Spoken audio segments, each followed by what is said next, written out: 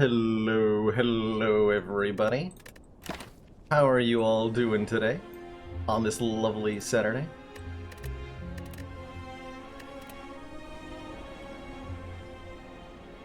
Good to see you, Tom, Jennifer's Distraction, and everybody else who's lurking on out there.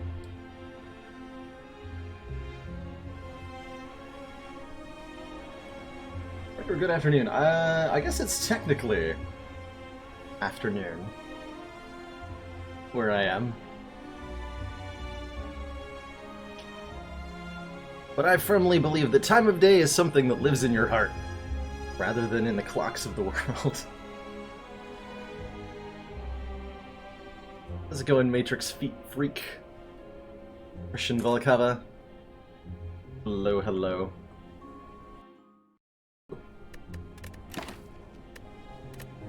Settings. Live in Rockstar time where at dawn is at noon, exactly. Tie dawn.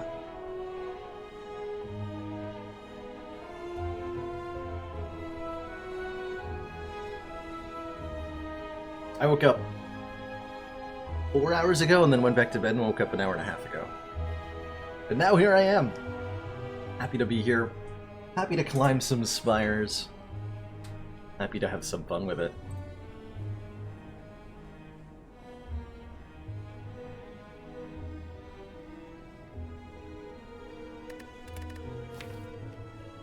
Our last Ascension 20 run was something truly special, by the way.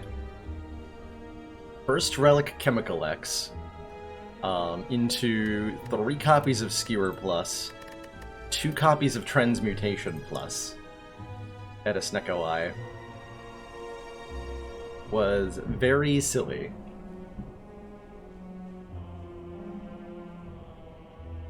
I have not.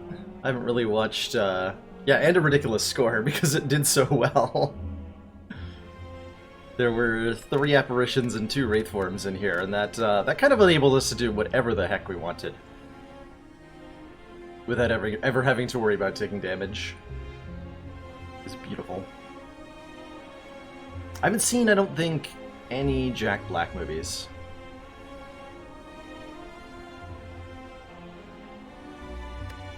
But it sounds very much like his style.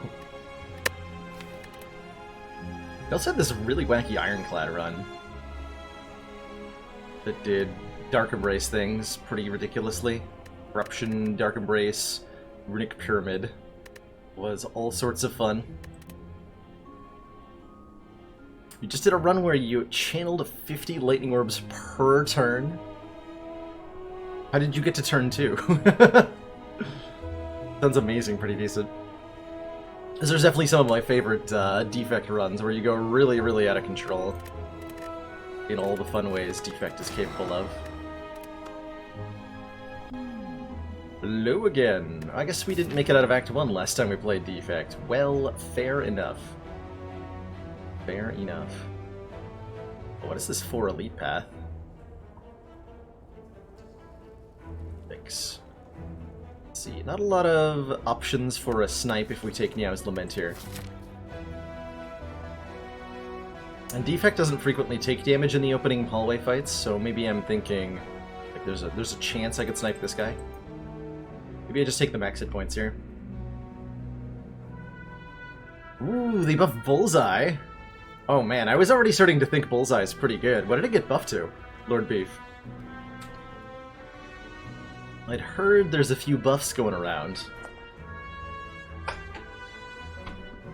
And I am very intrigued.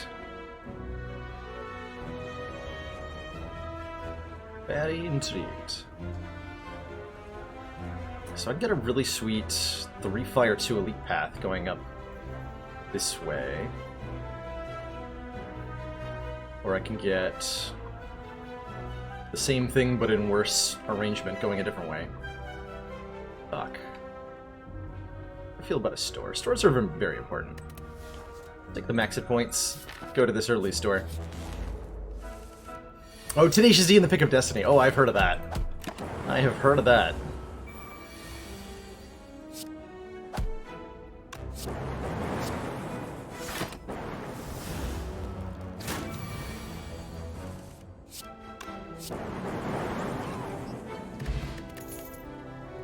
Ooh, Sweeping Beam. We're fighting Guardian. It makes me want a cool-headed more, but... Well, I'm not fighting an elite for quite a while. I could get away with a cool-headed pick here. I think Sweeping Beam is a much better floor 1 take, generally. And then there is, you know, a Claw. There's also the Claw.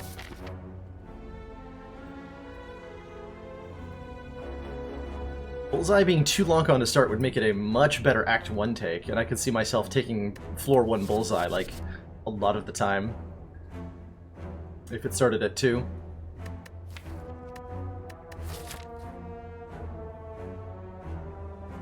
I'm gonna take the Sweeping Beam. Ooh. You know what's a really good upgrade to the starting deck is Cold Snap Leap.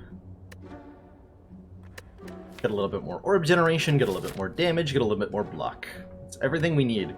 And going into Guardian, having like a better block card is pretty valuable. Yeah, Panhandler and Rob the Hungry.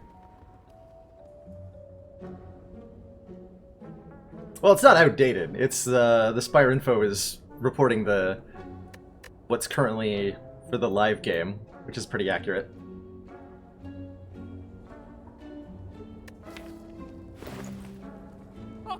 Yeah, I think there's maybe some consideration for Rebound, which is a card I've got a decent opinion of these days. It's too early to take a Capacitor. I could do like a Rebound card remove, I think is the other good option here. But I choose Cold Snap Leap over that.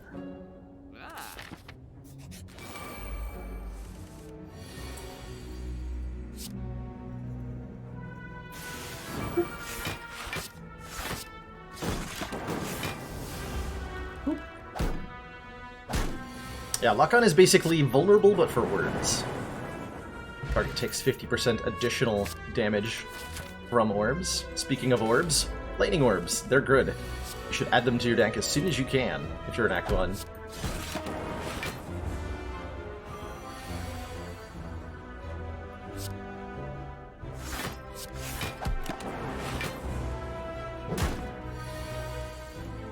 No, I don't think there's any equivalent to Spire Info for the beta branch or for mods.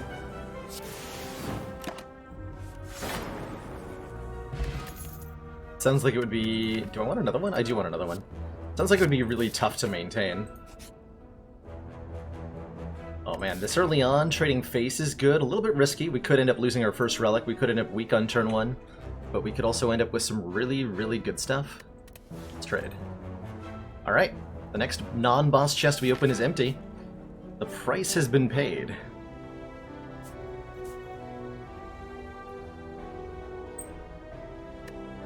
Am I strong enough to take on this 3 elite path, by the way? I still have 63 health. I have 2 ball lightnings, a leap, and a cold snap.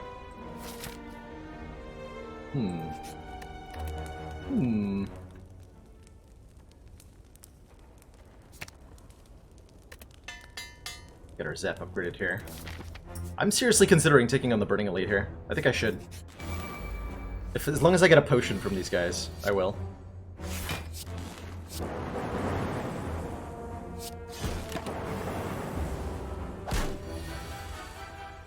Please to give potion. I had lethal there. I threw it away! What? No potion? Well, I'm gonna take a Steam Barrier, and I'm gonna fight the Elite anyway. How do you feel about that? How do you feel about that game?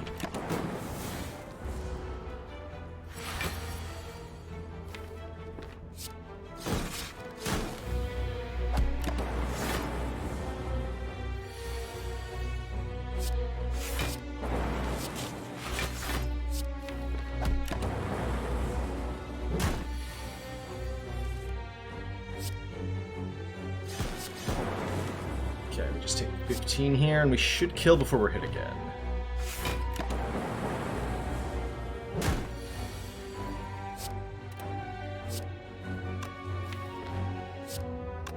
Zap, then dual cast is going to be the most damage for next turn. And we get a kill. Alright, easy fight. Molten Egg is well worth it. When we add any attacks to the deck, they are now upgraded. Biased Cog is incredible and means we are definitely going to take 2 more elites. Because we now have a card that says gain a whole bunch of focus. Hey, that wasn't empty. There was gold in that chest. You lied to me, Relic. You said the chest is going to be empty. It was anything but. Okay, Biased Cognition, I would really appreciate you right about now. Get to rest after this, so we're gonna be okay. We're gonna be okay.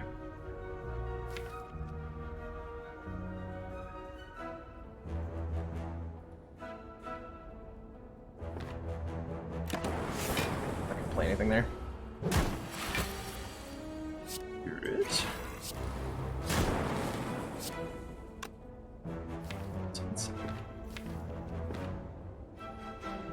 I'm gonna try to play this lead. If I don't get a kill next turn, I feel very bad for myself. Oh, we're good.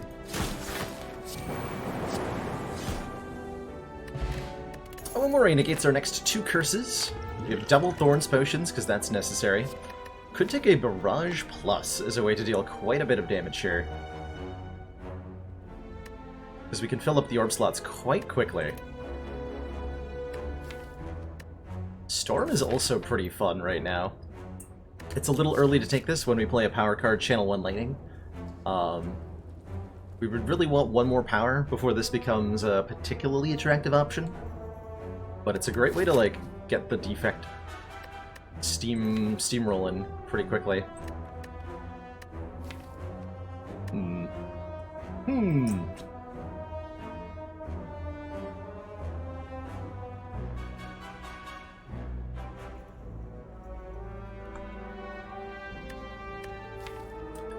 Pass? We pass.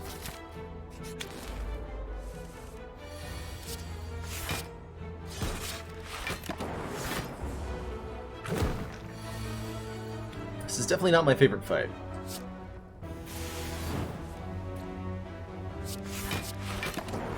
Should be okay.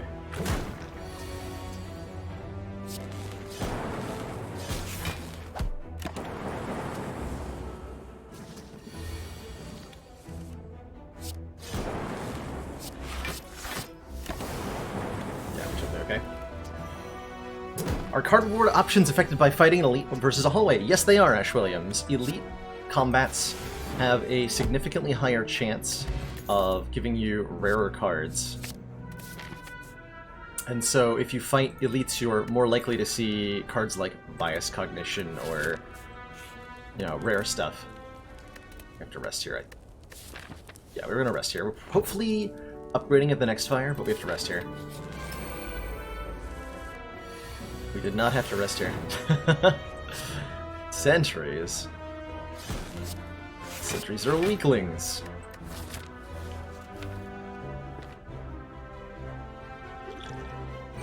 There's 1 liquid bronze here. How many ball lightnings is too many? More than we currently have, I'm pretty sure, is the answer to that.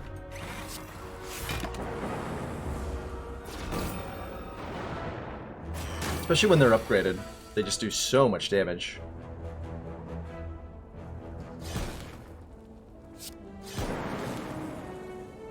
There's a chance you die. Do I up the chance?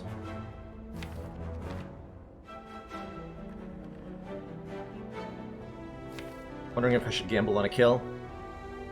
If I dual cast... Really good odds of killing it, actually. Got him.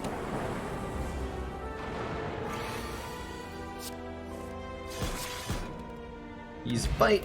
Bottled Tornado. We could have a bottled Bias Cognition if we want one. Old Snap Plus. Yes. And a bottled Bias Cog is very powerful in a lot of in every hallway fight, and if we find a Clockwork Souvenir, becomes something really truly powerful. I think I'm gonna bottle this Bias Cog. Does the Gremlin Visage eat the artifact from the Clockwork Souvenir? It does, Shanxia, although it might depend on the order in which you acquired them.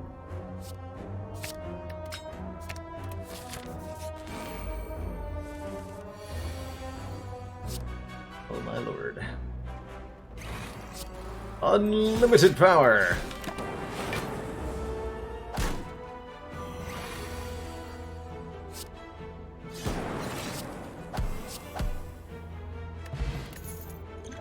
Okay, weak potions, not bad. Upgraded attacks are pretty good. Do I want a compile driver? I don't think I need one. How many defragments is too many? 10. 10 is too many. Excellent work, Commander. This council is pleased to see our continued support of this project has been worthwhile. Crafter Links, thank you so much for those 2 months. Council support. I greatly appreciate you choosing to continue to make me a priority. One step closer to a new chat badge and a heightened sense of smug superiority. Thanks for hanging out.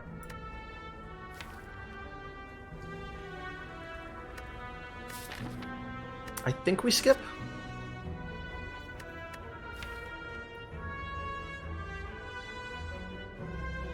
We have enough front-loader damage. We're looking for better blocks at the moment. In fact, going into Guardian, I'm pretty sure I upgraded Leap.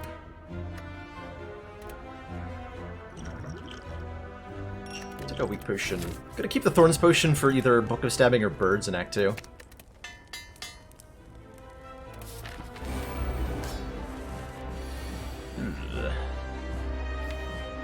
Eating a big hit next turn. Although my odds of drawing enough damage to transform are good. I'm not going to be playing Bias Cog on turn 1 against a boss. That seems like a recipe for disaster. Ah, we got him.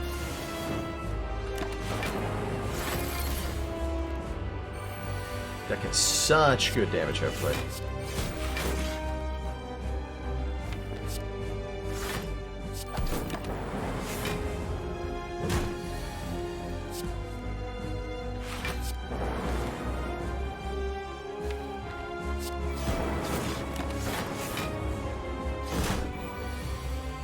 Deck wants like a Vajra or something. A little bit more oomph in the physical attacks.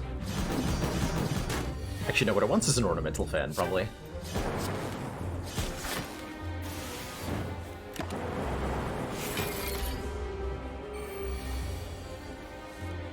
Now we can play this.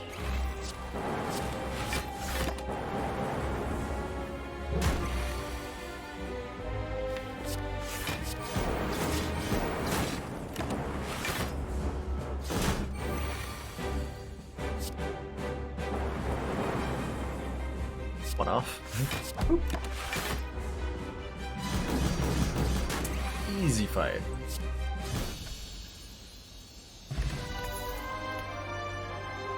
Wow.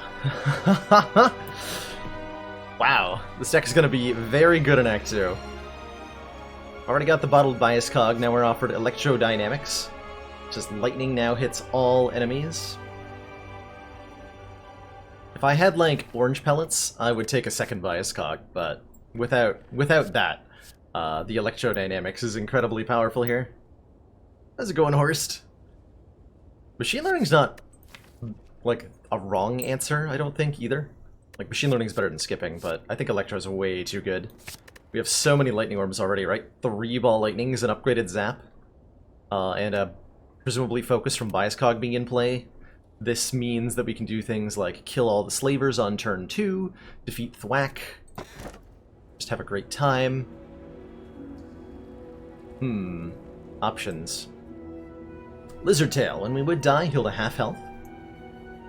Tiny House. Gain a potion, 50 gold, 5 max health, 1 random card upgrade, and 1 card choice. Or Ectoplasm. Gain an energy at the start of our turn. We can no longer gain gold.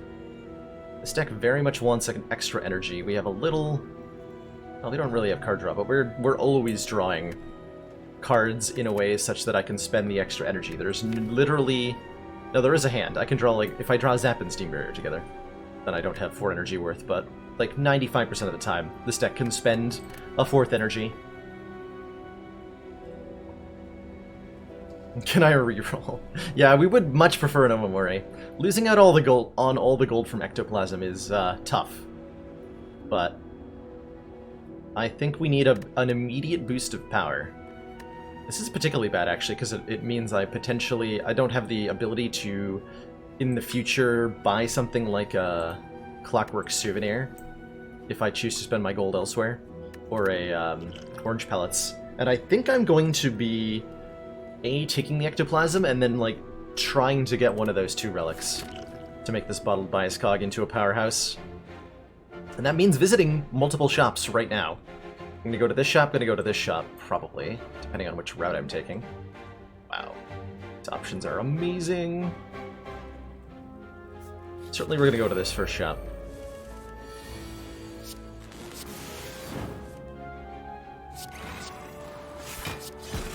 Ouch.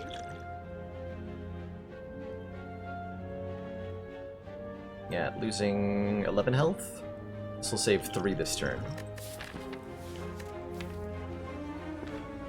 And probably none next turn, because I'll have killed one of them already. You do better. Yeah, the old ectoplasm thieves, indeed. We can't get any of the money that we're having taken from us here. Cannot come back. Which sucks.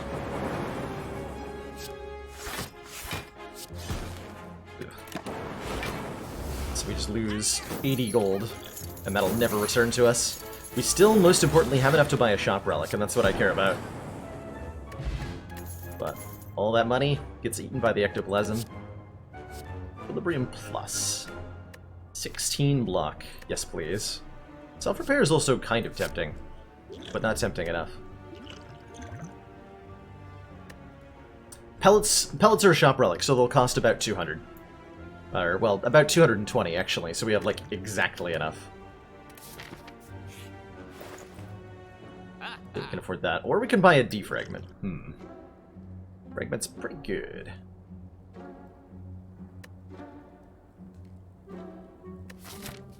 How important do I think this shop relic idea is? Because I can do defragment, cold snap, card remove, and that's really good.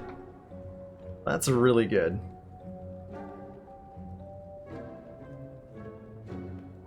What is our path from here? Better question.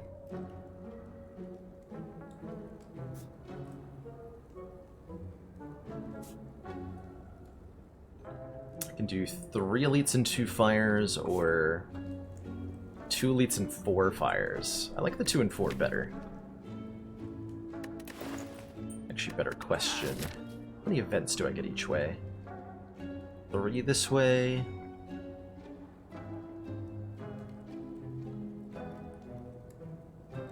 5 this way?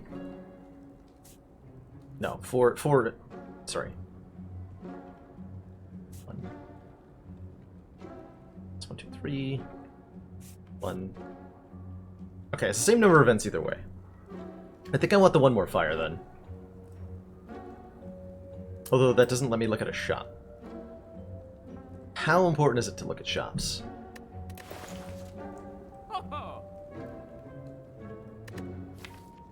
Very important question.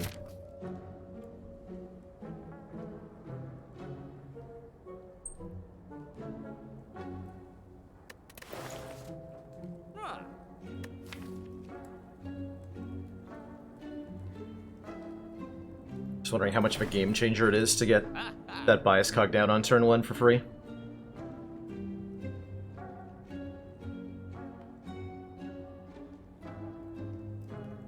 May as well throw bias cog in the trash. Wow, harsh. So harsh. Cruelty being shown our bias cog. It's a dang fine card either way. Thank you very much. In fact, I think I just play it. I end up playing it turn 1 against Collector, even if I buy the defrag here. All right, there's all our money.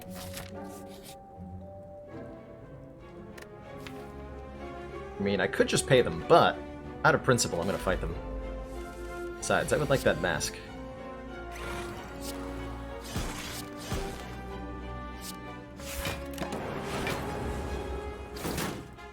All I have to do is draw electrodynamics on this turn. all I have to do.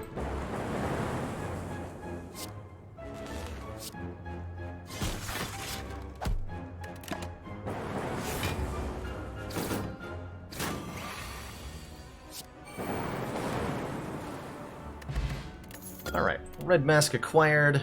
Reinforced body acquired. Yes. Very yes. We get orange pelts from an elite fight. About that.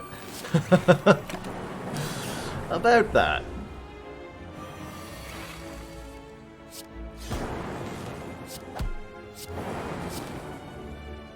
Six. It's fine.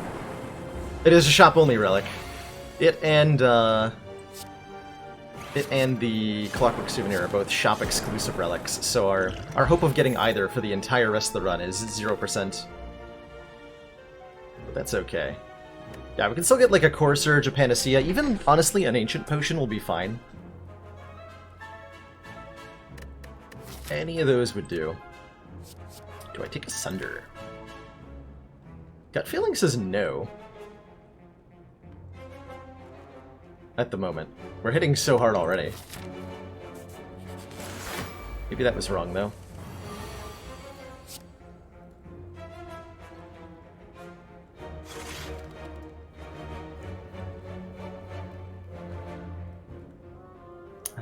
This is terrifying.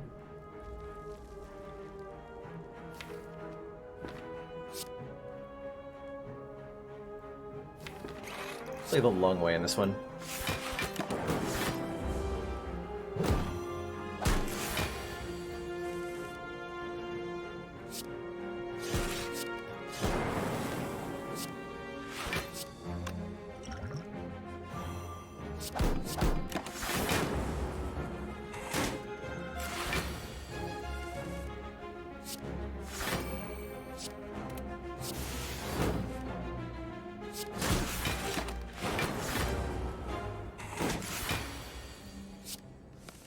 Alright, sweet. No longer debuffed. This avocado is mine.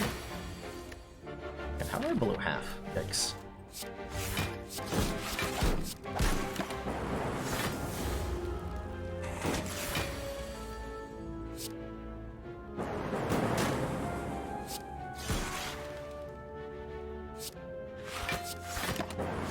I should slow down just a wee bit in my play. I'm very excited this morning. Happy to be here, happy to be slaying some spires.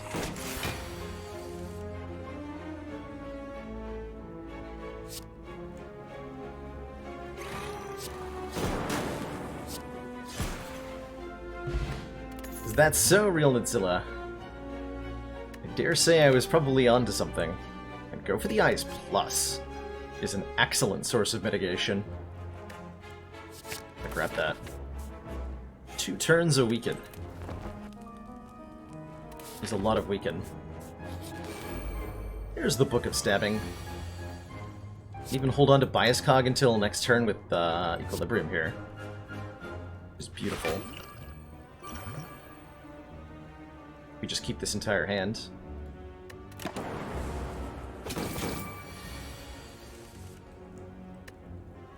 Beautiful.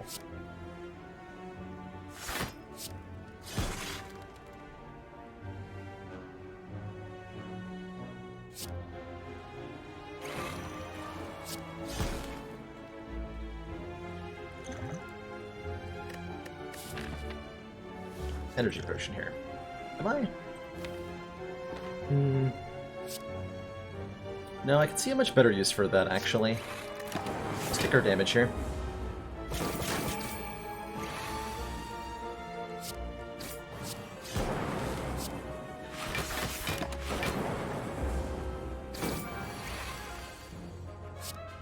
See that energy potion being super useful against, like, triple slavers or something?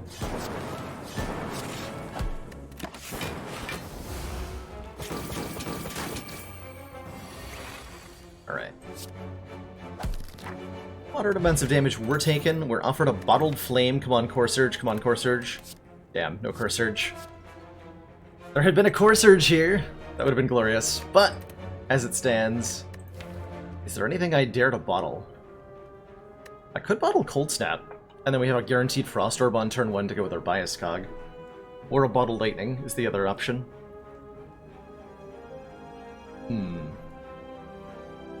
Go for the eyes. Or Artifact Strip.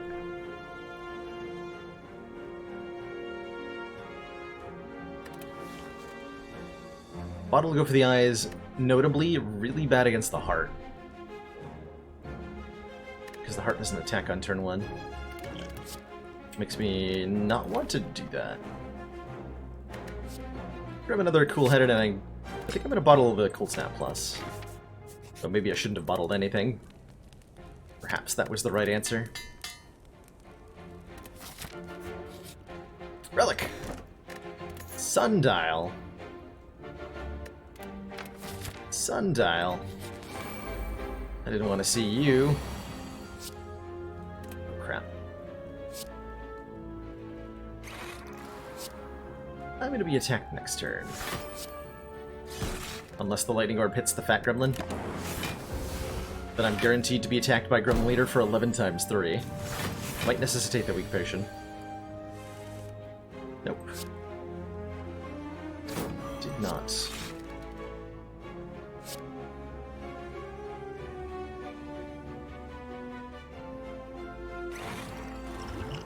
It necessitates our Energy Potion, though.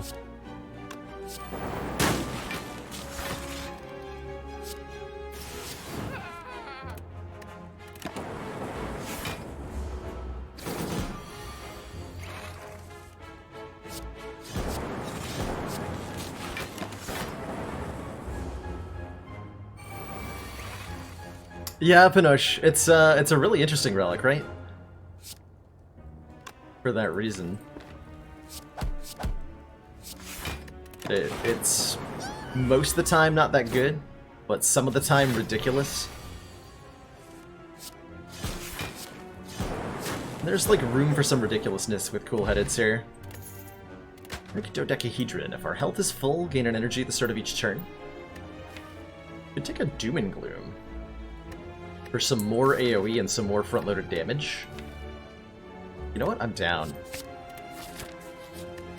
And now we're going to upgrade Bias Cog, since it's in our opening hand. And I'm going to look for a Core Surge. Or a Capacitor is actually really... Wow, there's a lot of really good options here. 2 Rainbows, another Bias Cog, a Storm, Genetic Algorithm, Capacitor. These are all incredible things. I think this deck wants a Capacitor. We're definitely at the point where we're increasing our number of orbs is the best way for us to scale them up.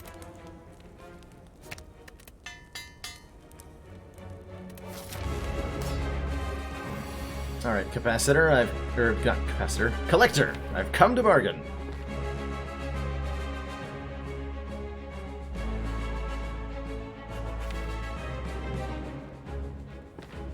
I'm gonna choose to Bias Cog on turn 1 here. This might bite me in the butt really hard.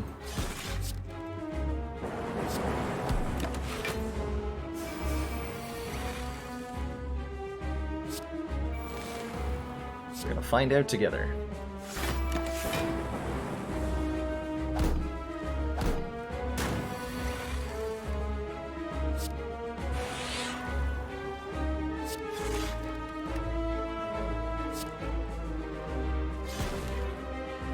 AoE.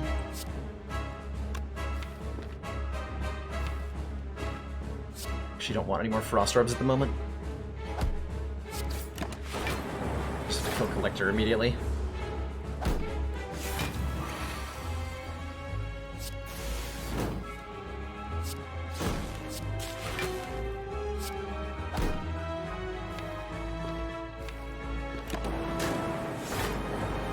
Resummon, I dare you.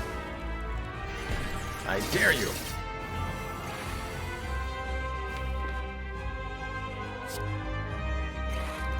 I'll take my dare. This feels like a very necessary weak potion. Just gonna put that out there.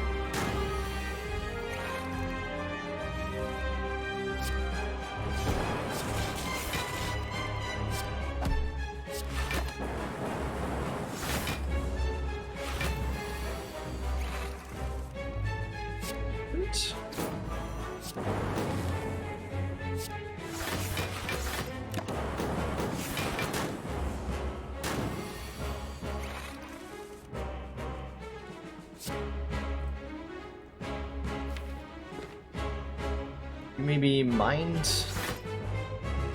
Am I dead? Let's see, 34 incoming, we need to mitigate. 14. 6. I have 12? Oh, I'm so dead. Oh no, I've died? I've died. Yep. Dang, GG. GG. Wasn't quite enough. Collector is brutal. Such is life.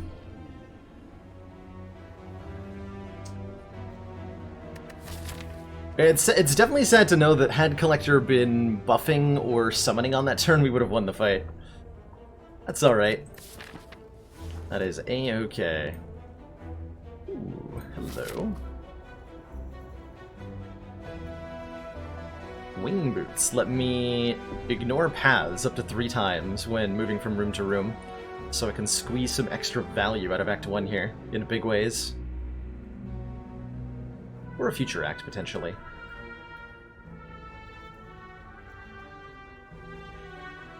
Or a future act. Although all the good stuff is, like, lined up here on this act, interestingly.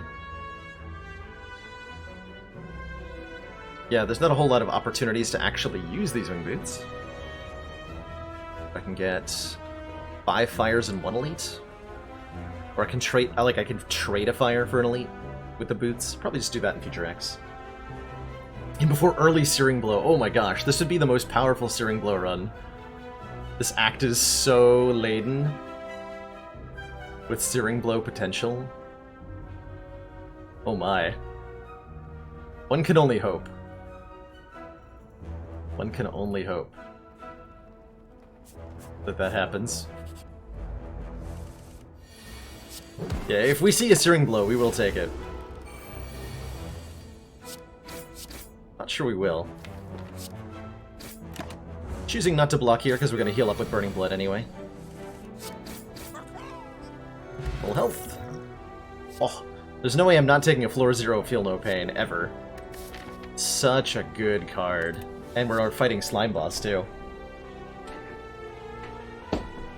Birdcage to remove everything. Pandora's Box glitch to remove everything.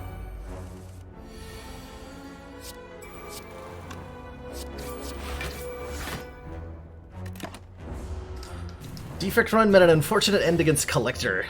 Rob the Hungry. Didn't quite have a... Ooh. Wow.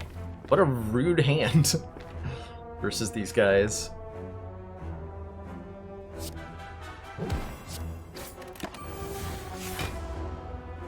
Oh, Feel No Pain. Thank you. She's only down 1 health after that. Havoc, Iron Wave, and Trench.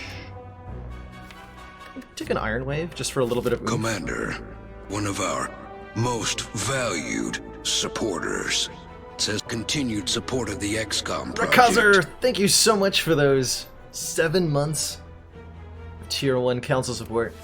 Greatly, there we go. Greatly appreciate your long-standing support of the channel and presence herein.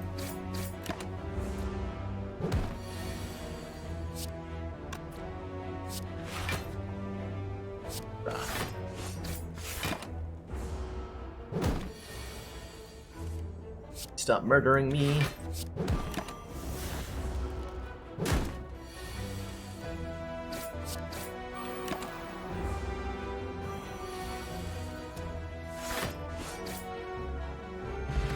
Alright, Searing Blow. Oh!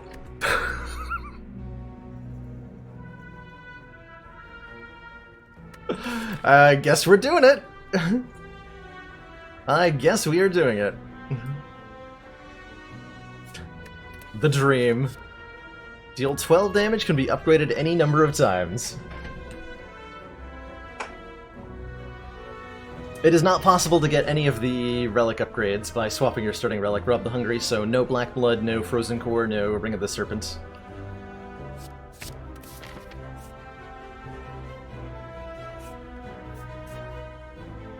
That's really PogChamp.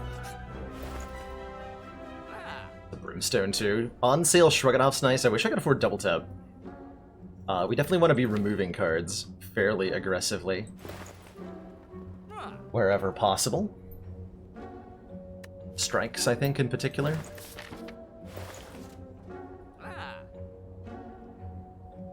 So our immediate desire is to just sink as many upgrades into this Searing Blow as we can.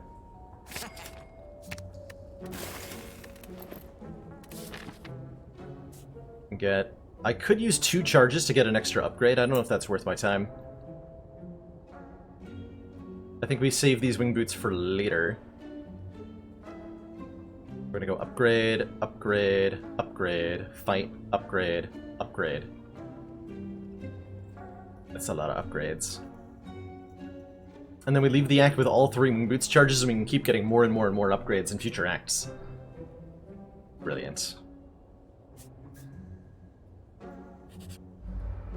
All we have to do is beat the Blue Slaver.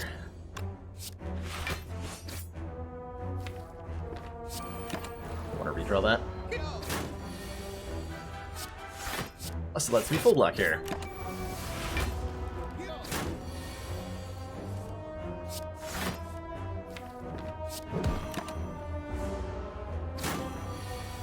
Kathwack.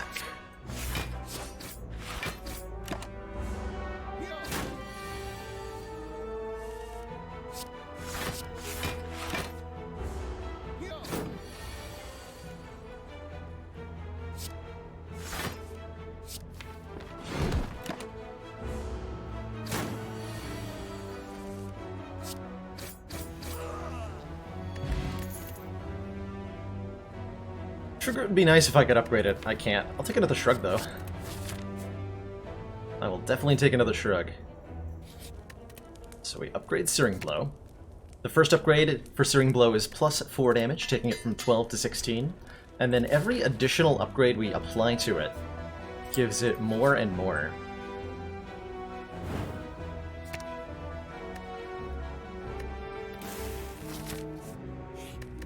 So the next one is 16 to 21, that's plus 5 damage. The next one will be plus 6. So on, so forth. Lanterns. Extra energy on turn 1 is really nice here, letting us play Bash alongside the Searing Blow. 21 goes to 27. Now we're looking at a card that hits as hard as Carnage Plus, but isn't ethereal. And it only gets better from here.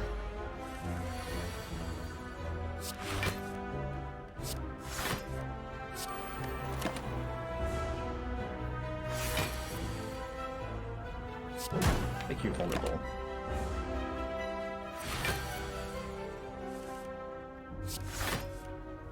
Well, that didn't work out.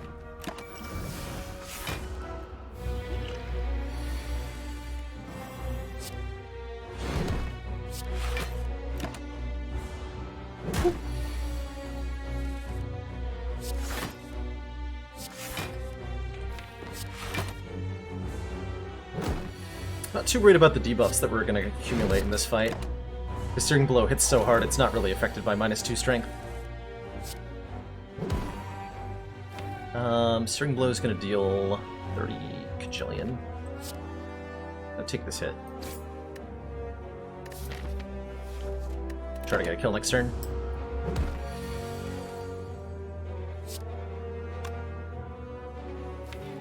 Wait, that's 25, goes to what, 37? 37 plus 6 is enough. This draw potion is enough? Yes. Mega Marbles! Apply 1 vulnerable to all targets at the start of combat alongside our Lantern. All we need is a Bottled Flame. Dual Wield can let us duplicate the Searing Blow or the Feel No Pain. I'm gonna grab that. We're gonna continue to upgrade our Searing Blow here. 27 goes to 34.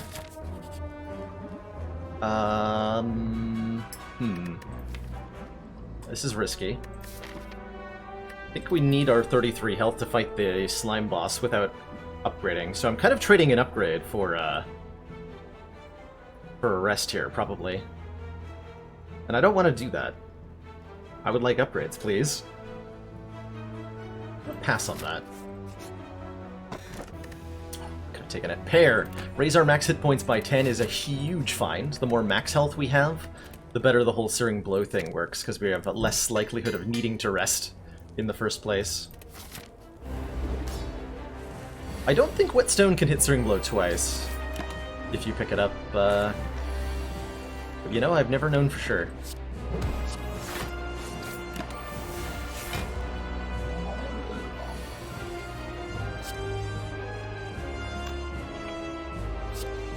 That's a lot of damage. In fact, I can just win the fight right now if I want. If I Energy Potion, I can Searing Blow, and I win. I could test that with the console. Yeah, I could. This Energy Potion's really valuable in Act 2, though. So I'm gonna not use it. We have 2 Searing Blow. Yeah, we're fine. Yeah, exactly. So fine.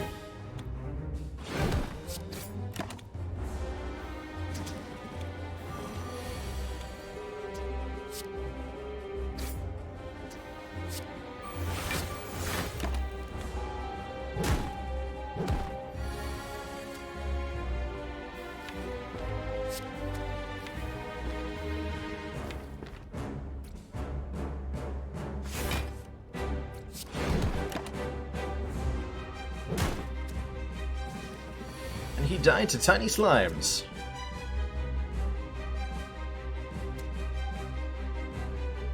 He was bad.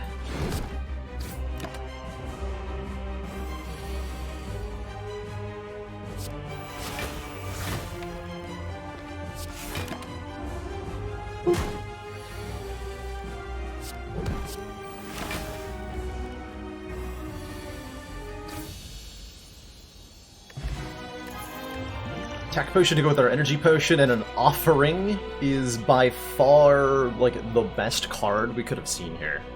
There's zero question of that in my mind. It enables us to do a couple of important things. One, draw into the Searing Blow faster, and two, it enables me, after playing it, to dual wield and then play the second Searing Blow in the same turn, because I'll have 6 energy. It also triggers Feel No Pain. There's a lot of reasons we want an Offering. Immolate's fine, but like AoE damage doesn't matter that much when we have Searing Blow, killing things in one hit. Same goes for oh my lord. The options here.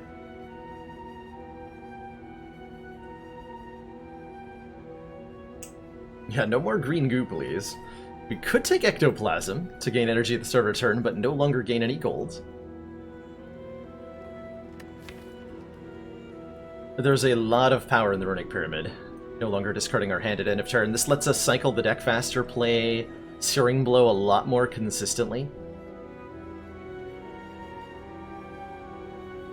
And it enables us to always have a good turn with the... whatchamacallit? With the Offering. Blackstar makes elites drop an extra relic when we kill them, and believe me, would we ever kill relics. We have wing boots to let us fight more elites. Although mostly we're trying to get fires. I'm betting this deck does really well with the Runic Pyramid. Let's take a Runic Pyramid. Alright, Act. Yeah, Champ. Poor Champ is gonna die so hard.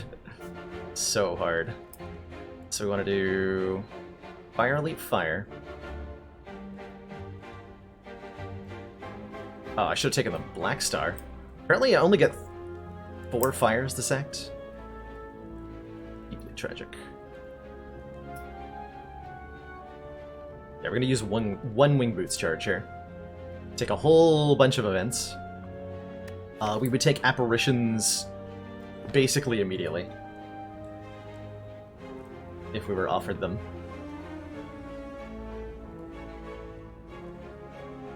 Yeah, unfortunately out, but maybe we can get a bunch of fires in the next act. Or something. Either way, I'm not that worried.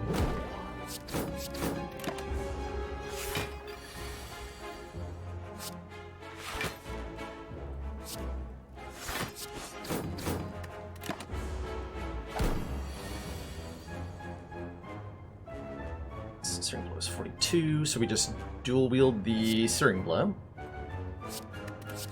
Play Offering. Play Searing Blow, play Searing Blow. And that's gonna be how we win most fights. Right there. I think we're at peak shrugging it off amount of needed. Don't need more.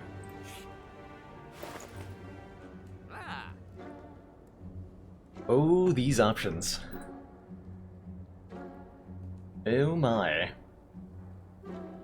I very much like the Bag of Preparation for 2 extra cards on turn 1. I very much like the... especially given that we have an extra energy on turn 1 with the Lantern. Drawing 2 extra cards is huge. I also really like the Preserved Insect to make elites have less health. I am increasingly wondering if Black Star would have been the right choice.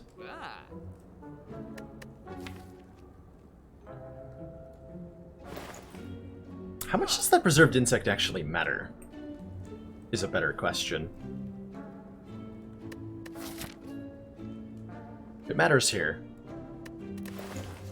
Dolly's Mirror gives you an additional copy of a card in your deck. Rub the Hungry. So if we use that on Searing Blow, like the copy has all the same amount of upgrades. So it becomes an equally strong card.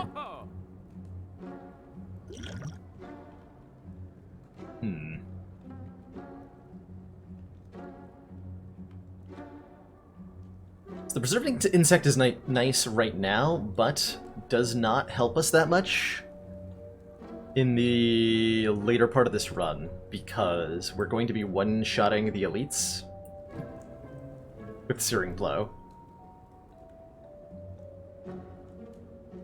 That actually helped me. I think I want the Bag of Prep more. Especially with a Bag of Marbles Lantern makes our turn 1 so good. Making it even better is glorious. Yep. That was immediately... Knowing Skull, are you kidding me? Are you kidding me, Knowing Skull? Give me some money. I would like some money, Mr. Knowing Skull. And I would also like a copy of Armaments, quite frankly. Or Apotheosis, or an Upgrade All. These would all be great. We take Mind Bloom in Act 3 now that we have Apparitions? Yes. Yes, we do. That twice. Then leave. Trade half our health for almost 200 gold. Sounds perfect. Thank you very much.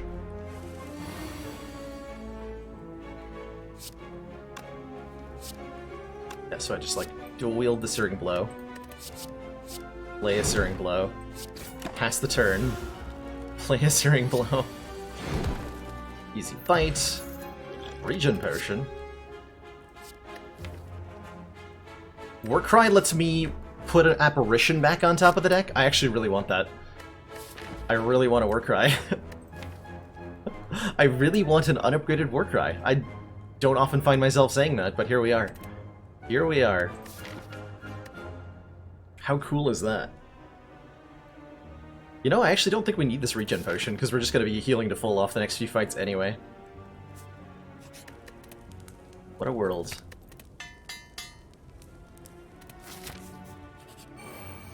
Book of Stabs.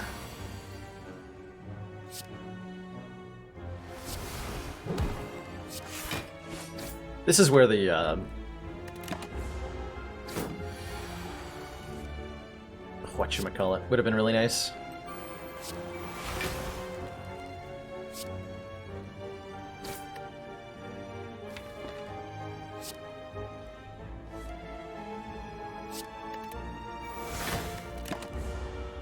The Preserved Insect. Here we go. Words.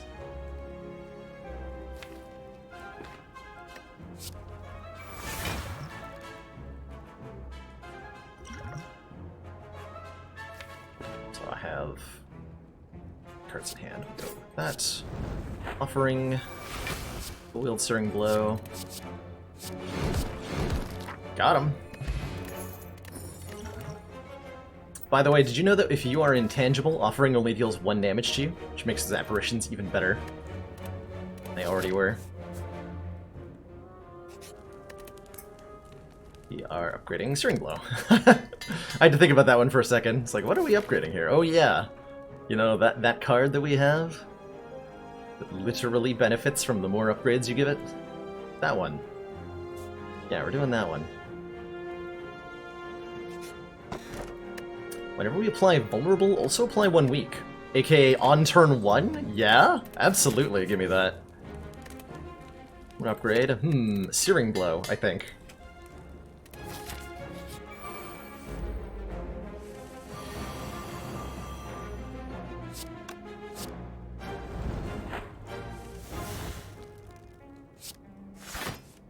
Damn it, where's that Searing Blow at? Come on. Believe in you, Searing Blow. No! Been betrayed.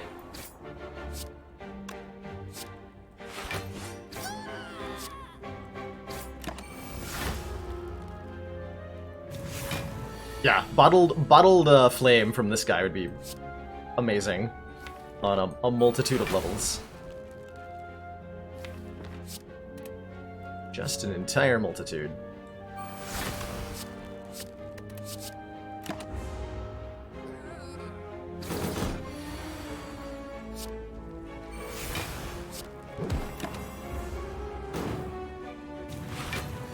Let's try with your ultimate blasts, nerd.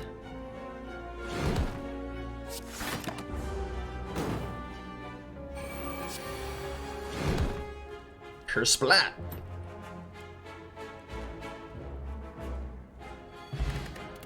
Ooh.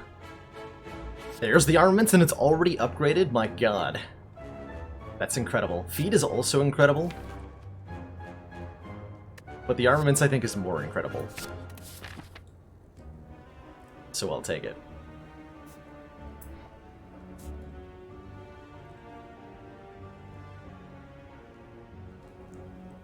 Oh no, Clamsy. Oh, I know the travel woes of, like, completely breaking your own sleep schedule.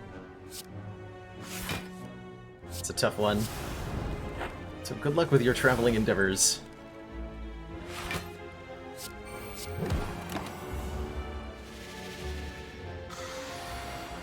Do I have a philosophy of when the Searing Blow upgrade isn't worth? If we're talking...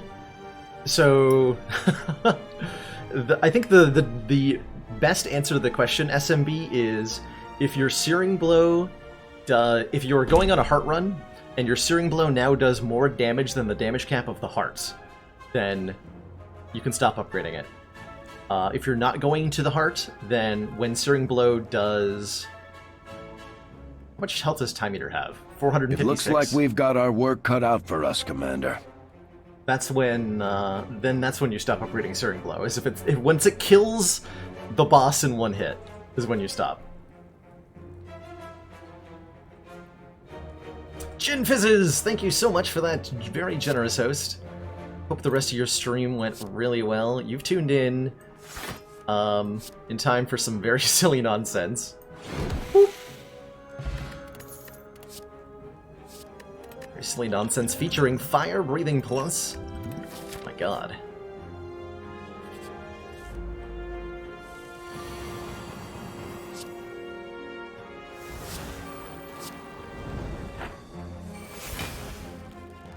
Okay, I'm just gonna play all these and be intangible for 3 turns. Is that okay with you guys? No? Well, too bad. Deal with it.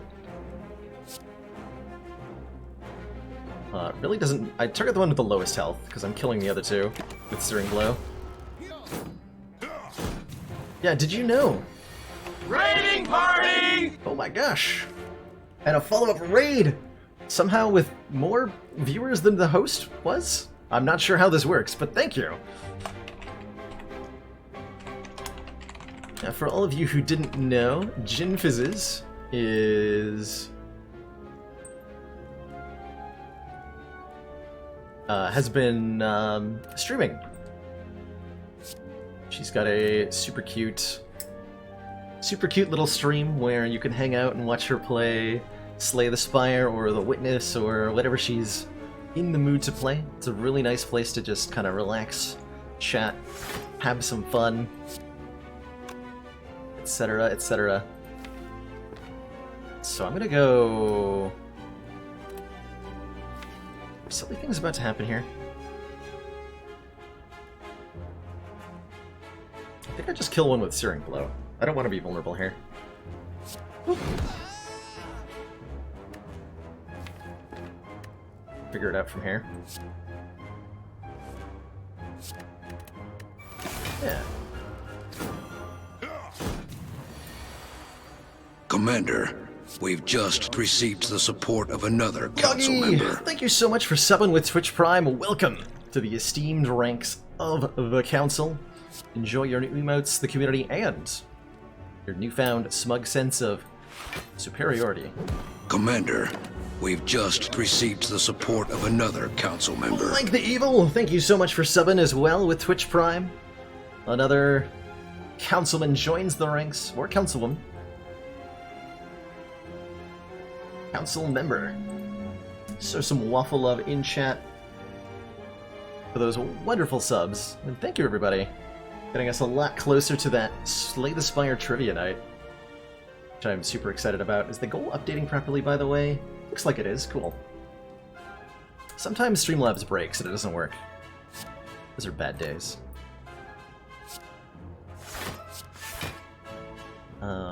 This is enough. My hand is gonna fill up with wounds.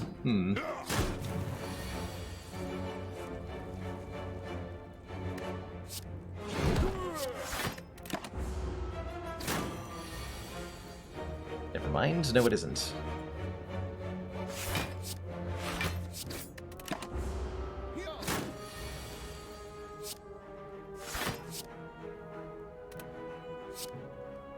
Oops. I thought that was an armaments for some reason.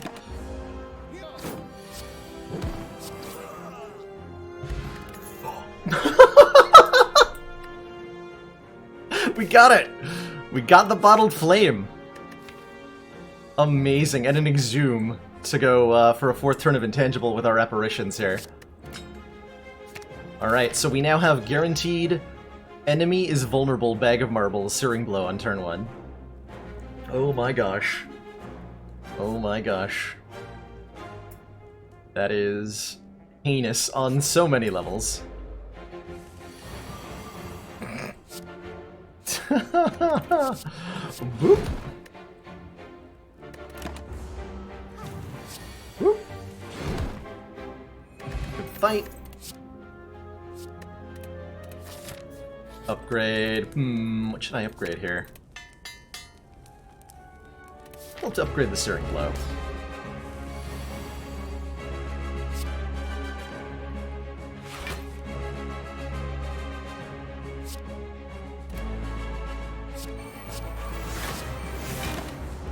Gotta be a little bit more careful with Champ here.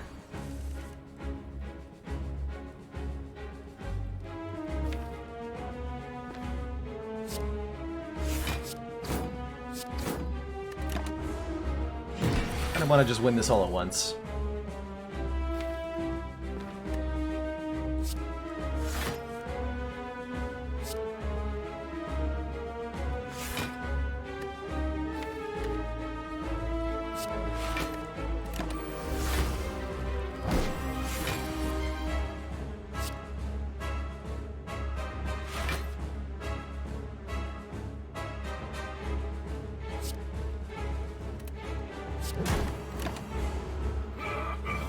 Should be extremely easy to do.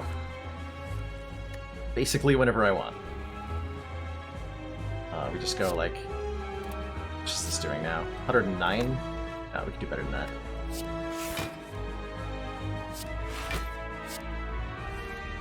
We can do much better than that.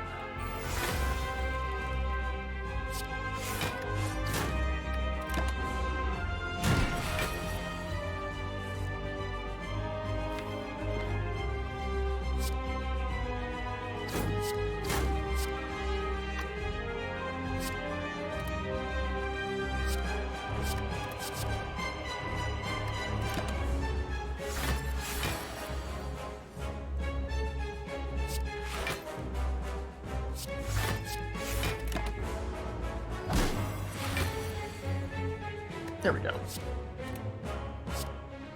Go bash armaments.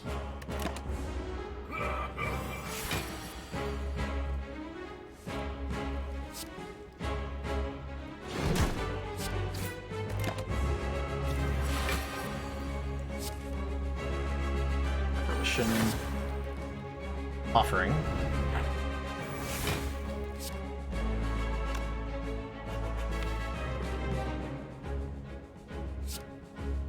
Armaments.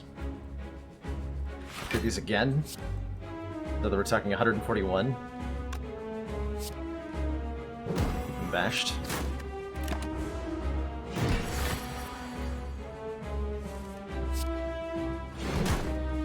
Warp.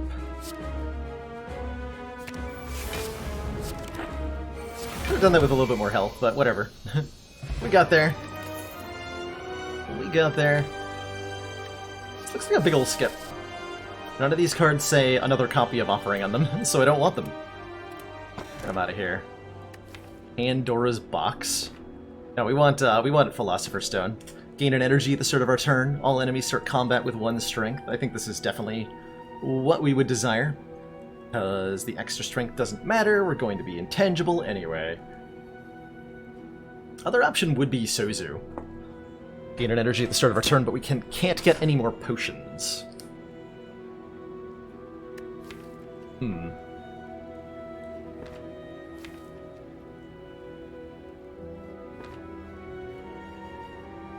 Is this deck going for the heart? Absolutely, Sean. Absolutely, this deck is going for the heart. We still consider the Philosopher's Stone.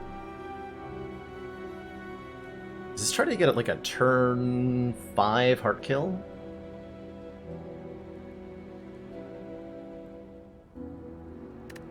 Philostone is perfectly acceptable for going to the heart. I shall show you. Alright, we need all of the campfires, as well as this Burning Elite.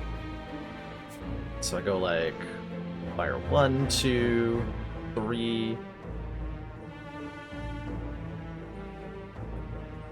Jump over here. It's a reasonable amount of campfire. We even get to go to a store with this much gold. We'll take an upgrade all if we're offered one, so we want to prioritize events as well.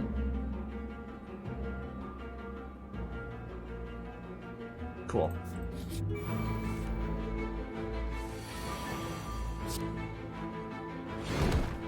Good fight.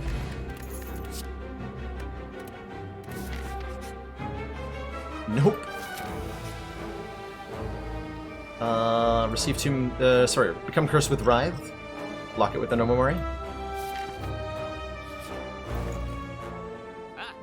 Shockwave is nice. Apply weaken vulnerable to all enemies. And exhaust. Also remove a strike, which is very good. Those things sound wonderful. And then we just hold on to the rest of the money, because I don't see a huge use for it here. No really exciting relics, no really exciting cards.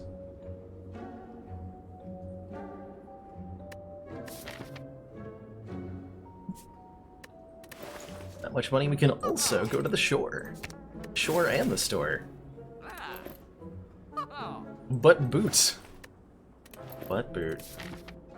Come on, Mind Bloom. Or not Mind Bloom. How hard do I look for Mind Bloom? Better question. Let's add 3 colorless. Panacea. Trip is really nice.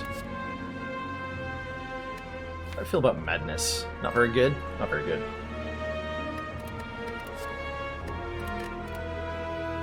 Trip is really nice, actually. I think I want that Trip. Do I want a blind? No. Impatience is good card draw, but only if I have no attacks in my hand, which, you know, actually will happen enough. I'll take 1 Impatience, 1 Trip, and nothing here. A Flash of Steel.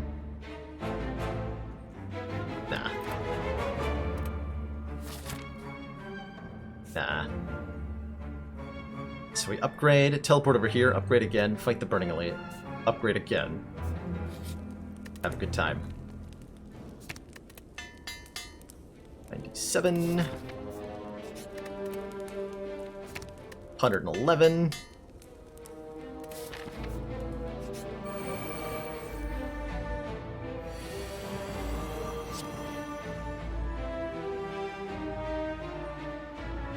That is a lot of damage.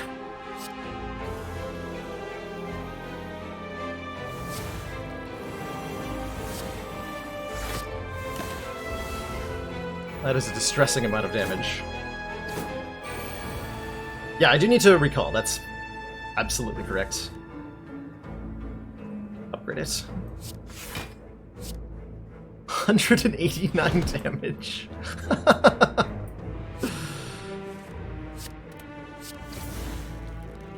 Fight. Whetstone upgrades 2 random attacks. Come on, come on, come on, come on. I believe in you, game. Aw. That could have hit Searing Blow, potentially. Tragedy.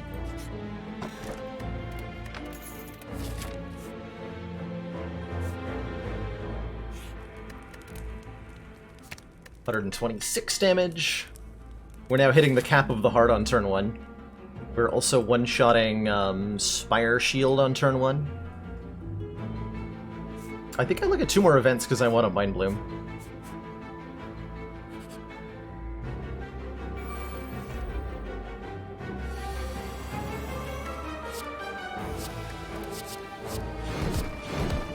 Fight!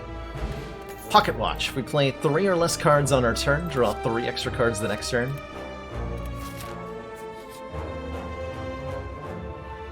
Upgrade all cards. That includes the Searing Blow, which is now at plus 13, dealing 142 damage. All of our apparitions are upgraded. Everything is now upgraded. This is glorious. No heal makes offering pretty bad? Nah. Behold. Behold.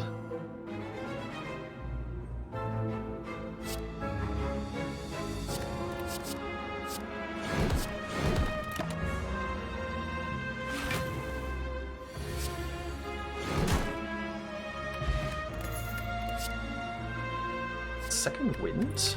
It's actually very good.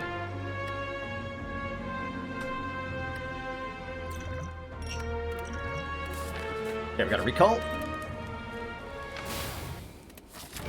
Alright, Awakened One. I have bad news for you. I have extremely bad news for you.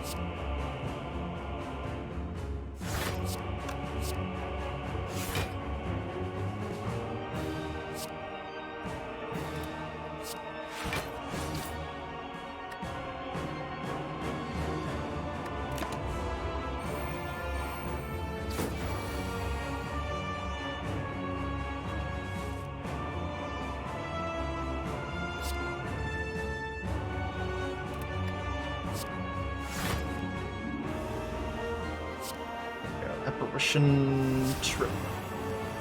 Or Cry. Here's the Feel of Pain.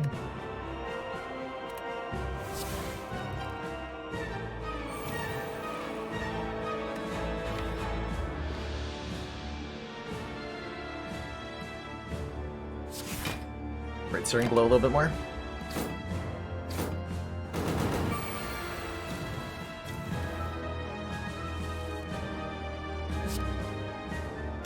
So much damage.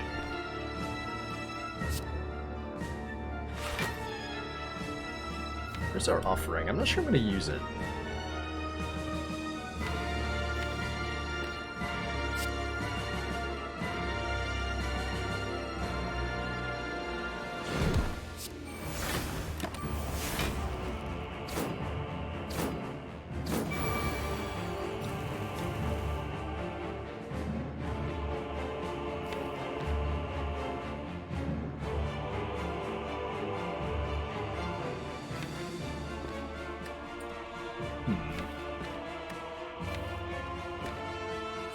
Gotta be very careful here.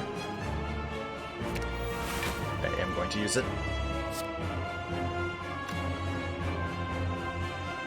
Am I ignoring the birds? Is the important question at the moment. I think the answer is yes.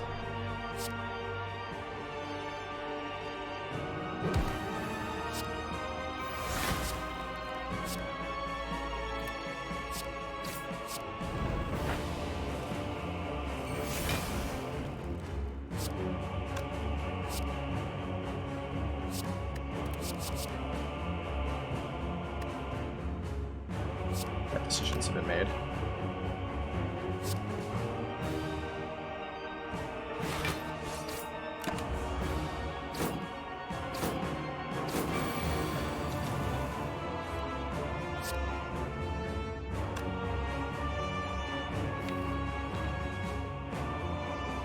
Let's go Apparition. Searing Blow. Strike out of the hands.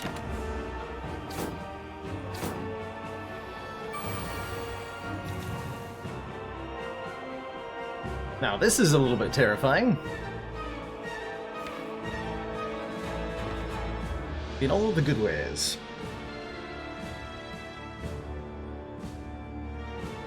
You like shrug it off. Trip Second Wind to block this turn. Hey, Zymodius. I forgot something. No, I don't believe that. I would never.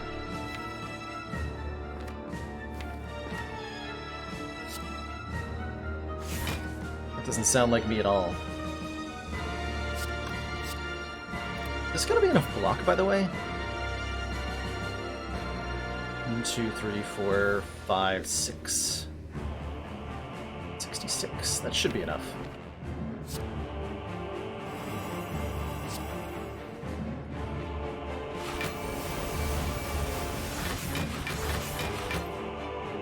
Yes, that's enough block.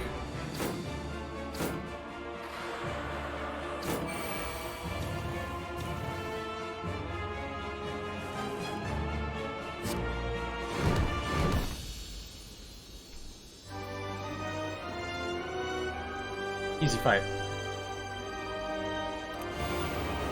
And now for number 2.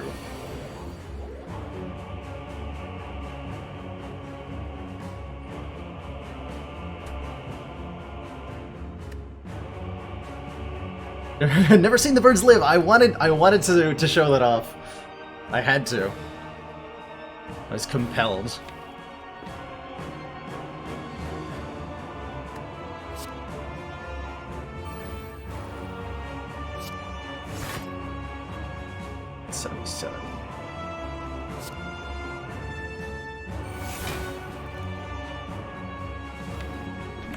Let's draw here.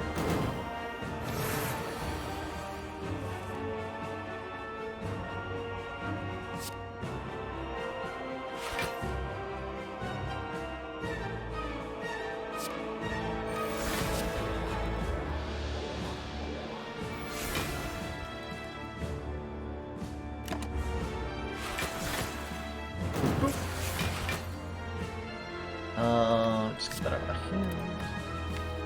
Zoom apparition. Yeah.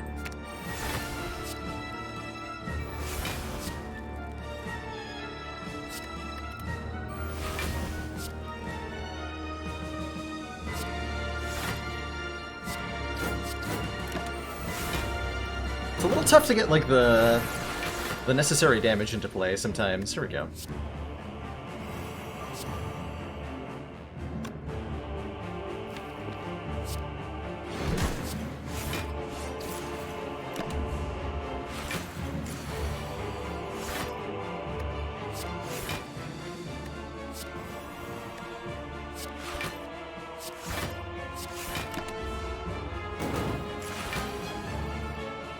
Oh, mention warp tongues. I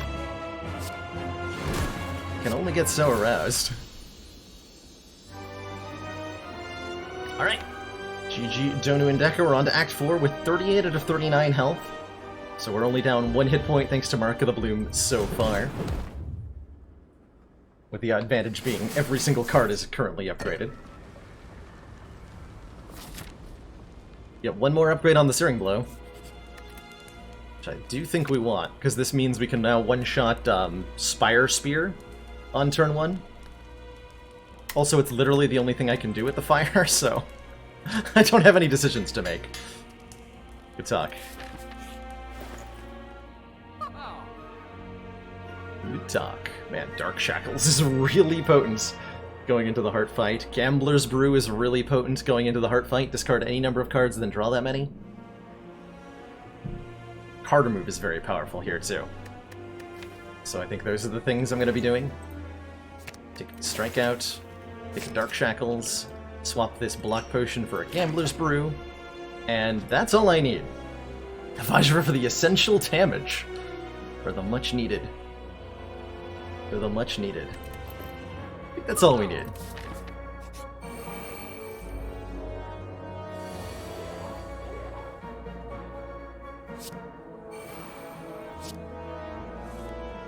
Searing Blow. Alright, alright. Respect. Respect the lack of Searing Blow.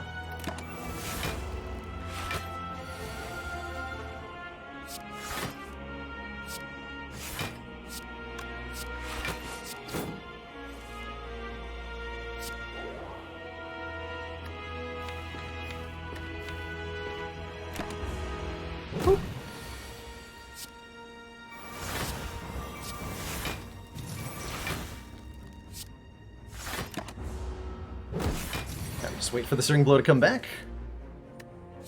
Game.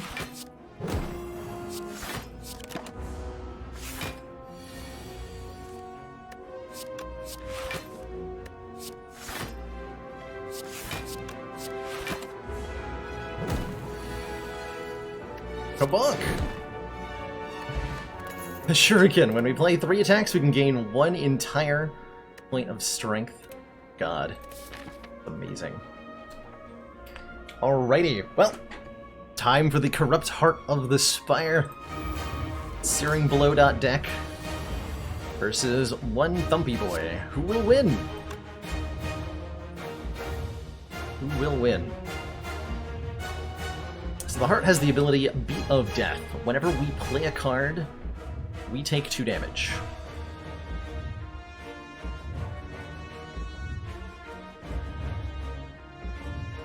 Let's see, I really want to draw into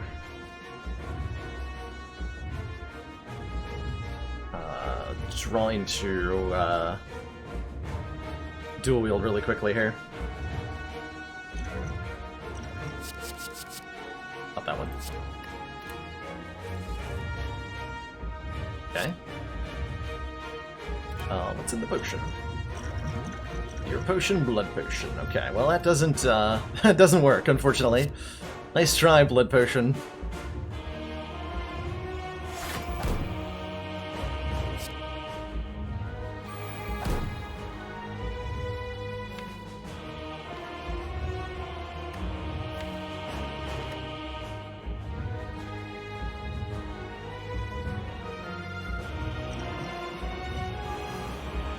Okay, that'll do for turn 1.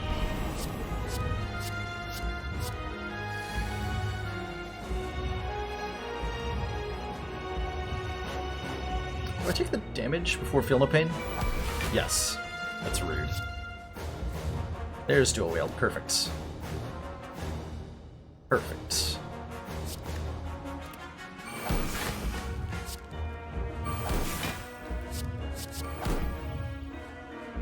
Excellent, in fact. Okay, now we win.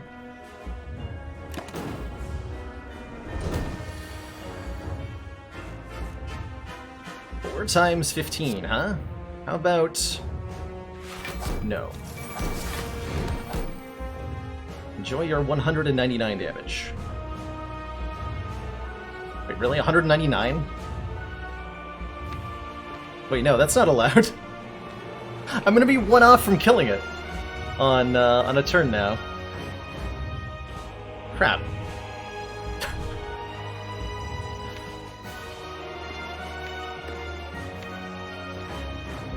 I mean, it's fine. We have plenty of survival here. But, like, it's also not fine on some smaller level. It really isn't fine.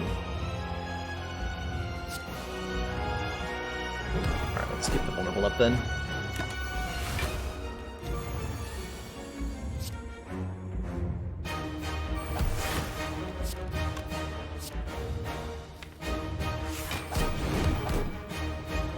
Whack.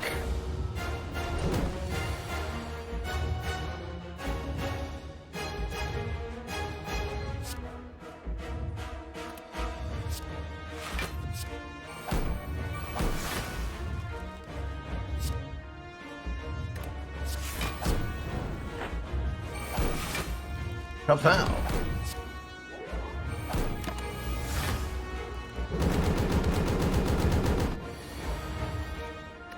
Kasmack!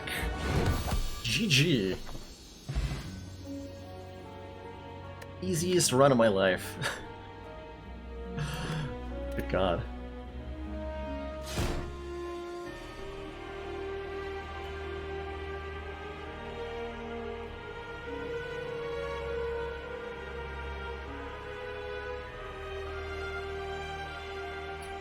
Yeah, sincerely, that is, like, legitimately, that was one of the easiest Ascension 20 runs I've ever had. Wing Boots starting relic into finding a Searing Blow, plus 5 campfires in Act 1. You're never gonna see the conditions up here for that kind of gloriousness with Searing Blow. Like, ever Commander, again. we've just received the support of another Sean council Chia, member. thank you so much for that Tier 1 sub. Enjoy your new emotes, the community, and your newfound searing sense of superiority. Thank you so much for supporting the channel. The Spire sleeps, and so shall I. What a heck of a run. Searing Blow plus 15. Hot dang. Well, that one's going on the highlight reel for sure. 4-1 Wing Boots. Damn. Can we do it on silent? I hope so. Common relics are nice. On silent. Our Act 1 looks kind of reasonable. Yes, actually very reasonable. 3 fights into a store into Fire Elite Fire is like the perfect. This is I think actually the ideal first 7 floors that you could have. Fight, fight, fight, an event, a shop, a fire, an elite. This is very consistently going to get you in shape to fight the elites. Especially if we have a Snecko skull to start with. When we apply poison, apply 1 extra. You better believe I'm going to be snap picking things like Poison Stab, Deadly Poison, Bouncing Flask, anything, Noxious Fumes, anything that says poison on it, I will just take. Because of the advantage that relic is. This is such a hugely powerful relic. Not only for the front-loaded damage it can provide, but also for the raw power it gives you in scaling up against bosses.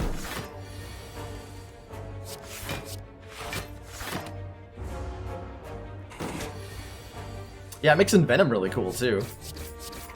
Actual. Gen Potion's nice. I don't... Even though I have a Snecko Skull, I don't see myself taking a Bane without an actual poison card. Flying Knee's fine. Does some front-loader damage, gives us energy on the following turn. I'm a big fan of Flying Knee as a floor 1 pick. I wasn't planning on any speedruns today, Brighter, but I can tell you that I'm planning on racing against Problems IRL and /SP on either Monday or Tuesday. We haven't quite nailed down a day, but there's been the desire to race more, so can't wait to face off against those two. Bop.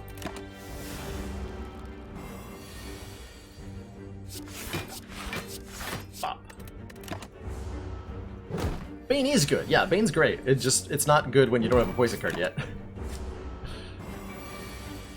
I do like Bane, especially Bane Plus. Hits very hard.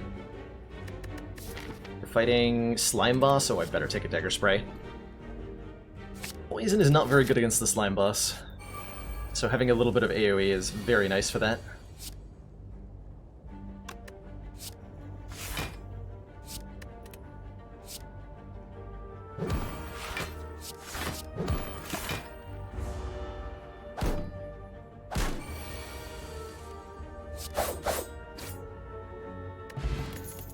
Hey, Deadly Poison.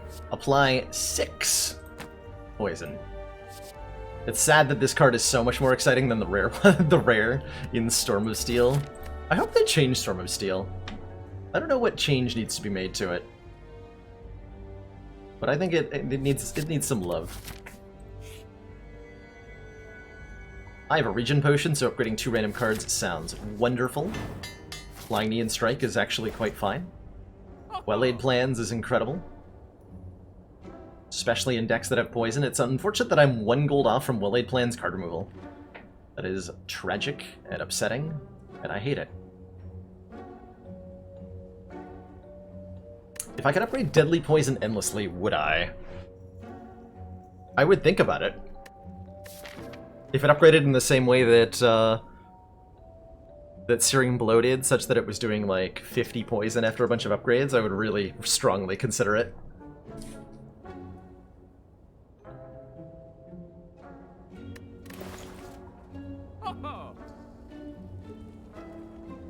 Yeah, if it was cheaper, that would help Storm of Steel a whole lot.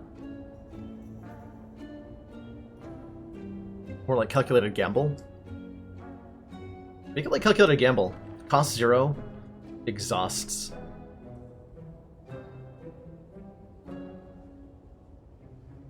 Why am I 1 gold short? That's so upsetting. Well, I think I still take the well-laid plans. You don't pass well-laid plans on Silent. That's illegal. And I guess I take a backflip to go with. Do I survive Gremlin Nub if I take a backflip? Yeah, probably I do. At least I sure hope so.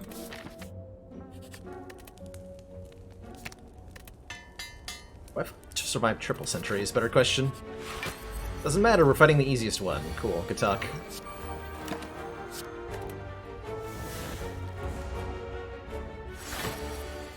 Good. Deadly Poison's not the last card in the deck. I'm gonna save it though.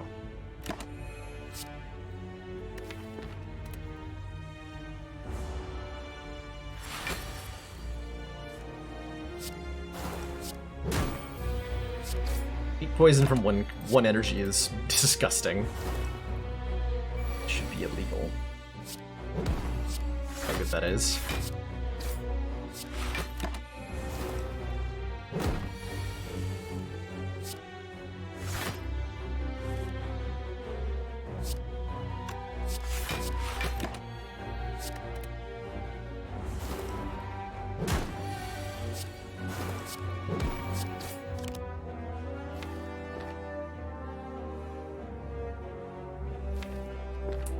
Survivor here. Survivor 6, this is 5.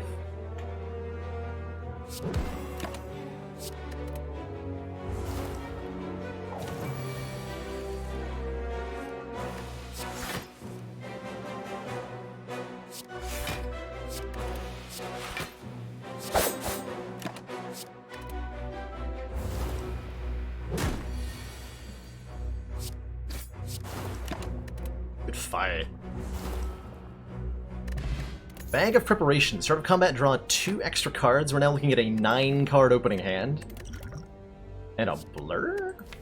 Question mark? I would like to fight another elite.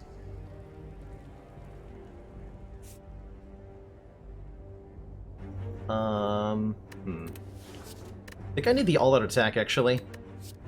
For the AoE. Against the Slime Boss and for the front-loader damage against either Triple Sentries or Gremlin Nub.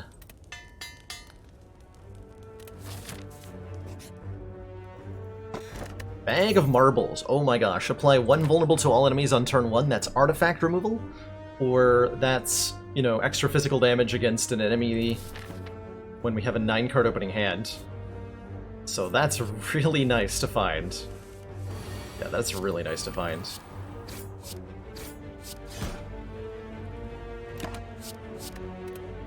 Thank you, thank you. Roar. Big spooky knob. Let's see, 30 damage. I'm gonna have 4 energy next turn. I'll be at 24 health. I can do 24. Sorry, he'll be at 21, and I'll have the very worst strike, deadly. Also at the very best. And that's 12 plus 8 is 20. So I am 1 damage short of killing the Gremlin Nub, if I understand my own math correctly here. Unless backflip draws a damage card that's better than strike. Which is very possible.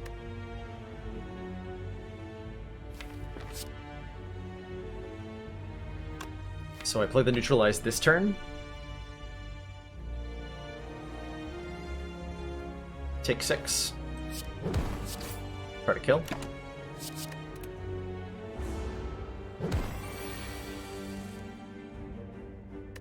So backflip needs to draw strike, flying knee, dagger spray, neutralize, or all out attack to get a kill here. Good.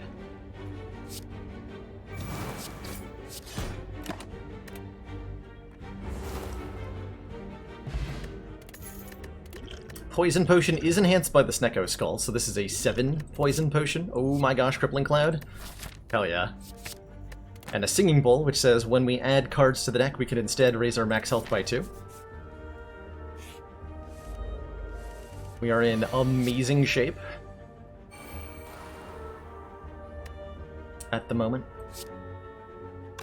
16 plus 13. Can't get a kill, but I can do a ton of damage. That one.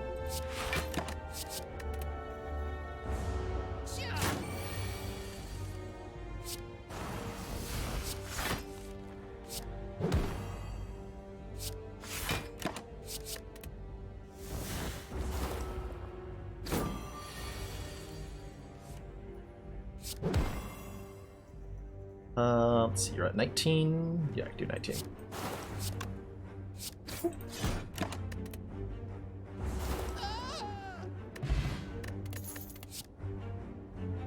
Wow, that looks like a really great opportunity to gain 2 health. Those are some sad cards. Get out of here. I like a Dex Potion more than I like an Essence of Steel. I also like money quite a bit.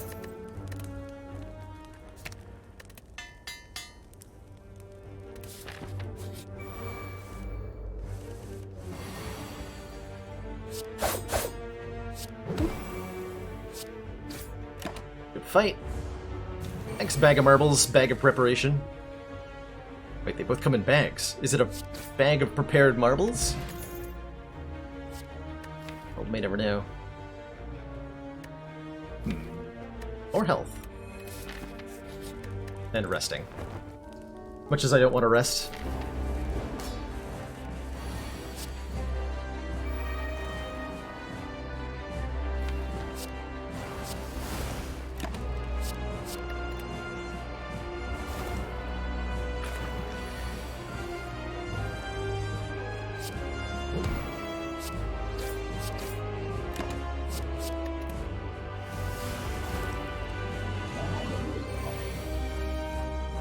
Okay, so this is a split either way, I believe. I should have thrown the Poison Potion last turn. Oh well. Just hit this thing as hard as I can.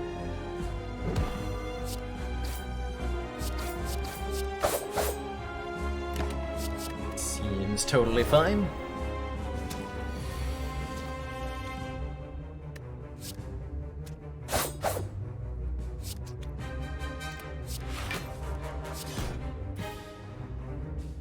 Okay, so next turn, they split to 25. I think holding 2 strikes is actually better than holding 2 defends.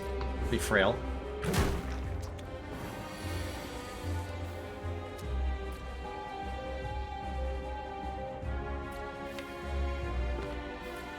Ow.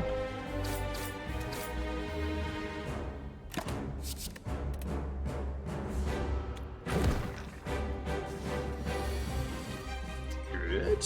Okay. So you're dead. You're gonna be dead next turn. Alright, I think we have the fight under control now.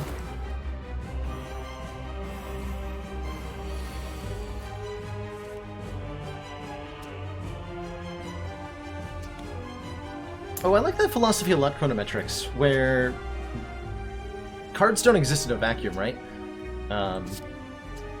For example, the reason that Feel No Pain is a good Ironclad card is because there are so many other cards in Ironclad that say Exhaust on them. And so if you're going to make changes with a goal in mind, it makes sense to often like change multiple cards at once.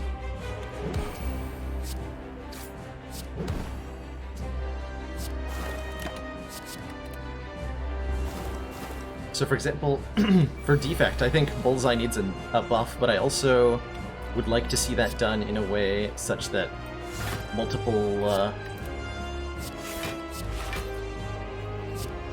cards are providing the buff, or the debuff that Bullseye does, instead of just one isolated card. Hey, good fight. There's Envenom. If we want it, when attack deals unblocked attack damage, apply 2 poison. Which goes really well with Dagger Spray.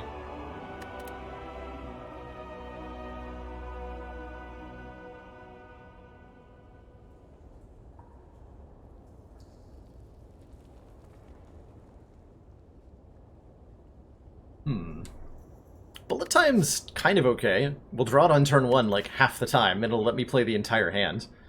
And we have well-laid plans. Actually, bullet time is surprisingly good here.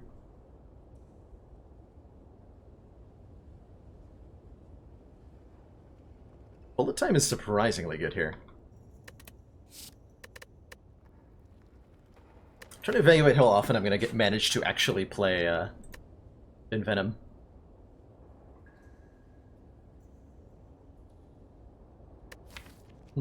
Burst is also good for the ability to duplicate Crippling Cloud, to apply 16 poison and 4 weak to all enemies. My god.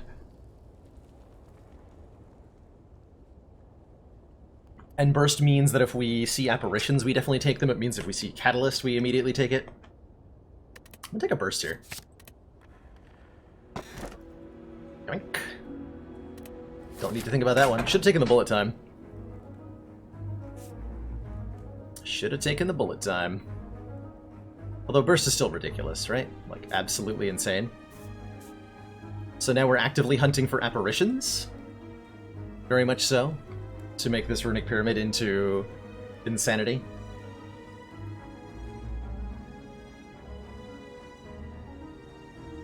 And we can get a ton of events. Excellent.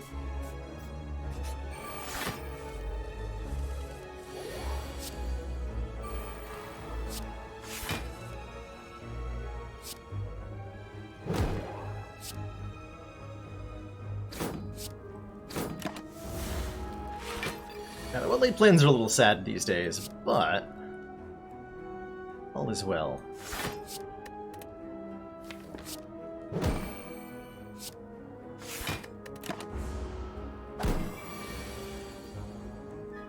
So I don't actually have a kill here, do I? I do with the poison potion. That's probably worth using, huh?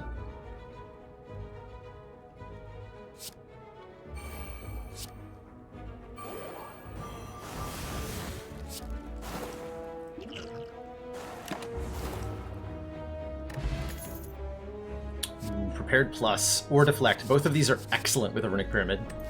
We're certainly taking one of them. I think we take the Prepared Plus to let us cycle through the deck a little bit better. Sure. Taking apparitions anyway, it's fine. It's fine.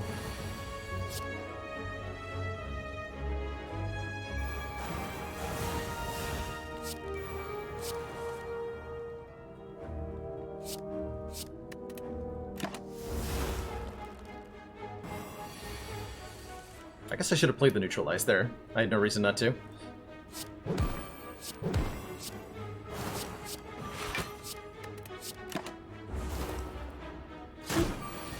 Uh-oh. Uh-oh.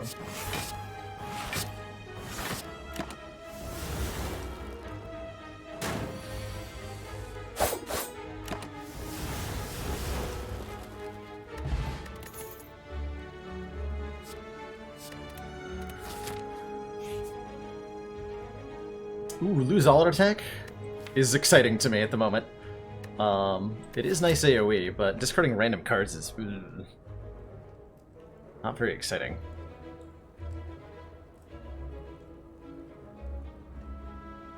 Not very exciting.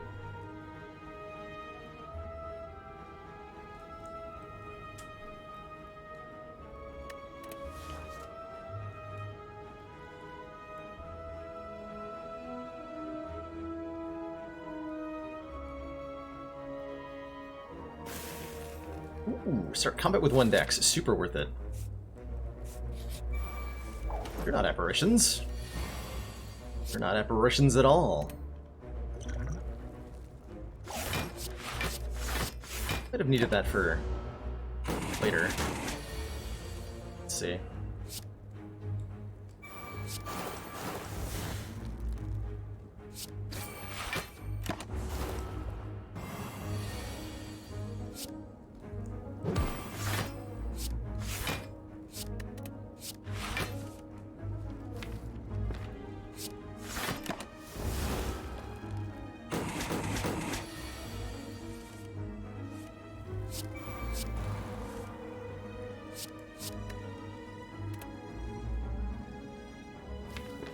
Ow. Take 6 here? 6 isn't that bad.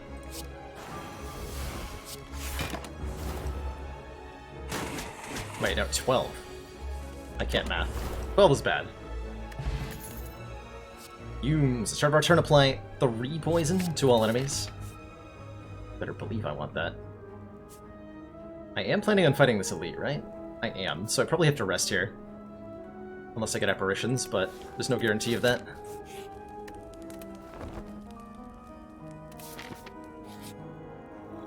Hey, that'll help. Alright, nerds.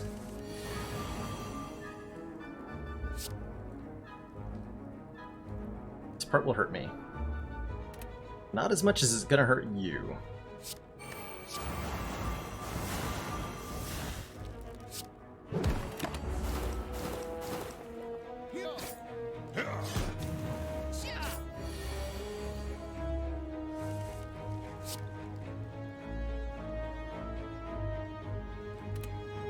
Six is the same as 9-9. They'll just die next turn? Cool. Good fight.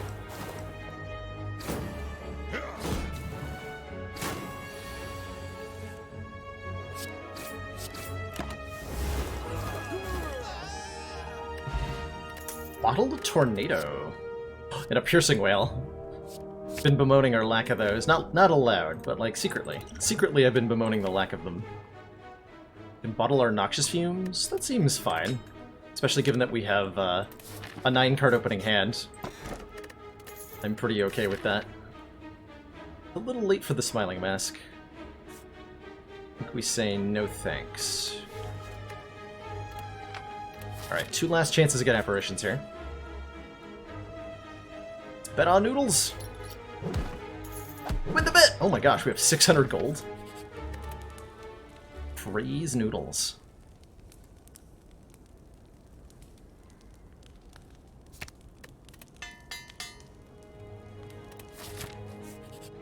Okay, no apparitions in this deck. That's unfortunate. We have to find another way.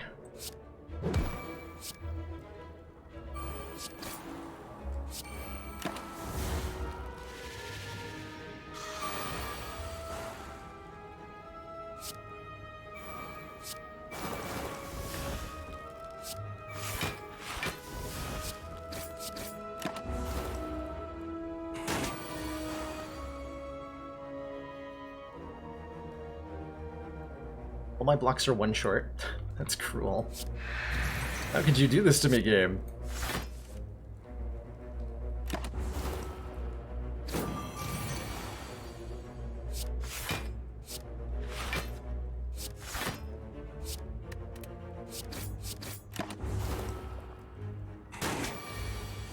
I just had a kill there, by the way. Good points! Okay, we're a little worried about Champ, actually. We're also worried about this guy.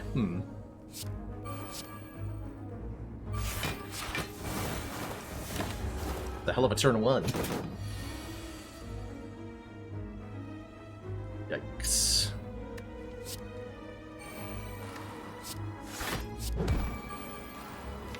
literally every attack. Uh-oh. Uh-oh. Uh-oh.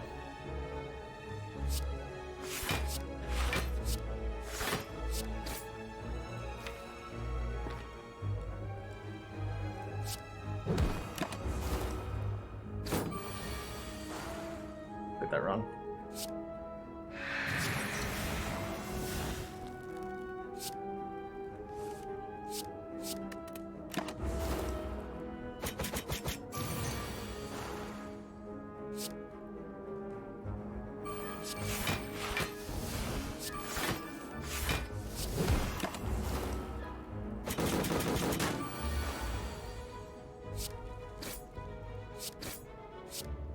Okay, didn't die.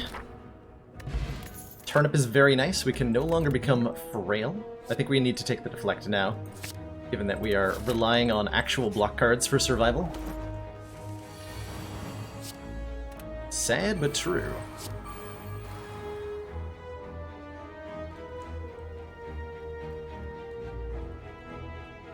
What were the other two options? I didn't look at them very closely, Christian.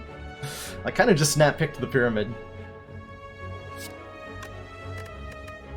Genuinely do not remember what they were. Whoops.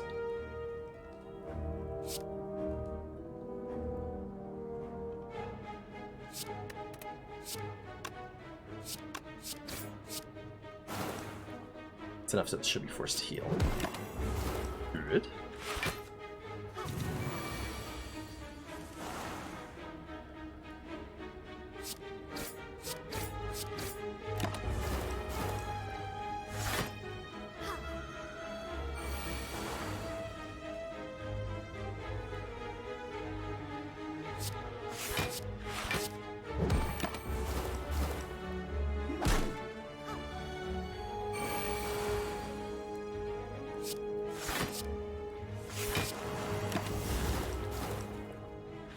Moyandin did branch.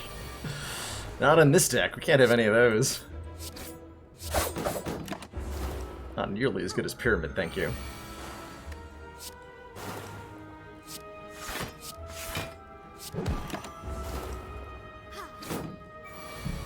Turnip's gonna be so nice against Champ.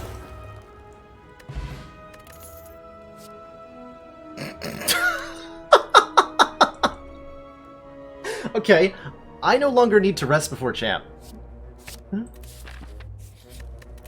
We're gonna upgrade Noxious Fumes now instead. And I'm gonna get killed on turn 1 by drawing no block cards.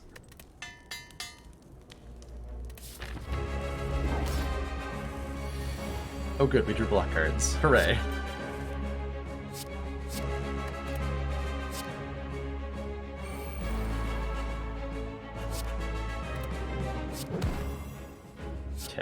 Okay.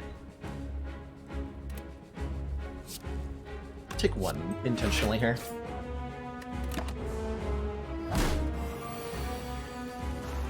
No frail for you.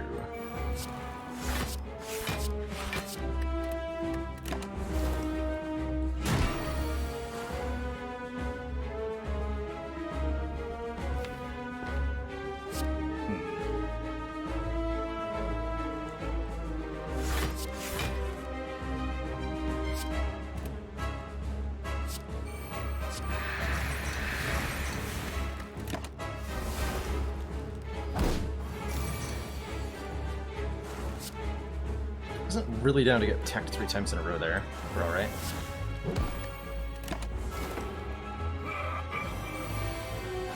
Better.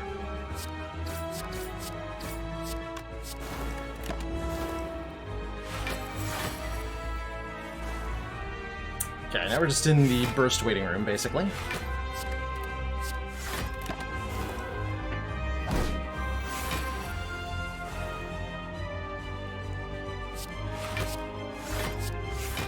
Wait for a turn where Champ's not attacking me. I play Burst, I play Catalyst. I hit end turn and the fight is over.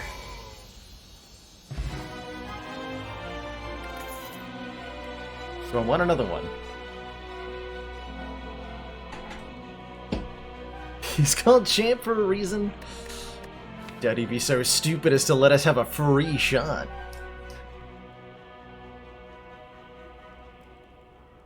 Has anyone thought the Fumes is a guy looking down to the right while flexing?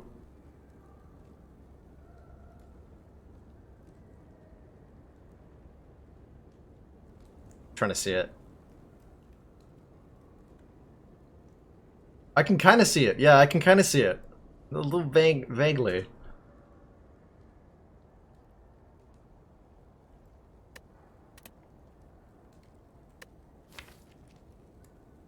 Envenom just kind of feels unnecessary at this point.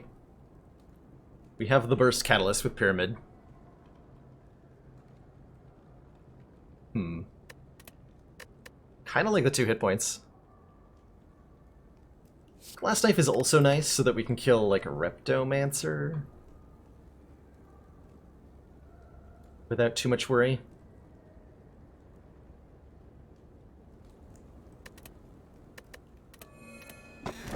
Stick 2.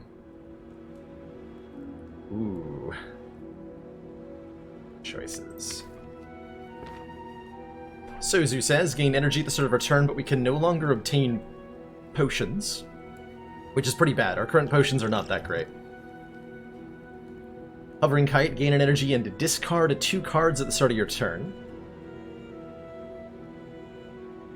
Or the Ring of the Serpent, which replaces our starting relic. At the start of each turn, draw 1 additional card. Wonder if we take the Hovering Kite here. We have a 9-card opening hand, and we don't really mind discarding these attacks on a regular basis. And it'll let us keep cycling the deck. Maybe this is finally the situation where I intentionally take the Hovering Kite on Ascension 20. Try Kite and then die. Let's do it. I want to take the height. The major reason I want a Kite, by the way, is because of Ghost in a Jar being a thing that I think I'm going to need in order to beat the heart. We have to go this way. The pathing looks okay. It means fighting 2 elites. And hopefully we get a shop, because we have 731 gold. Which is maybe just a little bit too much.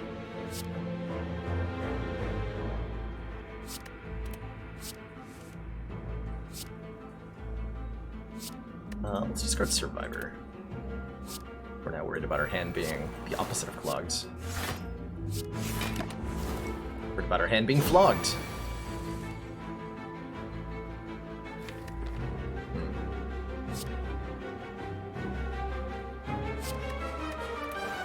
I already don't like this Hovering Kite. Uh-oh.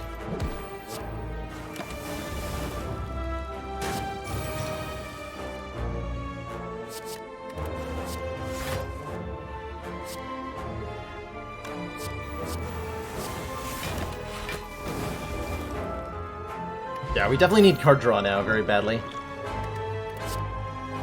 More poisons also... Ooh, expertise though. Hold on. Draw cards until we have 6 in hand actually is very good card draw. Alright. How do I feel about Entropic Brew? Fire Potion's very valuable for surviving a Reptomancer. Actually gotta keep these potions.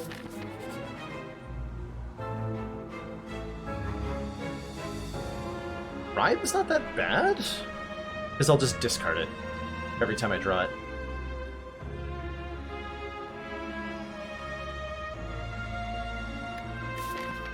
Max health are relevant here.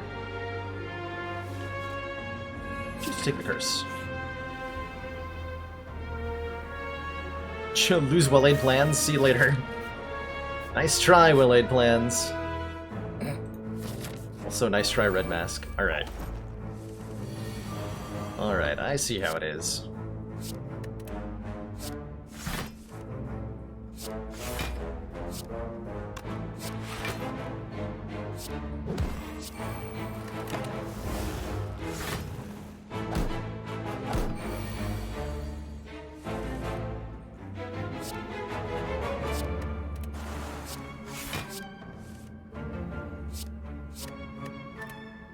I can has Piercing Wail, please.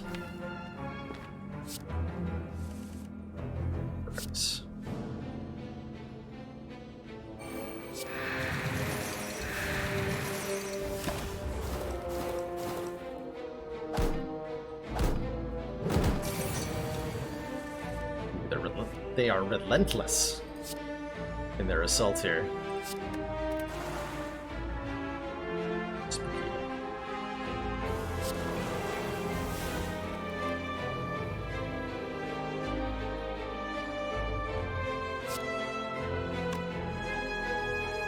I can Deadly Poison Catalyst to kill this one, and then I would take 9. Or I can Fire Potion to avoid losing 9 health. This is going to be worth way more than 9 health against a Reptomancer.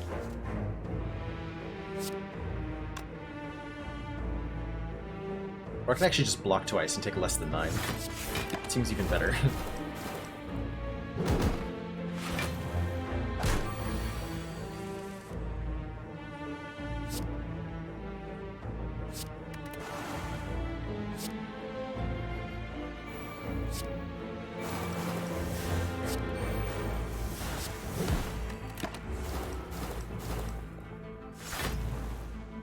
Good fight.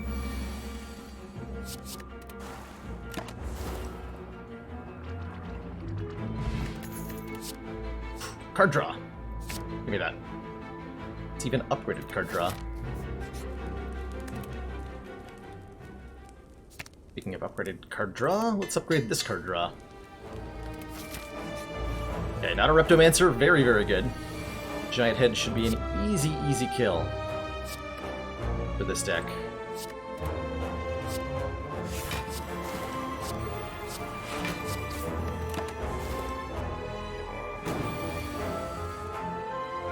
Just the easiest.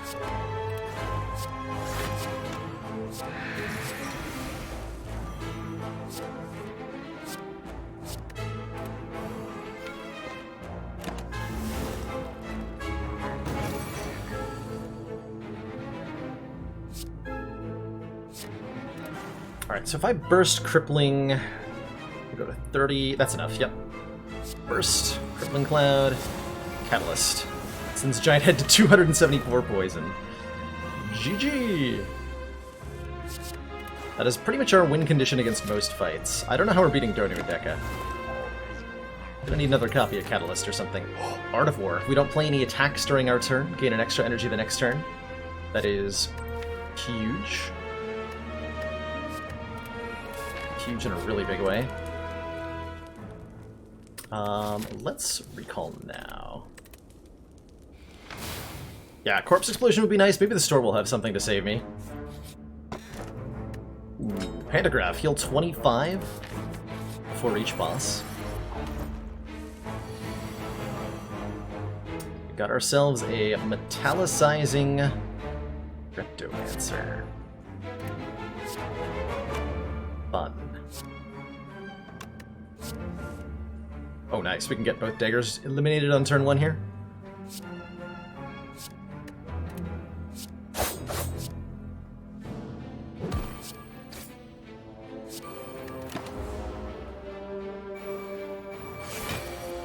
Uh-oh. Uh-oh.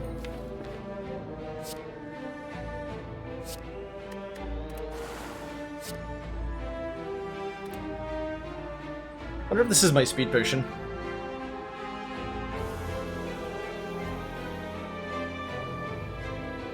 Probably is.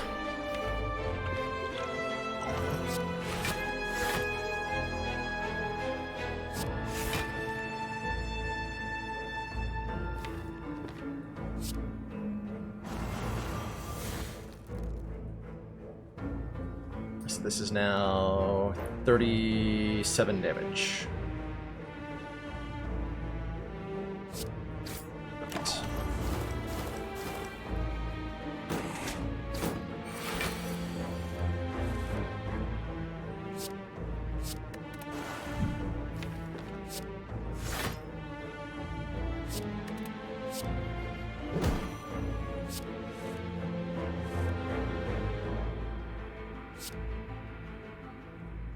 Actually, Burst Catalyst is just good enough here, right? Yep. Good fight.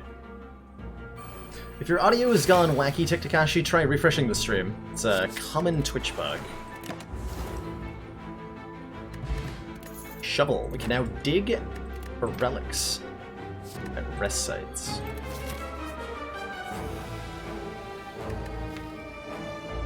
I fight these guys?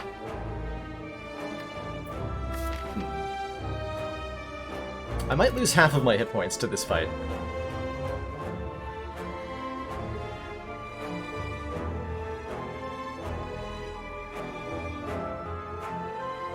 I'll try it.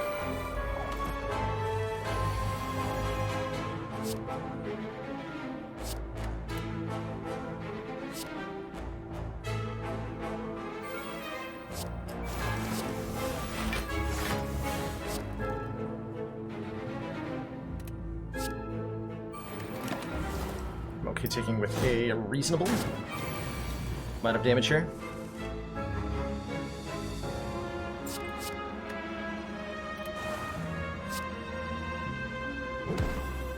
I'm not sure what that means.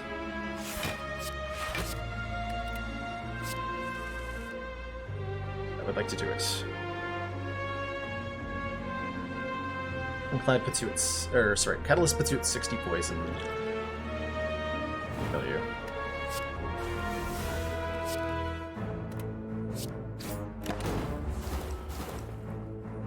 Okay, much more manageable now. Way less terrifying.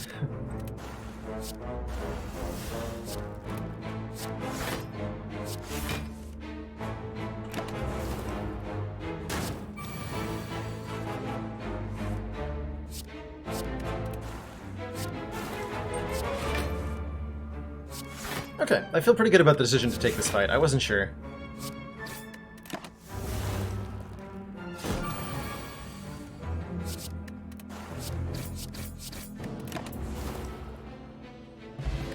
Oh, I'm so happy I did that.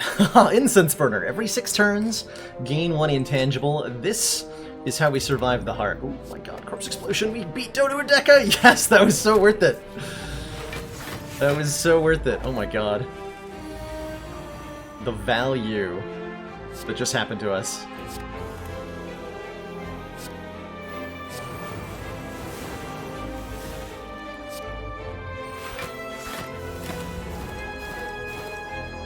The sheer value.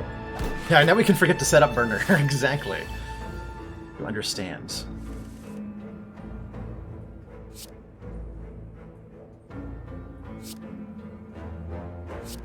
This feels like completely unnecessary here.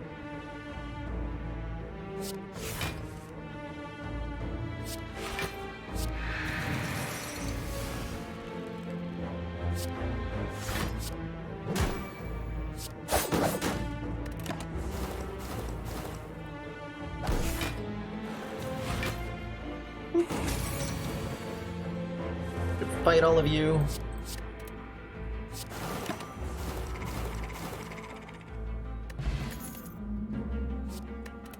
$87 max health is nothing to sneeze at here.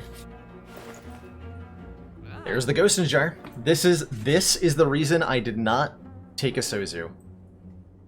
We've got a footwork, we've got a master strategy, we've got a bronze scales. Like, there's so many things in here that are amazing. On a lot of levels. We still have 5 strikes? Holy crap. How did I manage that?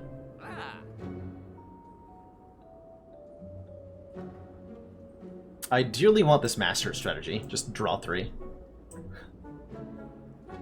Prismatic will allow us to add potentially 2 off-color cards to the deck. One after the next fight, one after the elites before the hearts. Don't get me wrong, I'm all about the shards. But there's a something time and place.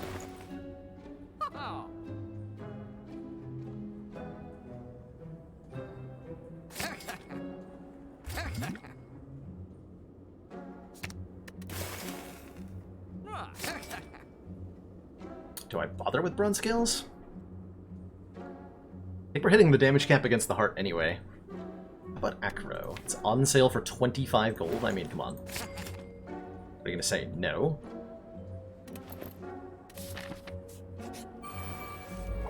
Everything else we're saving for the next, the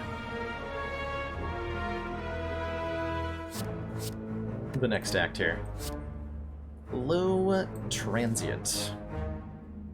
How nice to see you here. Transient's an enemy that only sticks around for a handful of turns. 6 turns in this case. Every time we deal damage to Transient, it lowers its own damage by that much.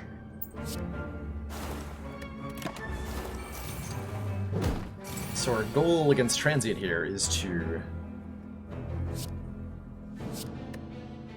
continue to deal constant damage as best we can. Is that going to be enough? Let's see, Burst, Crippling Cloud, Catalyst would be plus 16 is 23 times 9. Should be enough, right? We just win.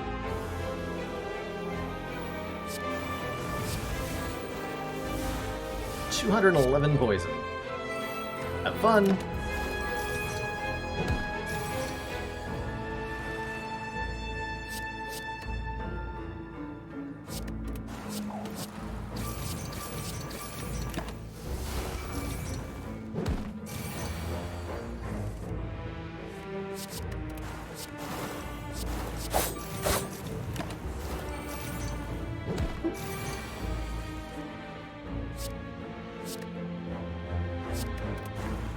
I need to do 35 damage to kill this turn.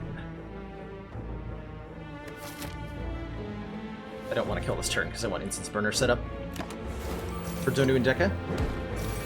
That's an easy way to kill Transient, by the way. Burst Catalyst usually does it pretty well for this fight. You got Transient. Got. Killed with a strike. GG. Killing Transient gets you an achievement, if you don't have it already. Think about that dodge and roll. Let's see, we could upgrade footwork.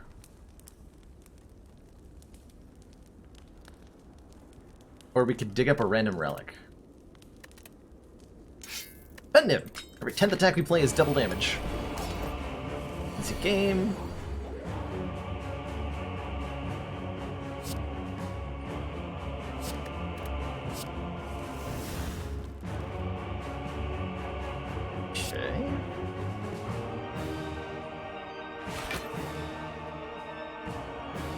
This is quite the turn 1.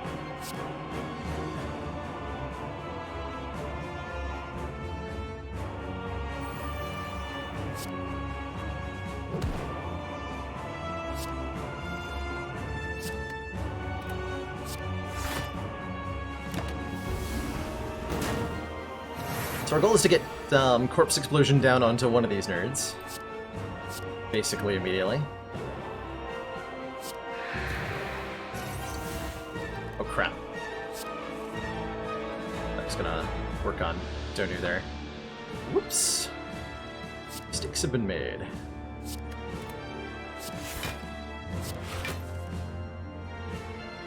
Oops.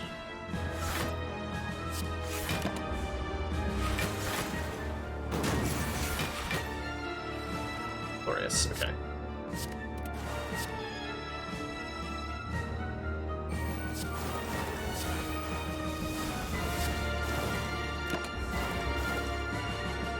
I could have blocked that 2 damage. Oh well. GG either way. Come on, Time Eater. Yes! Alright, very easy fight. We should be able to set up the Incense Burner here. Our goal is to kill Time Eater while Incense Burner is on 4. That way we'll be intangible for turn 2 of the Elite fight before the Heart.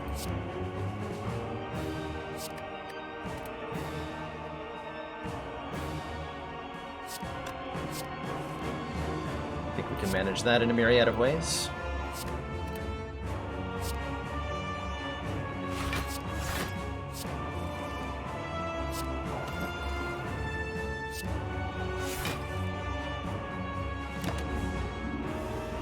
Oh, I forgot we were healing at the end of the last fight. I legit just forgot about that.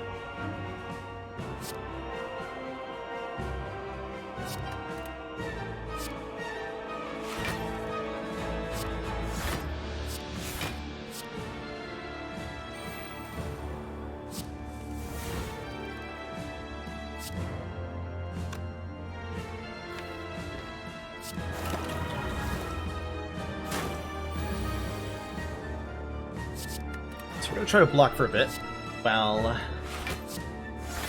letting Time Eater do its thing.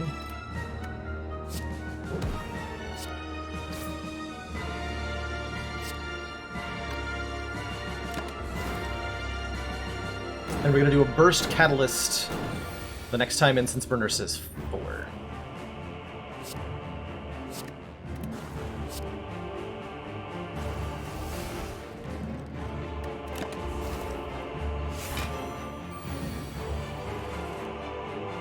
Yep, Pantograph does heal for both Act 4 bosses, also heals for both Act 3 bosses if you're on Ascension 20. Heals you before the Corrupt Heart of the Spire, and if you take the boss fight from the Mind Bloom event, you also get healed from that. Yep. So many different ways for the Pantograph to heal you. Up to 6 times in one run, potentially. If you have Magic Flower and Ironclad, it also is boosted by that, so it's a 37-point heal. Or no, 38-point heal, excuse me.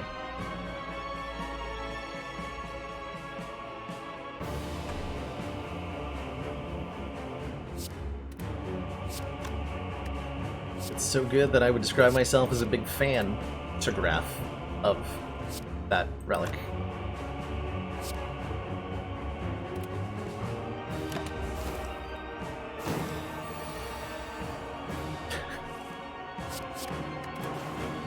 And no one ever watched my channel again.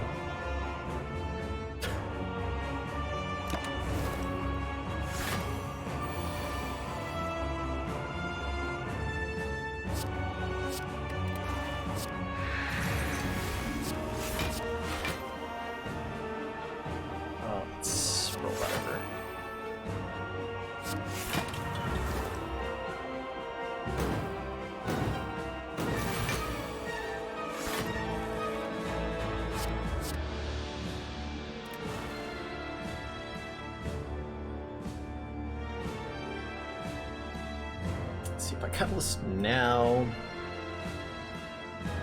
Not good enough, right? I would kind of like to burst this defend here.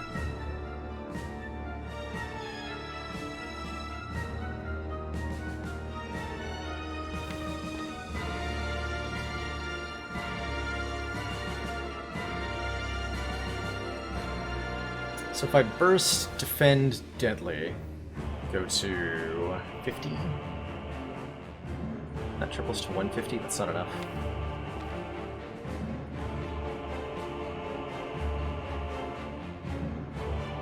Actually, what if I just burst Catalyst? It's not gonna kill him, right? Because it'd be 34... not quite enough to kill.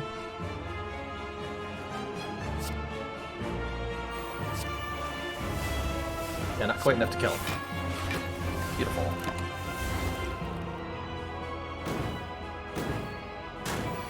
Seven's fine for the correct instance burner timing here. Time Eater gets yeeted into nothingness and perishes before our poison. 2016 was not a good year.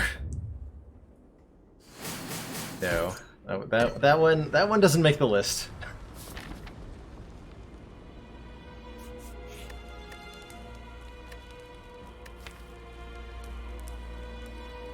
Dig! Ornamental Fan. Every time we play it, 3 attacks, gain 4 block. Ooh, hello. Options. Now this is a store. Oh my gosh, the options. Take for the love of God.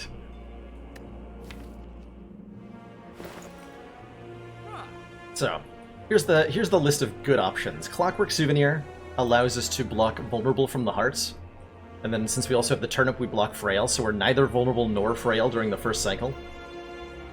Tori says when we receive 5 or less unblocked attack damage, reduce it to 1. That allows us to just face tank the multi-hits off the Hearts and focus on the big hits.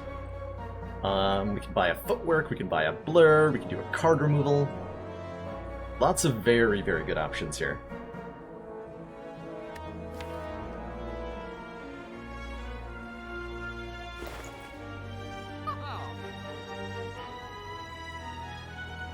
Already improves our odds of surviving really well.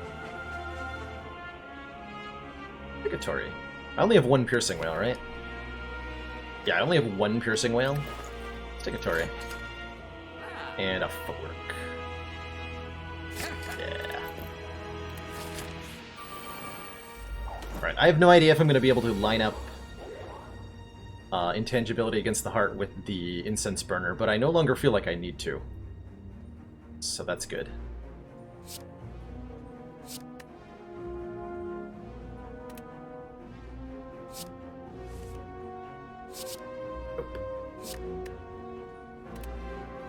I can burst Crippling Cloud to weaken them both. And then double defend.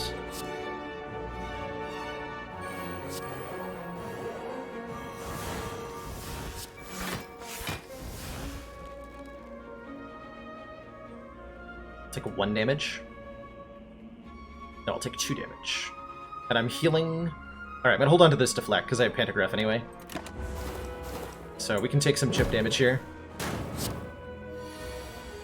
Just gonna discard those burns. Nice Shriners.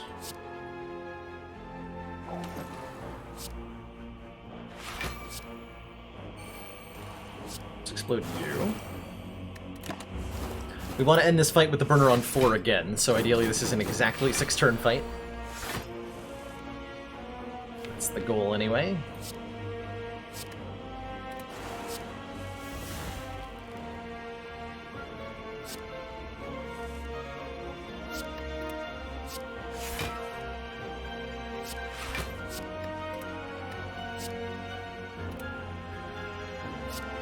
Perfect block. Good.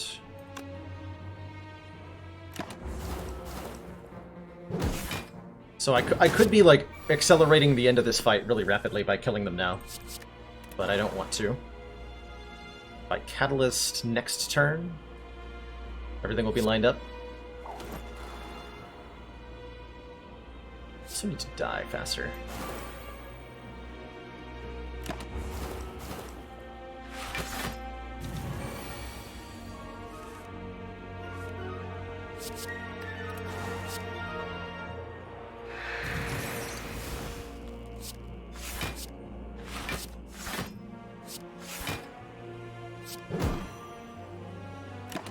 Beautiful. Absolutely beautiful. A turn 1 ruins the whole act for you. That's fair, no seek. If you find that that's really too much to enjoy Act 4, then you should try playing on an Ascension where that's not the case. It's only Ascension 18 and up that the burns go directly on top of your deck. Anything lower, they go into the discard pile. So try like Ascension 10 or 15 or even just 17, and maybe you will enjoy the runs a little bit more. That's what I do sometimes. Bring it down to Ascension 15, and I get to play a lot more chaotic decks on that difficulty level. The boot is here. Oh, we are so saved. Bless the boot. Bless the boot. It's turn 1, by the way. What is this? Take another footwork, sure. So Heart has the Beat of Death ability. Every time you play a card, you take 2 damage on this difficulty level.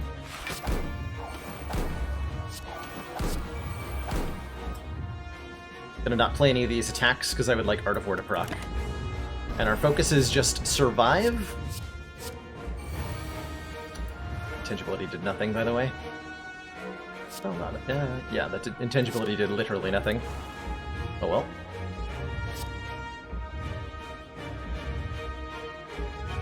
Probably gonna use my Ghost Jar next turn.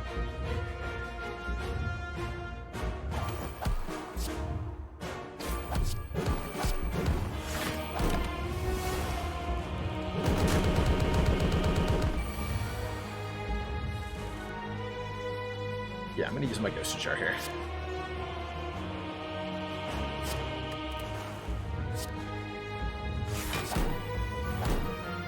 Oh, certainly.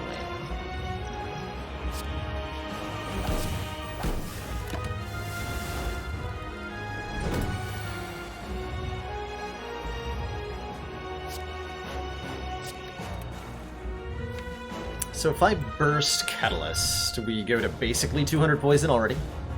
And then we're dealing the damage cap to the heart every turn.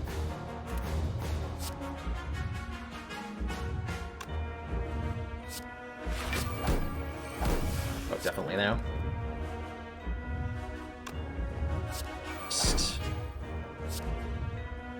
Did that wrong. Deadly, Catalyst, Catalyst. 300 poison. Gonna go ahead and call that a GG right there.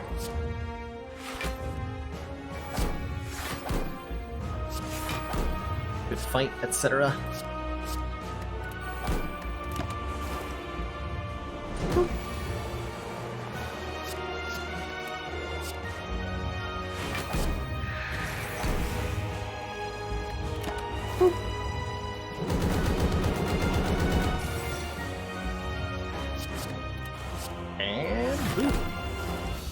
Carried by Shovel indeed, GG. What a solidly, disgustingly strong run. Didn't even get the apparitions. Figured it out either way.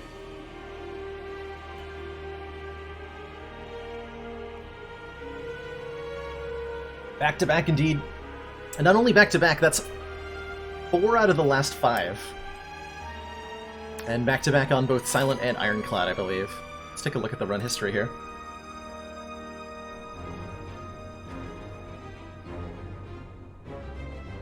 Anthony Giovanetti.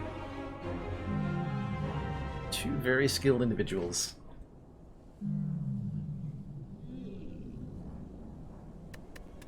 So, looking at the run history, we just had our... I don't know, just like a really good Runic Pyramid run. There's a reason I snap-picked the Runic Pyramid at Act 2. What are the other options? That's right, it doesn't tell you. Rude. 5 strikes in the deck, by the way. That's a really unusual on a silent run for me, that I still have 5 of these. Gotta say, the Hovering Kite was totally fine, that run. Because we had consistent card draw from... We didn't even use Expertise that much, but 1 or 2 times this did a lot. The Acrobatics, the Master of Strategy, the backflips. We had enough ability to keep filling the hand of cards. And it was actually surprisingly smooth. We were able to just discard the strikes and then play the poison cards that we cared about. Really good run. Before that, we had Searing Blow plus 15. What a gorgeous run that was.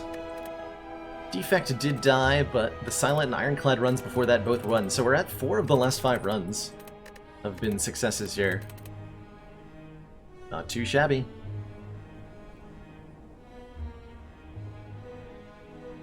Yeah, we opened up today's stream with one of the most disgusting runs I've ever had.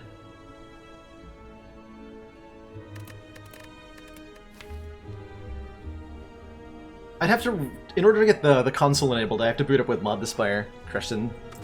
So I'm not looking to, I don't think I'll be testing it out right this moment. But if anybody who has Mod the Spire wants to try it, and let us know how that goes. If you acquire a Whetstone, with Searing Blow being the only unupgraded card in your deck, does it get upgraded once or twice, is the question being asked. And we do 3-0 with Defect. That is the current question being asked.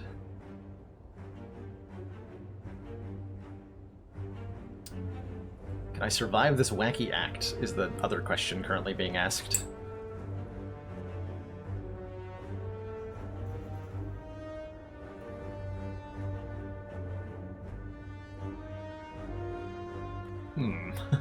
Options. I'm just looking at all the paths here. There's a lot of elites. We could potentially fight 4 elites if we felt really brave.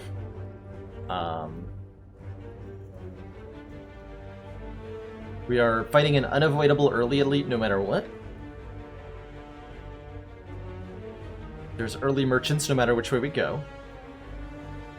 There's a 5-hallway fight path here that's suicide. Like, the 5 fights into an elite, by the way, a path like this is almost always suicide. The start of Act 1.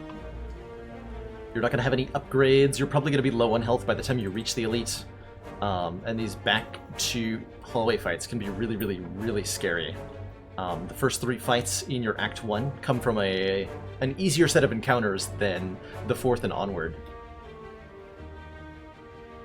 Yep, unrecovered, that's exactly what happened. More specifically, we took a rare relic as our starting bonus, got the wing boots, which let me teleport around the map.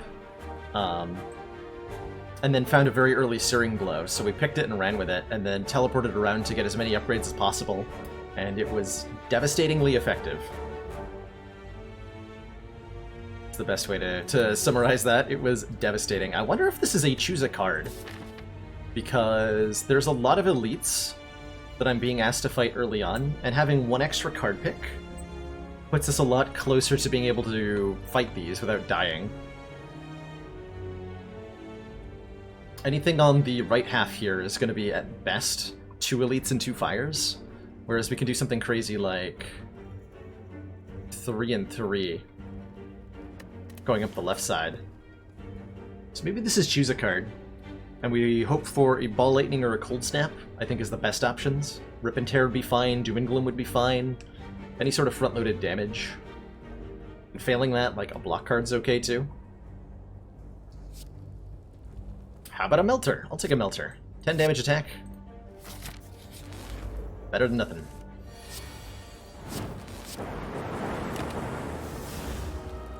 Like that better than the 99 gold Mango, although the 99 gold Mango is really good, to be clear.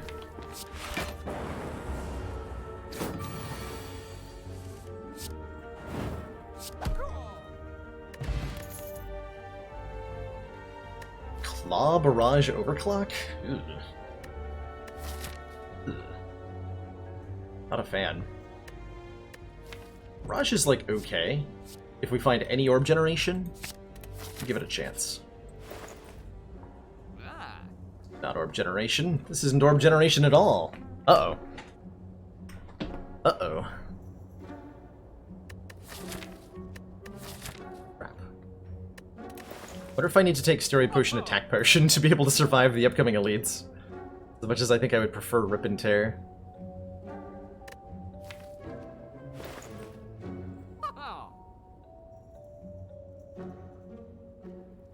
Our starting bonus was choose a card, Natzilla, and that card ended up being Melter. Not the greatest starting bonus in the world, but it might just do for the path we're looking to take. Which is just lousy with elites. Absolutely lousy with them. No orb generation. I mean, Storm isn't orb generation on its own.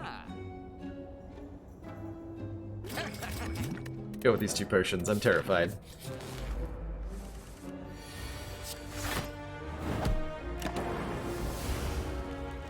Of course, we're gonna get 1 dropped.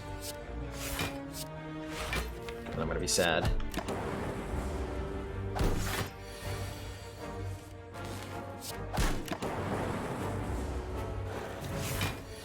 Melter is here in our time of need.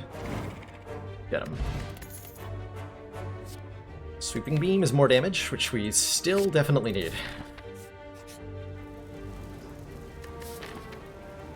I'm actually going to lose the gold here. We are taking a really risky path. And we need every hit point we can get.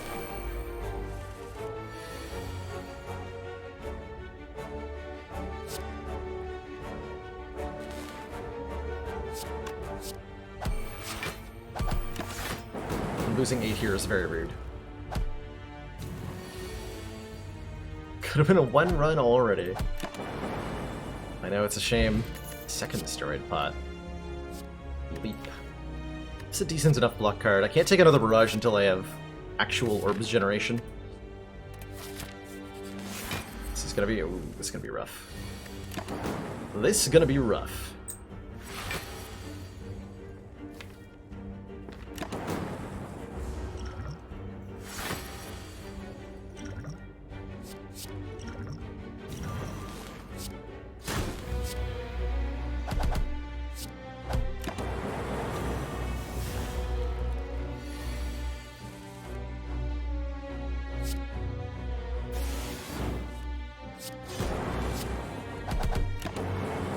Ow.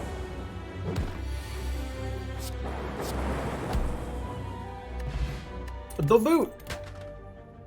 Our barrage now deals 5 damage. We finally found an orb generating card in Ball Lightning. I will happily take it. I'm gonna rest and fight 2 more elites. Good luck to me.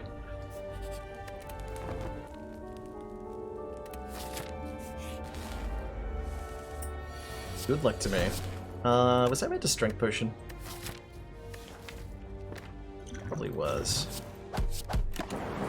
Well, if I'm 2 damage short, we know what happened.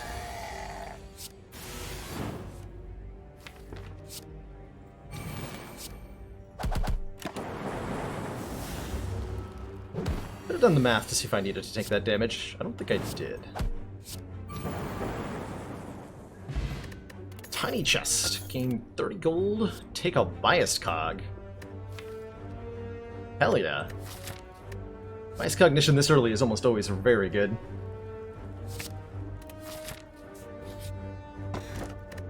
Ooh, start combat with 10 block. Very exciting. We want to open this up with, like, Zap Bias Cog Melter or something.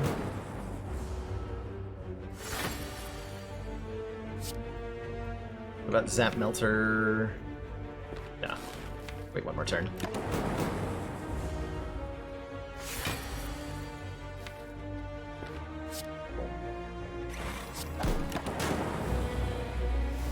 Hopefully we draw a leap on one of these 2 turns.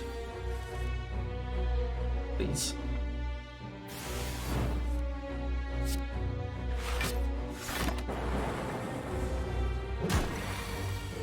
Thank you.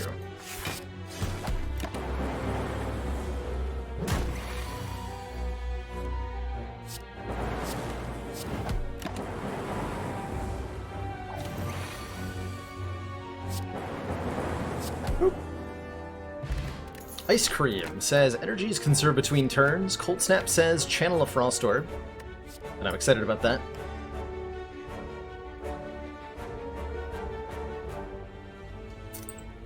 There are most of the fights that don't attack in round 1 are in Act 1. So it's not a very good Act 1 relic. But when you get into Act 2, you're suddenly really, really excited about having an anchor. It's useful against all 3 elites in Act 2. It's useful against almost every fight in Act 2. In particular, the Shelled Avocado fight is way easier if you have an anchor to block that 21 damage hit on turn 1. Turbo is nice with Ice Cream, that's true. But not as good as a Frost Orb. At the moment. Uh-oh. Uh-oh.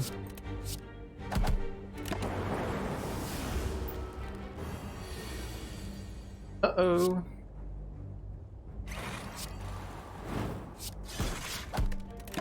Now we're fine.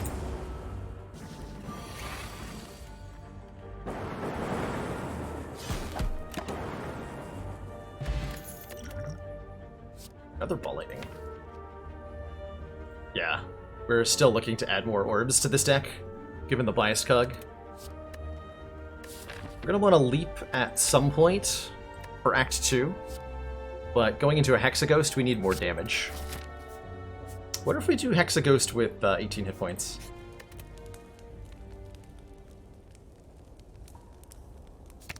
I think we maybe do. Capacitor is just a little bit too slow. Oh my, Tiny Chest just gave me a gold-plated cables. Our rightmost orb triggers its passive 1 extra time. That is one of the best, if you ask me, orb-related relics for defect. Oh shit, do I duplicate Bias Cog? I have a mirror here. Obtain an additional copy of a card in your deck.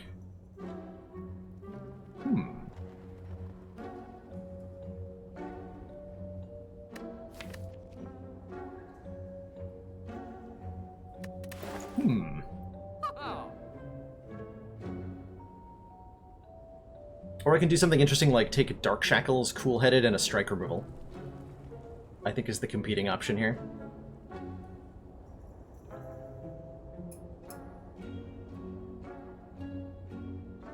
Which helps with the blocking issue for Act 2. Dark Shackles, Cool Headed is so good at making us not die in Act 2.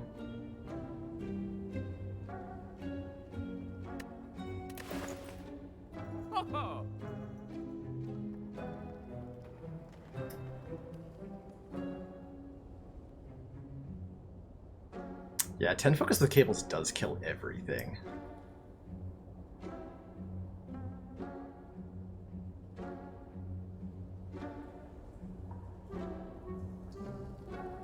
And it makes something like a Core Surge really strong.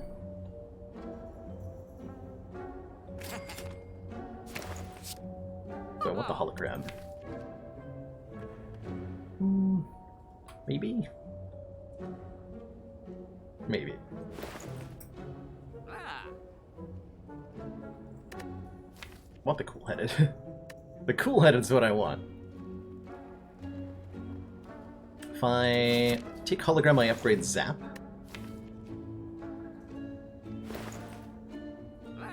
Done for that. Hologram will be nice if I get a turbo too.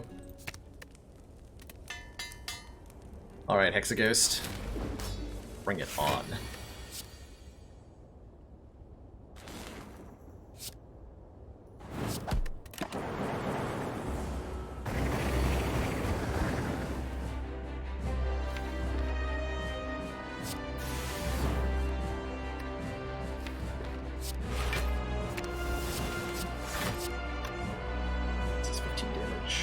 We need to preserve every hit point.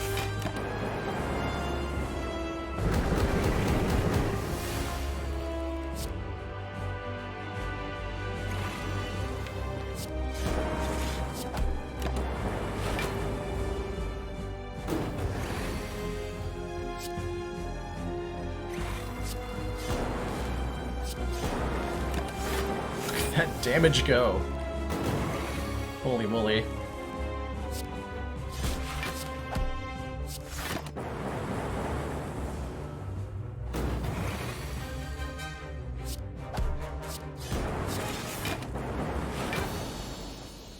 Wow.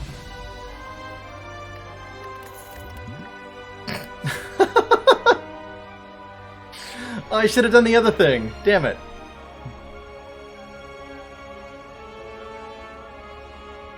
Could have just had a second one without spending 200 gold. I don't think we want a third one, do we? It seems unnecessary, like, unless I get orange pellets.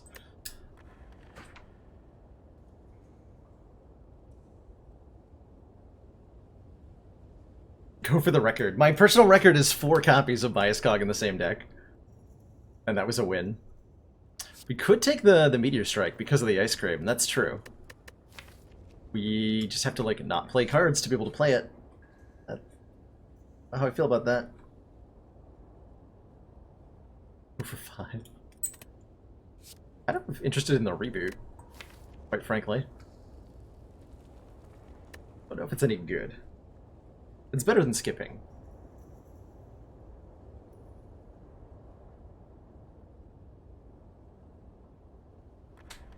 I'm gonna take the reboot. Oh, interesting. Oh, very interesting options here. Astrolabe lets me transform and upgrade 3 cards, which is excellent. Lizard Tail, when I would die, healed a half health 1 time. Or the Frozen Core. If we have any empty orb slots at the end of our turn, channel a Frost Orb. That would help us survive Act 2 really well.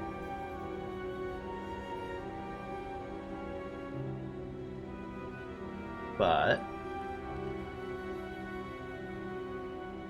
we don't have any orb slot generation at the moment. If we'd taken that capacitor, which I do regret skipping now, then this would be the pick.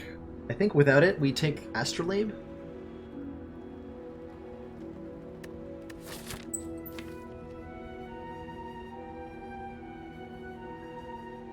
But we could maybe hope to make the Frozen Core do something good. Problem is, once our orb slots are filled, the Frozen Core doesn't do anything.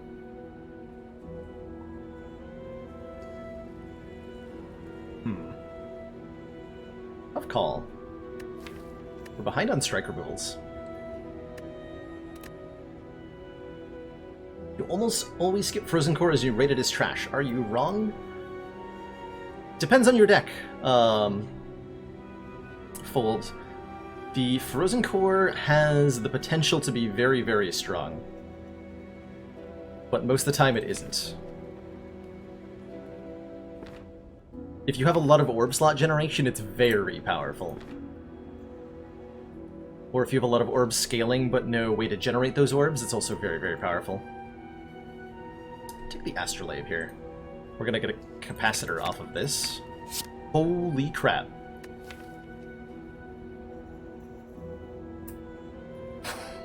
What? Consume Hyper Beam Glacier. Okay. Sure. Why the heck not? Those are some really powerful cards. Consume with gold-plated cables is amazing, by the way.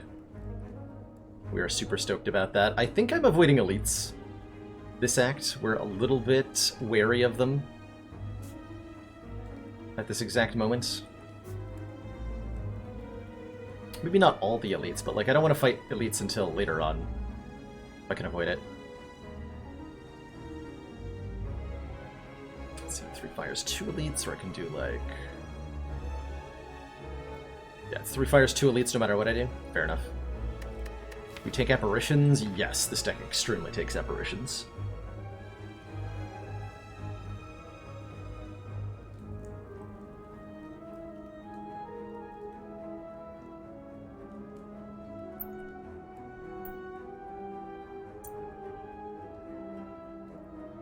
Yeah, often Frozen Core does stop doing things by turn 2 or 3, but 2 or 3 free Frost Orbs on the first turns of combat is not something to underestimate, I guess is what I have in response to that. I have definitely had Ascension 20 runs where the Frozen Core has done amazing, amazing things.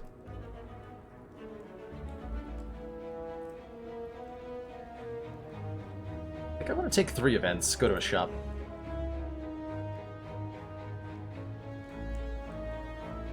Fine. Birds!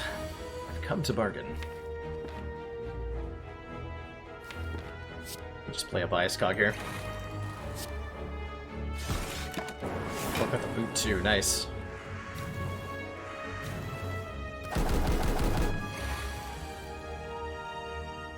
Dude.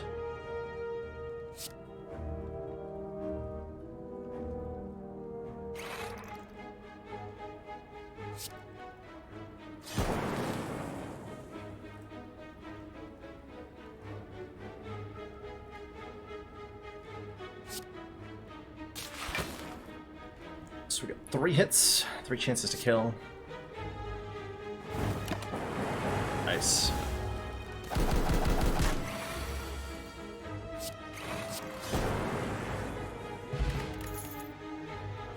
When you receive attack damage, channel 1 lightning. Yes.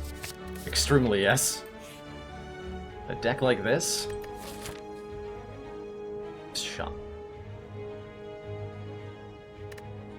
I really should be trying to save up 200 gold so I can afford orange pellets or a clockwork souvenir. So I don't think I want to trade this. And our goal is then... Well, we're not getting enough before this shop anyway. You know what, actually? Change my mind. Transform a card. Welp. See you later, Strike. Hello, Defragment. That's definitely an upgrade. I accept.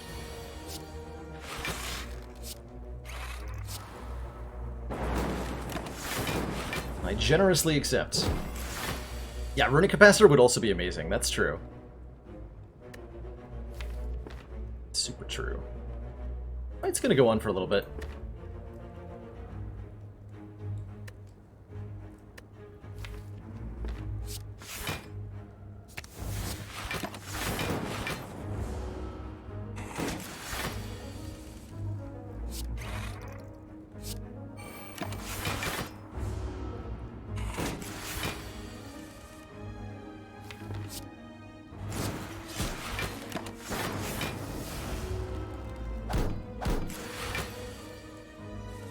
Now I can play this.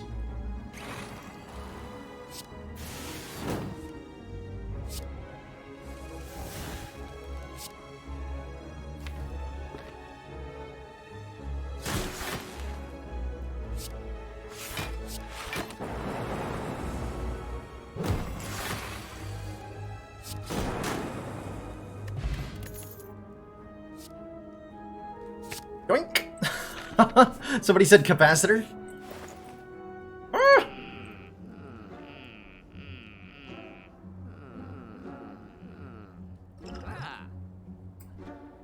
This is the worst thing that's ever happened. This is the worst thing that's ever happened. Oh well. We're gonna upgrade, I think, our defragment? Before we go into the... No, we should probably upgrade static discharge going into this elite fight. Because it's probably what's gonna save our life in this elite fight.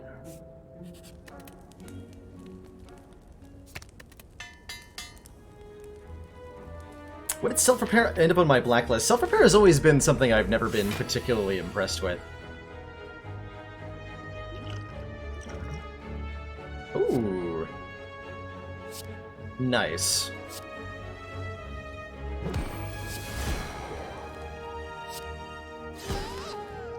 Good fight.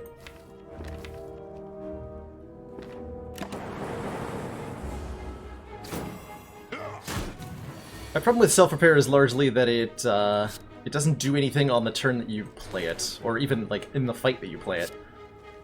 So it often... I much prefer to prevent taking damage in the first place. Especially in decks like this one, where we often kill the enemies before we even get through the deck first time.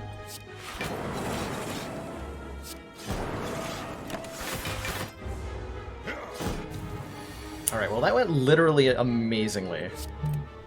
Way better than I expected it to. This fight. GG. Ocean Belt, Smoke Bomb, Core Surge, gain 1 artifact, sign me up. Oh my, sign me up. This might be a Smoke Bomb, by the way.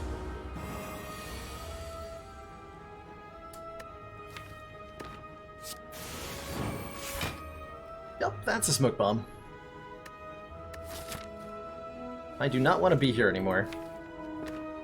Please and thank you. Goodbye.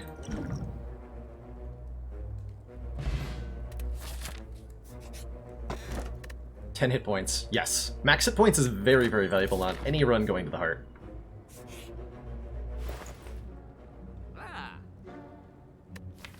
These defends are terrible. We're still gonna have 200 for the next shop? Probably. Probably. Better move. Yeah, right, we take a defend out.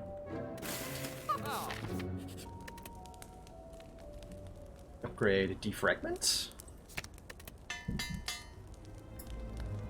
Yeah, dual cast is another decent removal. I'd be inclined to upgrade it rather than removing it.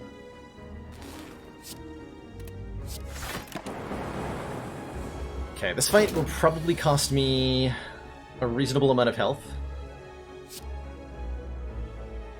It's going to cost me 21 right now, in fact. There's nothing I can do about that. Ow. Are you sure? Where are you? There you are. Glorious.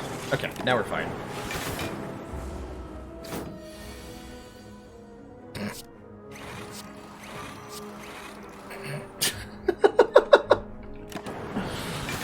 That's a lot of focus. That is a lot of focus. Ooh, we can now remove cards from the deck at rest sites. Also add another defragment, if we thought we needed more focus. If I'd taken the Frozen Core, I would do that. As it stands, I think I skip.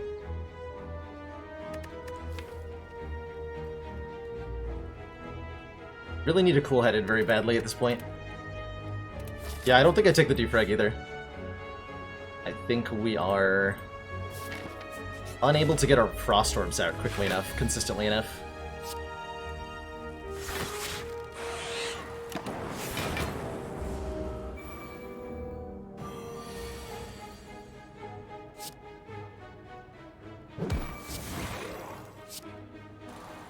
Amazing.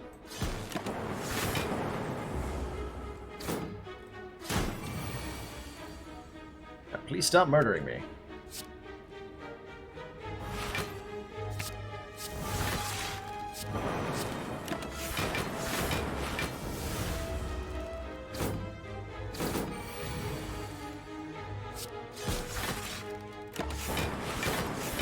Orbs? We need to have a talk about who you're targeting here. Thank you very much.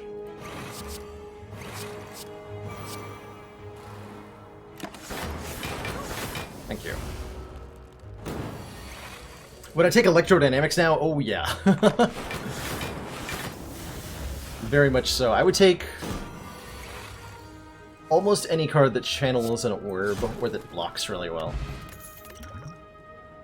Well, not Tempest, though. Right? Well, hold on. Tempest Ice Cream? Actually, yes, I will take a Tempest. I will take a Tempest, thank you. Did we just start toking cards? So that the Frost Orbs are more consistent?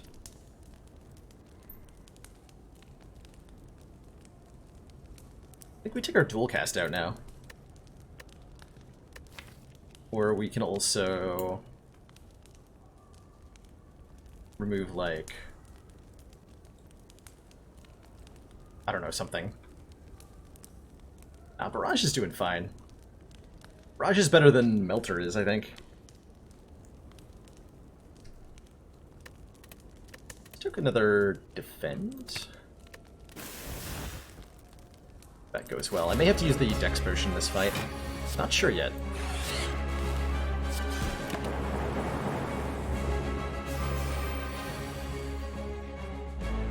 Fortuitous. I think I will. One, yeah.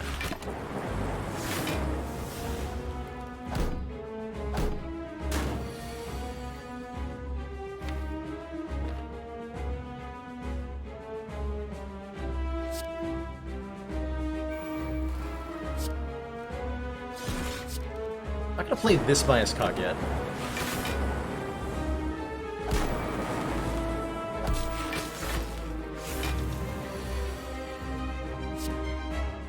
But I will play this one.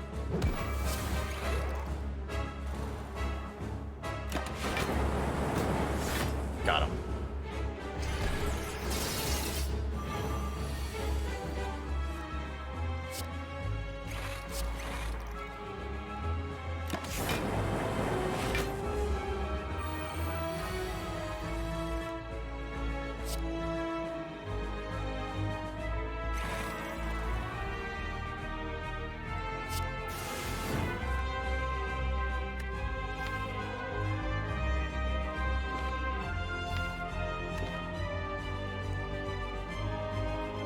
So this... It's important that we leave this Frost Orb in front rather than evoking it, because Gold-Plated Cables makes it block twice for me here.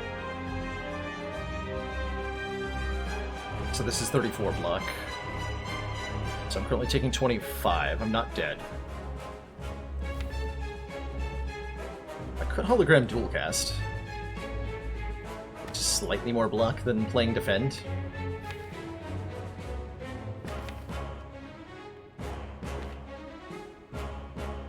Also a reasonable chance I kill one of the minions here.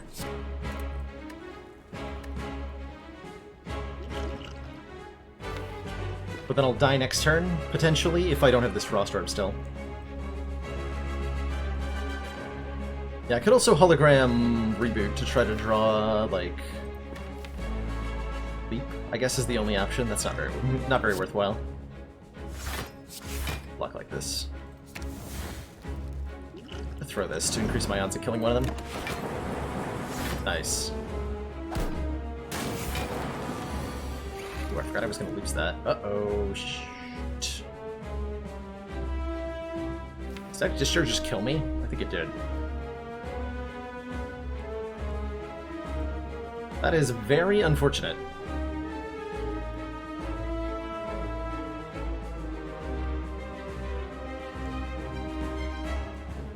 And yeah, I forgot that I was going to lose that Frost Orb either way. Damn. there any out here? 39. This is not nearly enough damage to kill him. Damn. Either of these drawing would have been enough to survive.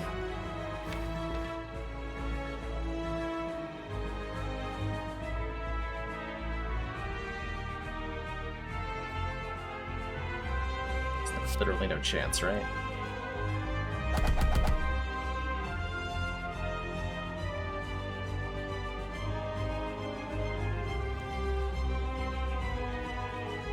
Is there like the tiniest chance if all 6 of the orbs hit Collector, and then Torchhead hits me, and I get 2 more evocations?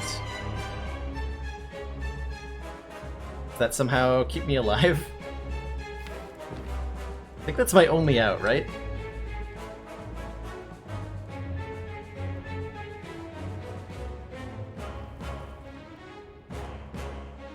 If I Melter him, I just guaranteed die. I actually need him to survive. So we have a 1 in 2, 4, 8, 16, 32, 1 in 64 chance to survive, I think. Let's go for it. Okay, we failed it. GG. GG. Good run, good run. If we'd drawn Glacier on that turn, we would have won the fight, and probably... well, not probably. Potentially the run from there. Oh well. That's Collector for you. That's what killed my last Defect run as well, right?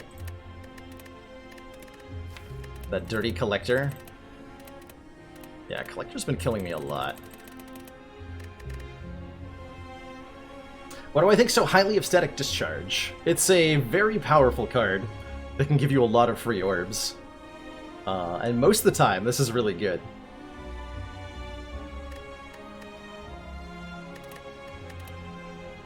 Especially against the Heart. Like, 1 copy of Static Discharge in your deck against the Heart can be a win condition. Hello again. I like rare relic starts a whole lot on Ironclad. Boy, do I ever. So I am very inclined to take a random rare for 99 gold here.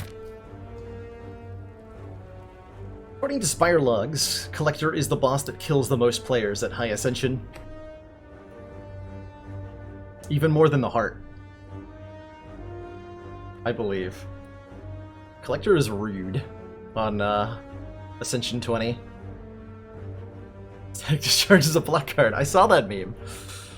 I saw that meme. I get that reference. Oh my god, I could take 3 elites into 3 fires. That was insane. Ooh, 99 gold mango. 14 max health. Yes, please.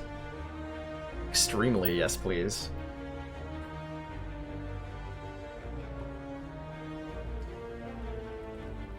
It's not balanced around, like, percentage that reach the Heart. Most High Ascension runs don't reach the Heart, right? That's just raw numbers. But I think there's something meaningful to be taken from that. But it doesn't mean that, like, it's the hardest boss, just because it's killing the most players. It's kind of weird how that goes. I'm taking the relatively conservative path, but we have so much health, though. Maybe with 82 hit points, I go for triple elites. Is that suicide? That might be suicide. That might be too dumb. I could try fighting the Burning Elite. Guess we see what happens in the first 2 floors. Have to be something like a Carnage for me to really want to do that.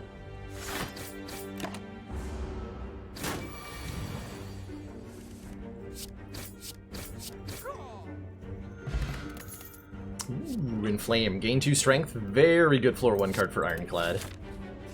Very, very good floor 1 for good floor 1 card for Ironclad.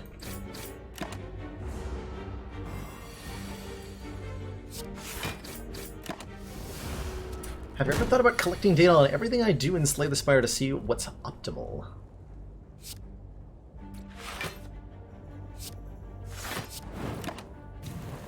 There's so many different ways that one can look at data they collect about their runs. I truthfully haven't thought about it too much in terms of like collecting data or something.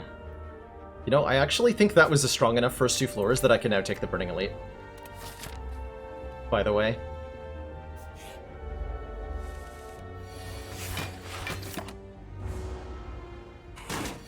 Like, there's 1,000,001 factors that go into every run. And it's really easy to misinterpret the data by not acknowledging certain factors. Wait, crap. Thought I had lethal there. Whoops. Job taking 5 unnecessary damage, me. Okay, attack potion and a twin strike to go with our inflame means we're definitely fighting the Burning Elite now. 100%. Too early for that corruption. As good as corruption typically is. This is like almost a flex. Almost a flex. It's the only thing I can buy. Flex or not flex? Not flex. No, thank you. Ooh, hello. 94 max health on floor 5 is pretty dang good. Gremlin Knob's gonna be hitting me reasonably hard. I think we lose 32 health here.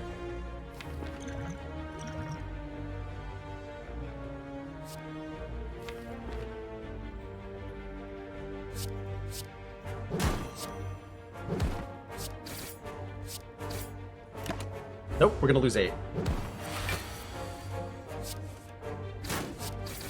Wow. Vajra, start combat with 1 strength. Means another twin strike's actually, like, good?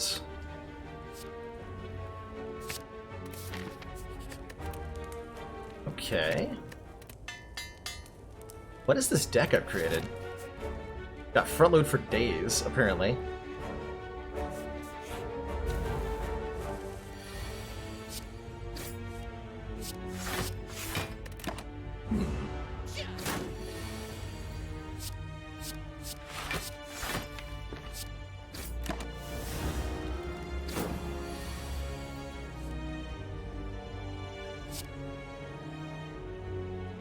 Did some damage last turn, huh?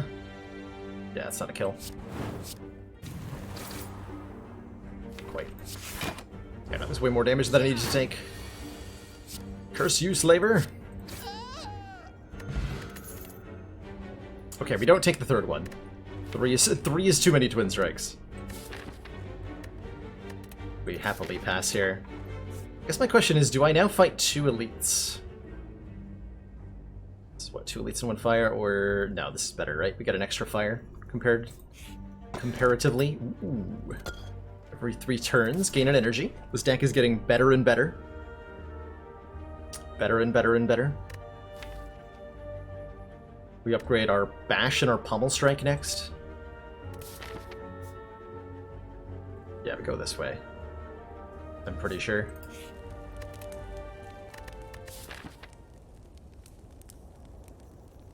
Yeah.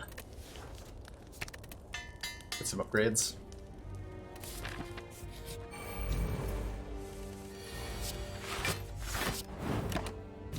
On Happy Flower. Counting on you.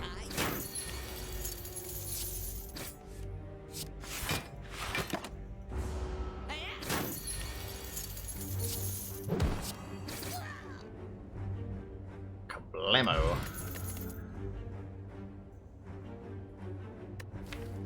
Barricade. Barricade is pretty bad right now.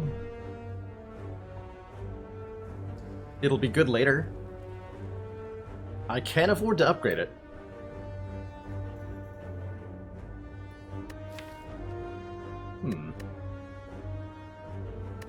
It's pretty terrible right now.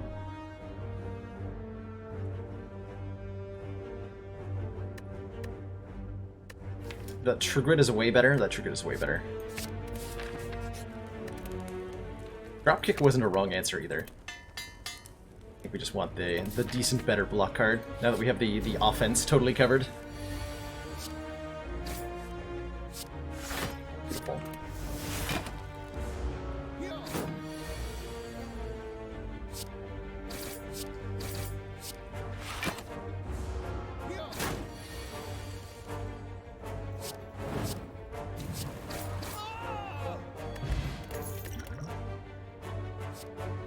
armaments or uppercuts? Both are nice here. Armaments gives me better, a little bit more block and lets me upgrade a card in my hand.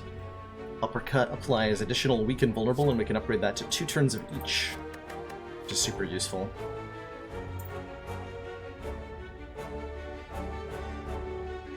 Why does Happy Flower only cost 150 when Runic Dodecahedron costs 250? Relics in shops have prices determined by their rarity. Common relics, like the Happy Flower or the Vajra, cost about 150. Uncommon relics, like Runic Dodecahedron, are priced at 250, and then anything that's rare, like Mango, is 300. Havoc was not that great, Carissa. My evaluation of Havoc is generally dependent on how many 2-cost cards I've got in the deck. With only Bash, I'm generally not very excited about it. Take an uppercut, not another uppercut, but take an uppercut. It's our first source of weaken. Let's patiently wait. I think we need to regen potion, but Lagavulin is going to take some health off of us.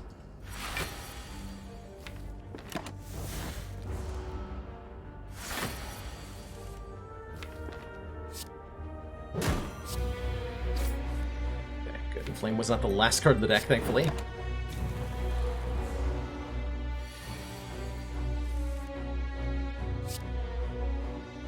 Wondering if I use my... No, I think I do.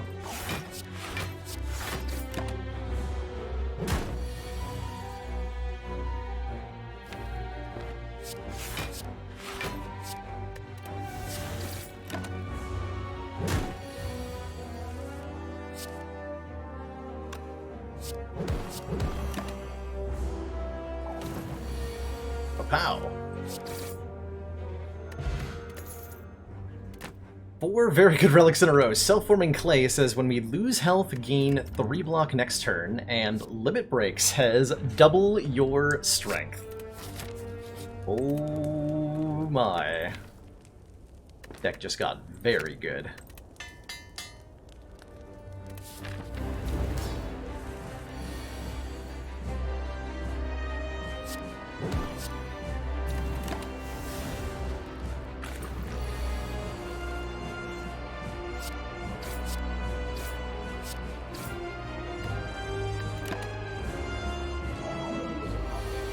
Yeah, not Jilty. Hello, hello. I'm tanking this hit. We're gonna go for... Wait. Mine, I'm bad at math. 5 strength is enough. Just obliterate from here.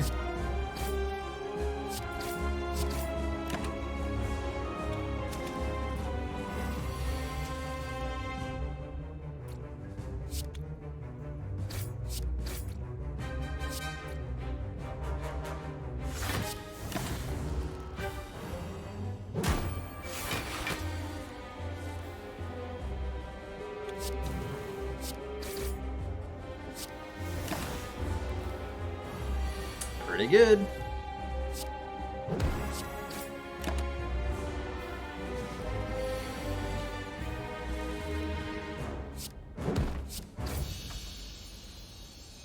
Right, GG Slime Boy.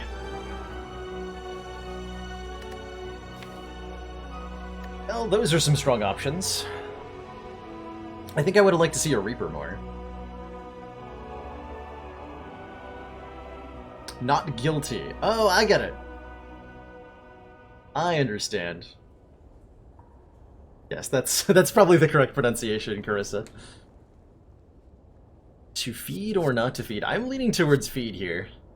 We already have 94 max health. This can go way up from there. Demon form feels kind of unnecessary, actually. We are already scaling our strength up very hard. Beanfire is nice front-loaded damage for hallway fights. I'm gonna take a feed.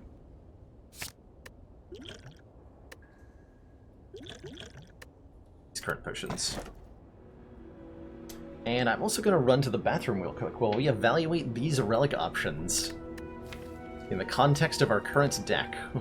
which of these do we do? Snecko Eye says, confused, draw 2 extra cards per turn. Runic Dome, gain an energy, but we can no longer see enemy intents. And Busted Crown says, gain an energy, but 2 less cards at every card choice. Let you all mull over those real quick. I'll be right back.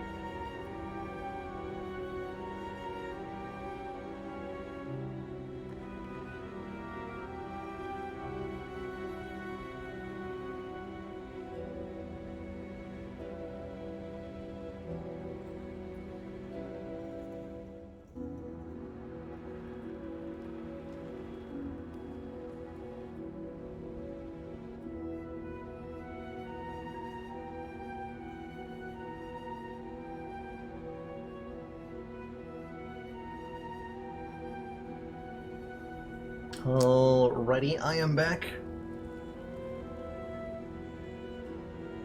I feel like I don't have enough high cost cards for Snecko Eye. The only 2 cost cards in the deck currently are the Bash and the Uppercut, which is indeed a little bit on the low side as far as Snecko costed cards go. The 4th Energy would do a lot for us. 4th Energy would do a tremendous amount for us in terms of letting us consistently output damage, block a little bit better, all that fun and jazz. But as Magicka points out, there's a lot of benefit from the Snecko Eye as well. Drawing 2 extra cards per turn, and that means we draw Limit Break more frequently to double our strength more consistently. It means we draw Inflame in the same hand as or before the Limit Break more often. It means we draw Feed on the correct turn more often. The extra draw from the Snecko Eye is massively powerful here, and Ironclad has so many cards that go ridiculously well with the Snecko Eye.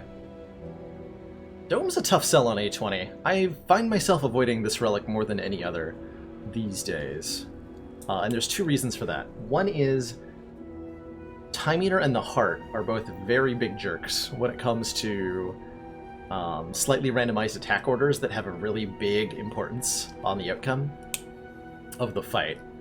It's really hard to, even if you have perfect knowledge of everything, it's really hard to get past those two fights specifically, and they're two of the hardest fights in the game. The other reason I don't like to take the Runic Dome is a lot of viewers express that they don't enjoy watching Runic Dome runs because they don't know what's going on, which is fair. That's 100% fair. And so just from a streaming perspective, I find myself avoiding the Dome most of the time. I have, I believe, done Ascension 20 runs that have won with the Dome, but few and far between. The Busted Crown's probably okay. We can try to do some feed limit break stuff. I think we're going to struggle without the additional card variety. There's certainly a risk that Snecko Eye results in something really bad happening to us, but we do have one strong mitigating factor in taking a Snecko Eye here, which is this Gambler's Brew. Discard any number of cards and then draw that many. If we do have one disastrous hand with the Snecko Eye, the Gambler's Brew will bail us out. That's pretty significant, actually. I think it's enough reason to take the Snecko Eye. Well, that plus all the other things I said. It's enough reason to go Snecko Eye here. And then we're looking to pick up some really powerful high-cost cards pretty quickly. We're looking for things like Corruption, Flame Barrier, Shockwave, Demon Form, Barricade, etc., etc. I gotta update that streak. Set the 20 streak.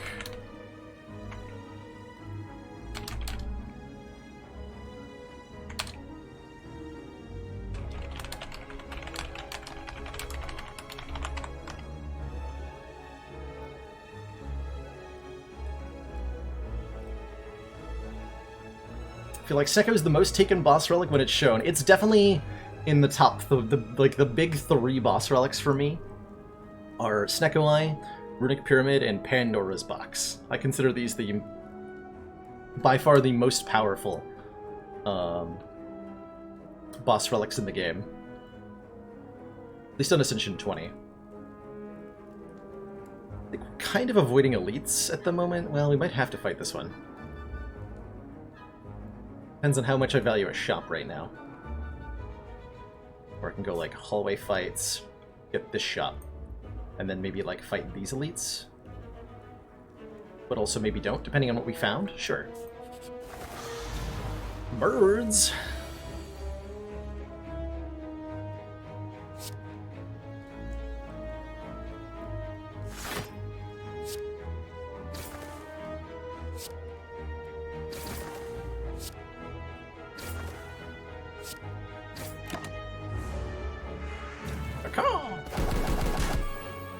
Ooh, self-forming clay. That's a thing in this fight. I actually forgot about that.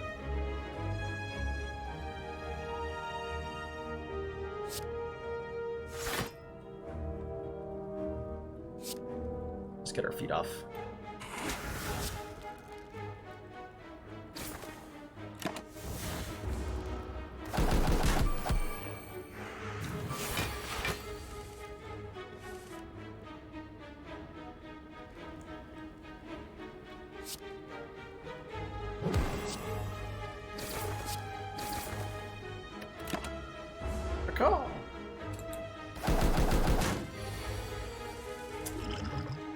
I think it's totally valid to avoid certain relics because they affect your fun in the game. Nothing wrong with that at all. Wow, this is bad.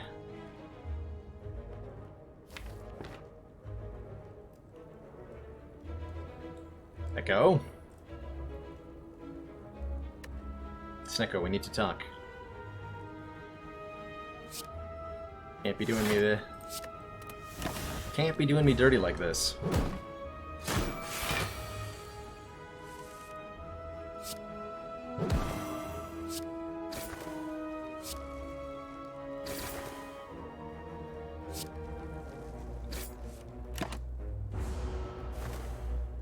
Probably meant to use the regen potion in this fight.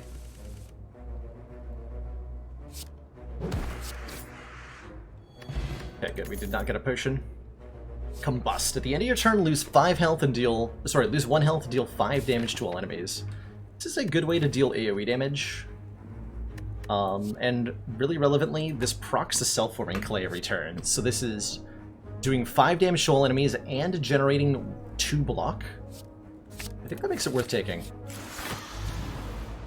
In our Snecko Deco here. Please don't kill me.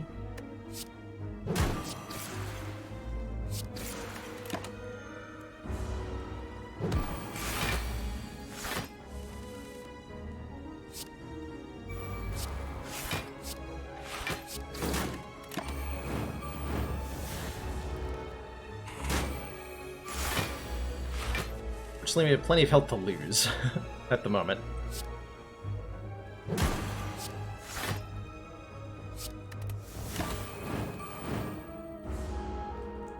My experience with Snecko going into Act 2 is usually that we have a couple fights like this, where Snecko Eye tries really hard to kill me.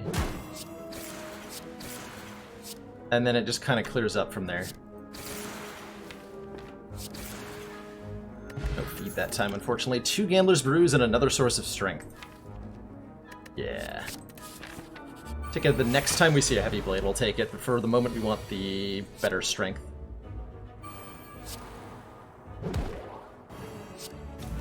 Order, by the way. Kept that guy alive to eat him. How could I have been so foolish?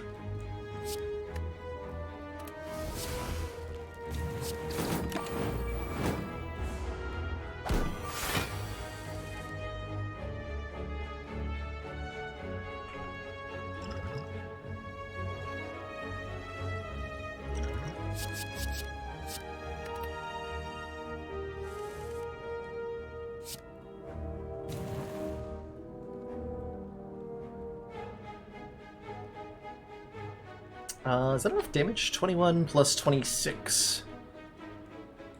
Yeah, 21 plus 26 is 47. That's exactly enough. Uppercut, twin strike, feet. Let me just verify. 26, 47. Which leaves them at 18. Yes.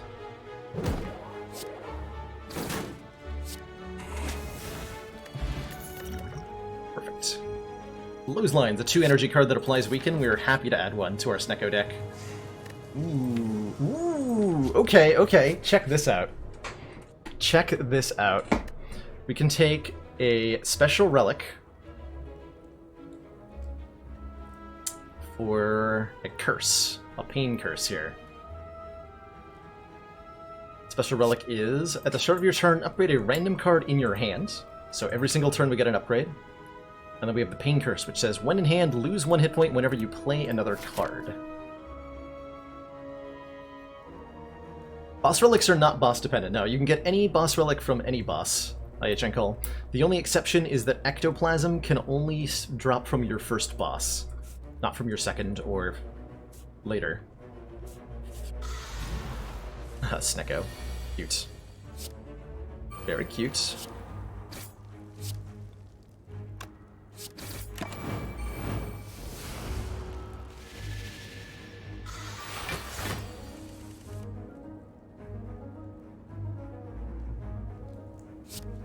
So every time I play a card this turn, I'll take 1 damage, which procs self-forming clay every single time.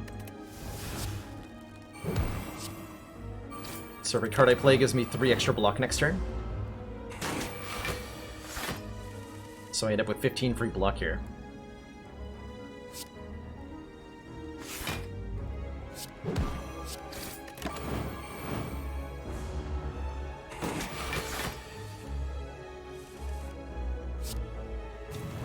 Wow, this hand. So I could kill Snecko here, but I don't want to.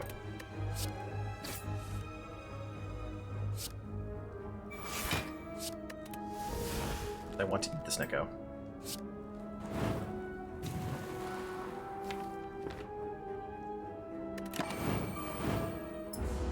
my belly, Snicko.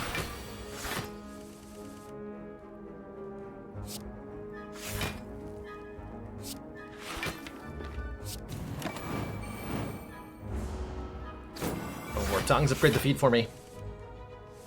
Yes! Thank you for the 4 max hit points. Amazing. How about starting with Dubudal and a bunch of Ascender's Banes and a Heavy Blade on Silent? You could only deal damage with Heavy Blade? Oh, that sounds chaotic.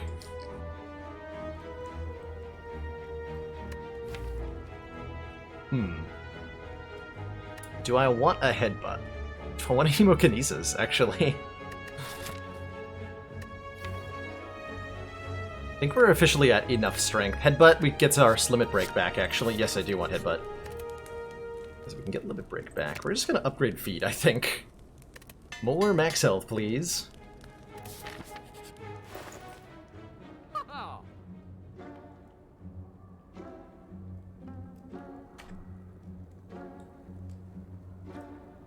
Not taking a shard, am I? That doesn't feel right.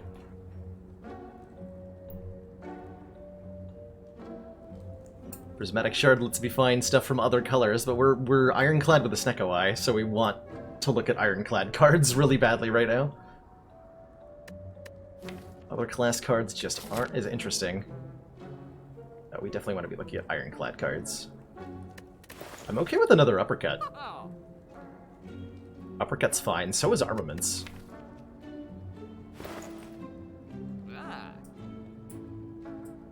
Riddle with Holes would be insane. It's a Riddle with Holes is basically a Heavy Blade. It's slightly better than a Heavy Blade. Piercing Whales would be great. Glacier would be good. I think we actually want to keep the Pain. We just want to remove Strike and replace with Uppercut. I could take 5 max health. I'm not gonna. Not for 113 gold. And my Speed Potion. The additional cost of that. Let's upgrade. I wonder if I upgrade like a Defend. We need better block cards. Impervious, please. Hello, Impervious? Bust. Birdface turn. When we play a power card, heal 2 health. 2 powers? Sure. A little bit more healing goes a long way.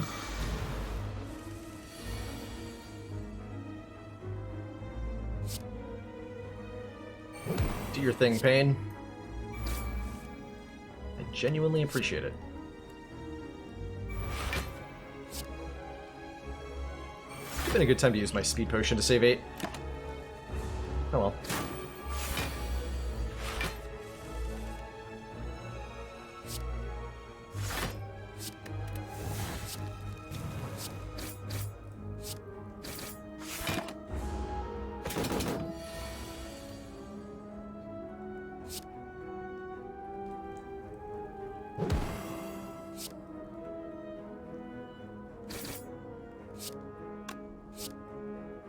We're so close to getting a kill there. And 20 health.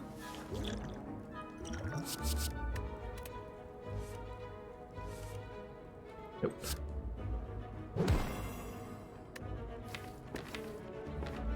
Well, we're not eating this thing then.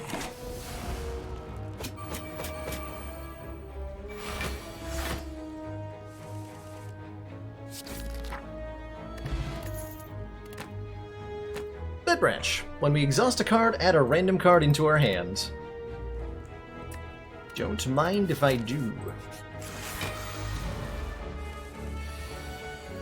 Do not mind if I do.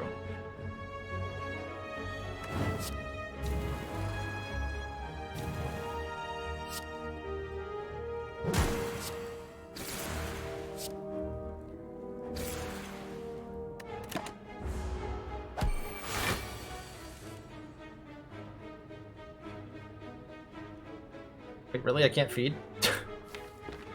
I'm not allowed to feed here. Alright.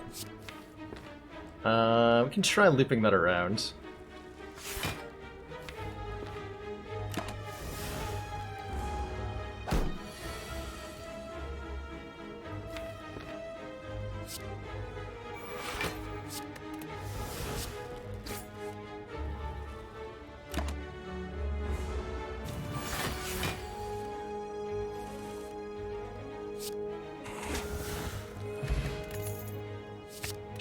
Fastest shockwave pick in the West.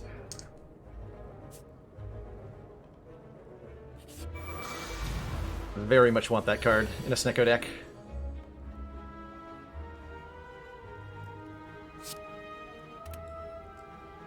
Kill the shield gremlin here to give the leader a chance to not attack me. Good.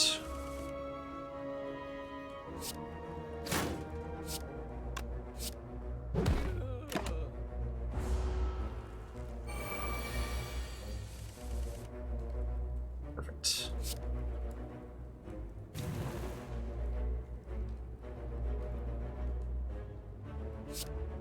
Combust is very helpful in this fight.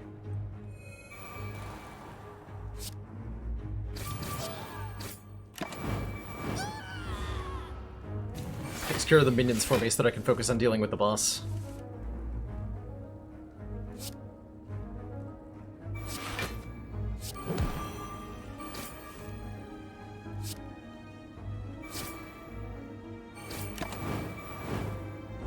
Ow.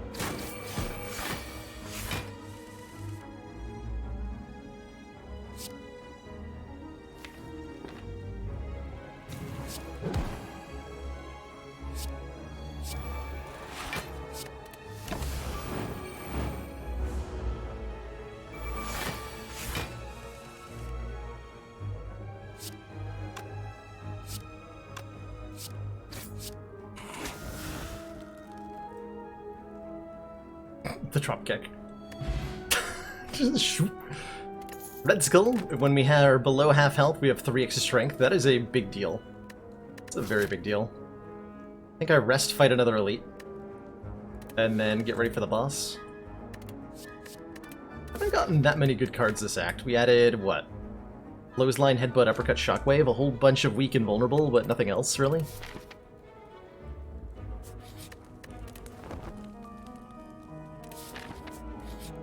Okay, we're stabbing again. If you insist, Mr. Book.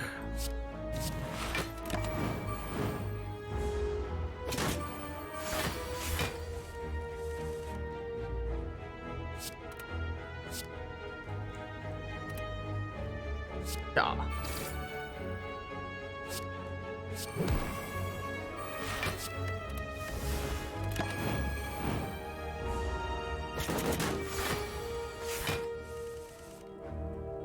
Good.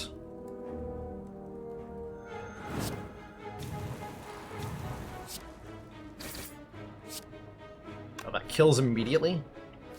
Then I can't eat this book. I'd like to have a chance at eating the book. Albeit a small one.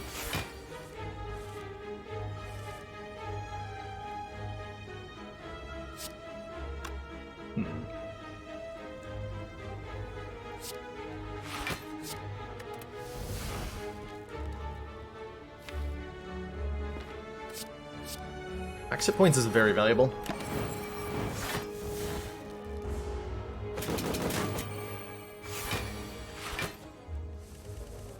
Right, did not get there. Not get there. Unfortunate. Looks like a big old pass. Got the Mercury Hourglass, which deals 3 damage to all enemies every turn. Not too shabby. But not exactly great either.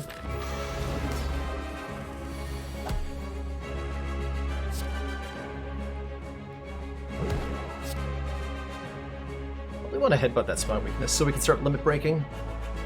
I think I do. Ooh, a heavy blade, nice. Yeah, that was a good... Well, was it? wasn't. We're playing in Flame instead.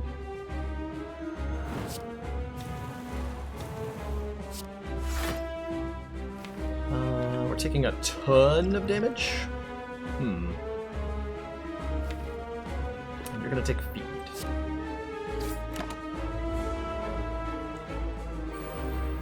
Might actually die to the Hyper Beam here.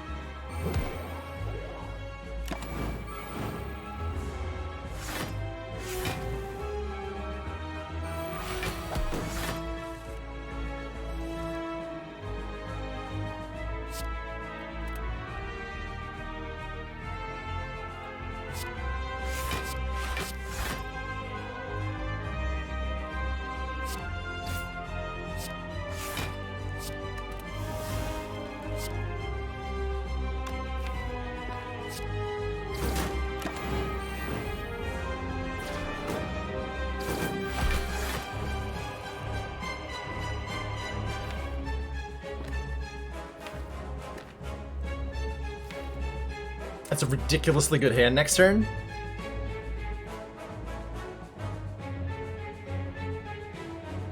And it's really good that we drew Pain this turn. I think we're gonna be okay.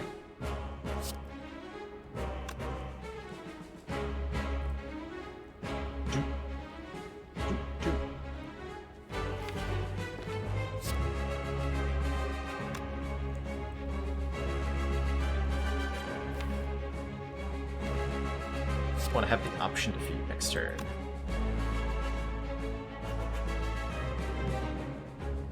Is there anything I want to headbutt? No, I want this exact hand. I want every single one of these cards.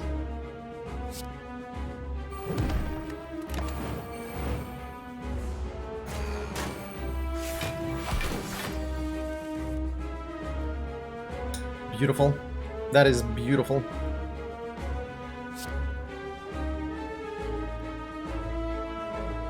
Can I kill it? Can I eat it? I want to eat it.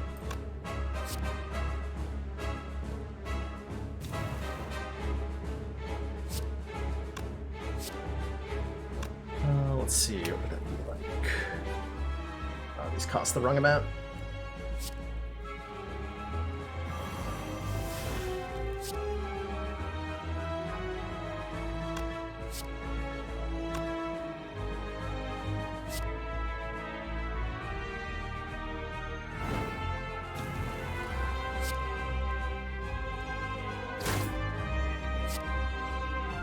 I cannot kill it.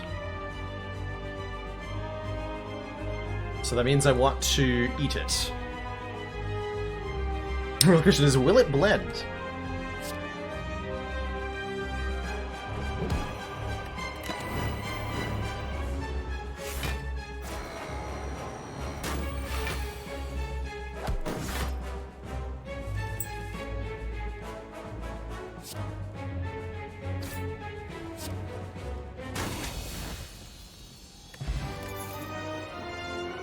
Double tap versus offering versus brutality.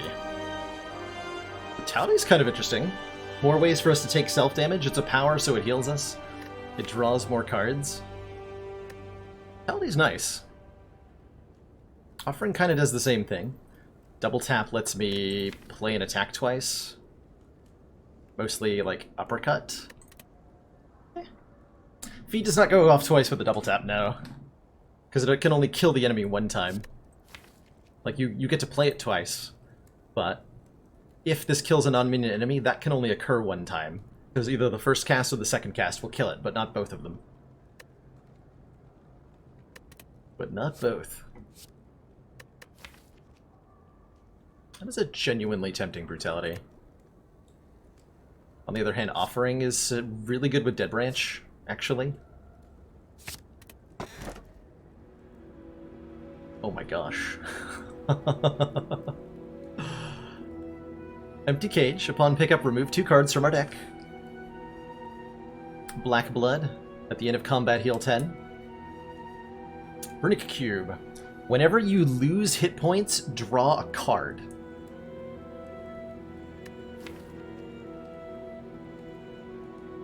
Whenever you lose hit points, draw a card.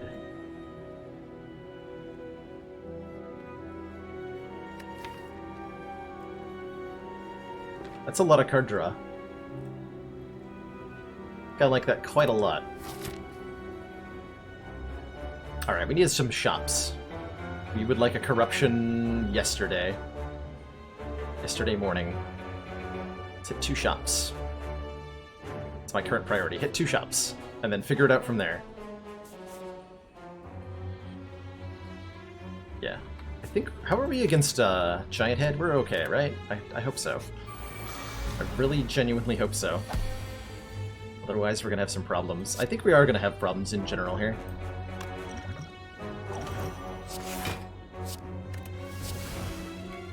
I think we're going to have a lot of them.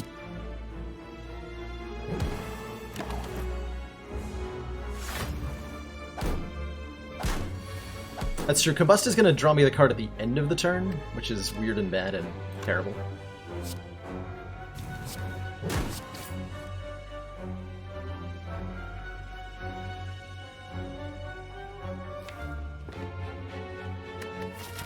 Ah.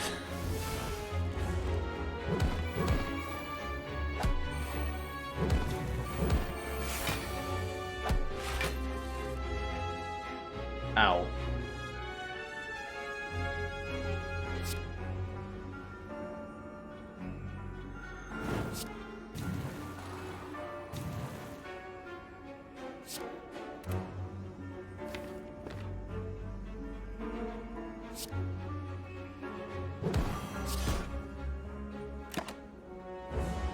Gone.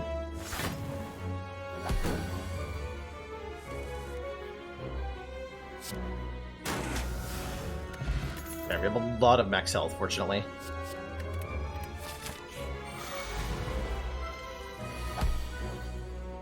Okay, Pain will draw me a card every time I play a card.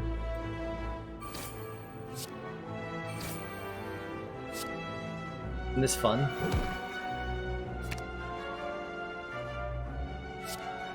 You having fun yet?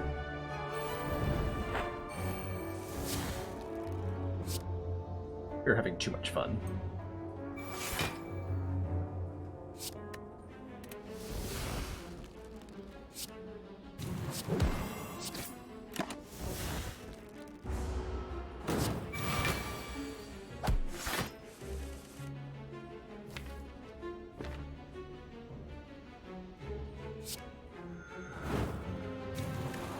A net gain of health, potentially.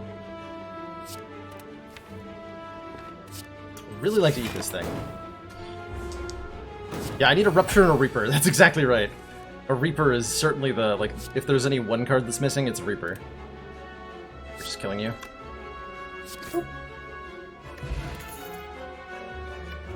These cards aren't Rupture or Reaper. But that one is! Thanks, Magico! We have a Rupture and a Reaper now.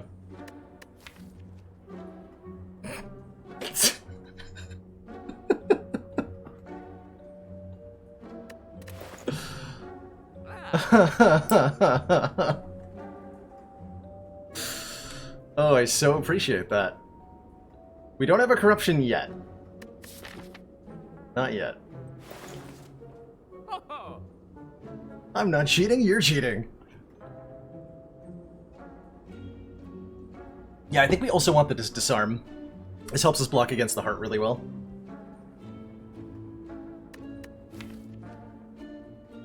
Oh, this deck just got so goddamn good. Uh-oh.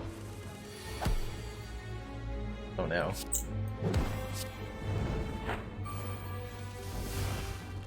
Oh yes.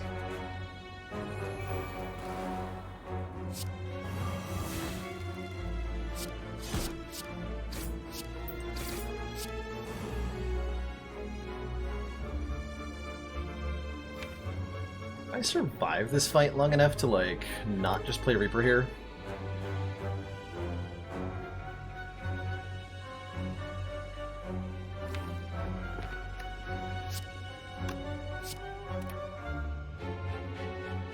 fight does so much damage. I'm pretty sure I just need to Reaper feed right now.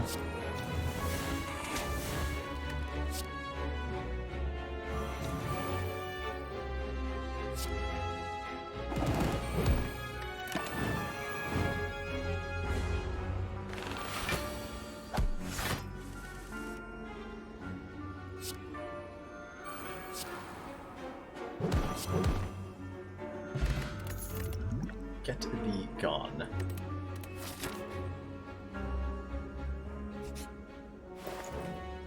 Yeah, I'm really glad there wasn't a corruption here.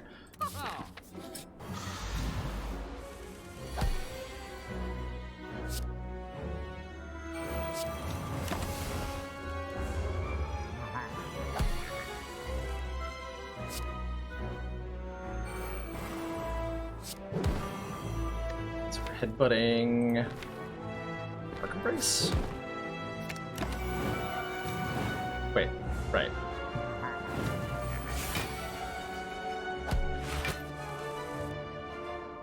Forgot about that. I'm good at video games.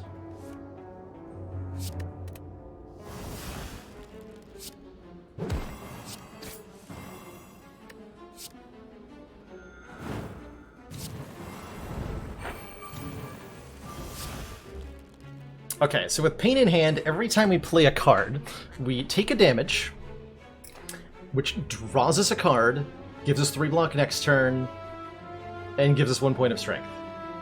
Every time we play a card. All of those are going to happen.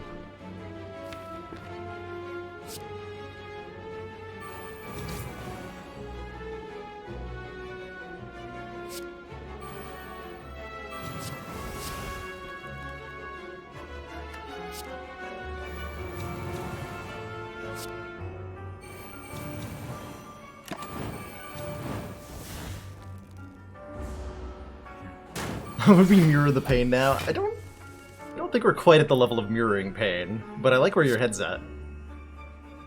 I very much like where your head's at.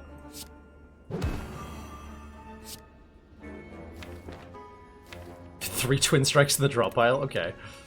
Sure, game. You do you.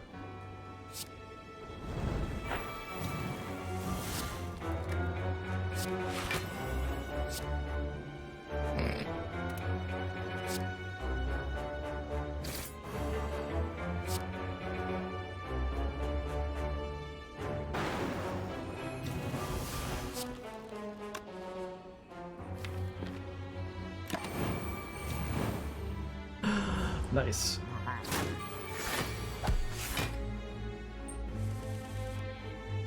Very nice. Slight chance to eat. I want to eat you.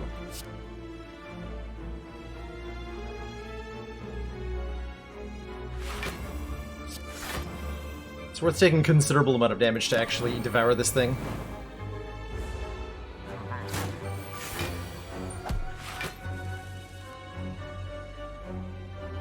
Take it that much.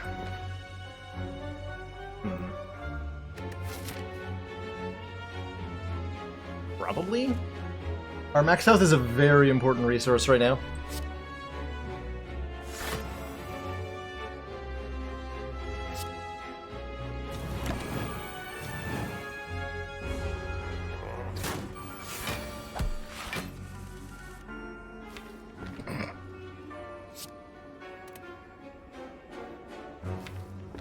If this costs 3, I'm gonna be so upset. Thank you.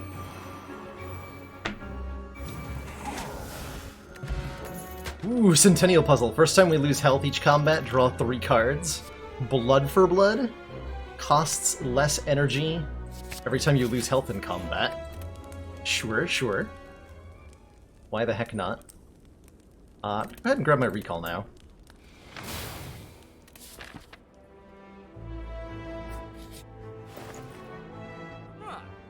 Runic dodecahedron. Cute.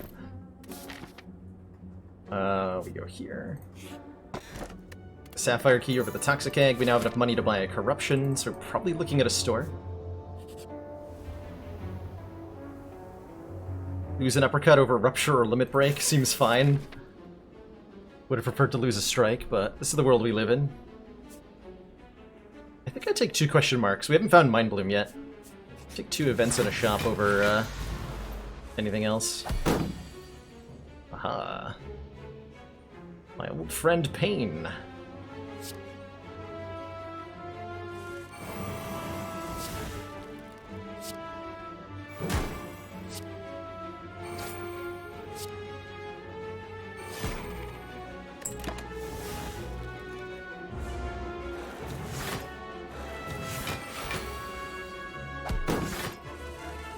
Mind Bloom negates Reaper if I take the upgrade all cards you can no longer heal option, but there are 2 other choices there that I'm interested in, namely fighting a boss to gain a rare relic. And 100 gold would be very nice. So that's the motivation there.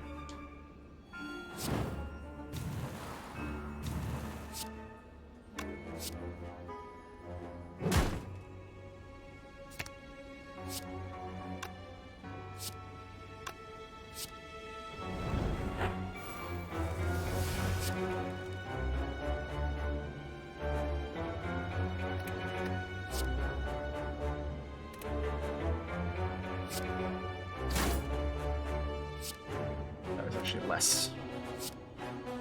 Bad moves have been made. Well, Reaper as much as we can here. It's fine. Immolate. Deal a bunch of damage to all enemies. Alternately, we get a better block card and power through, which I think we kind of want. Second Disarm. Second Wind is very good with a Dead Branch. Does both. Grip Corruption. Sundial gives me 2 energy every 3rd time we shuffle through the deck. It's okay. There's definitely better cards out there.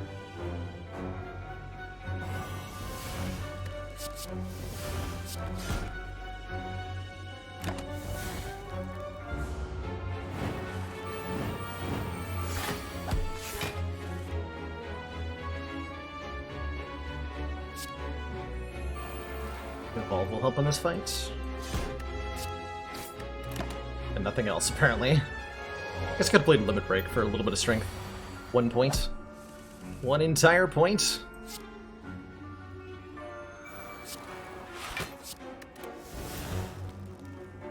Well, I mean, we have Reapers, so, like, am I really that bothered? Not really.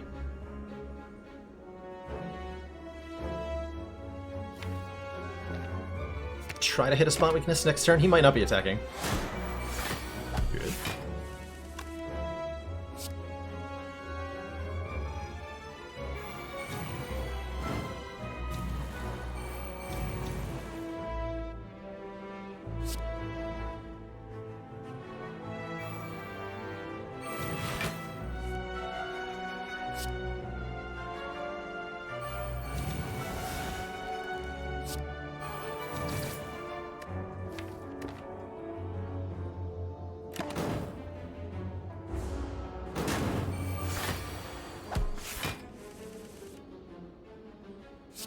Can I eat you?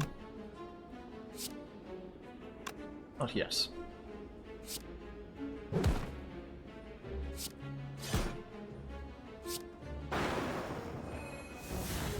Ooh.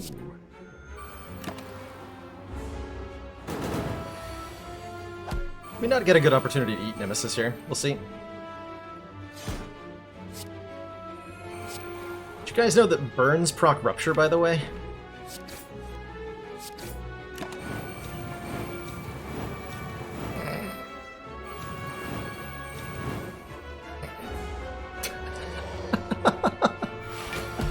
Incredible.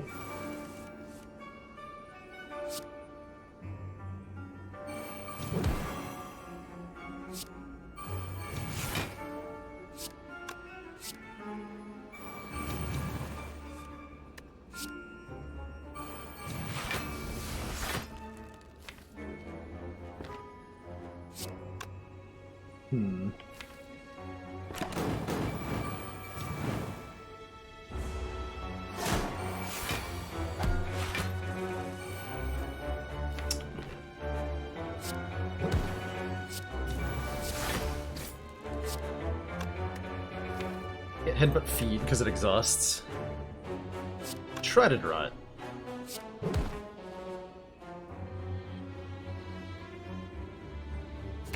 Pain will help me draw it, hilariously. Although I'm gonna discard it, actually.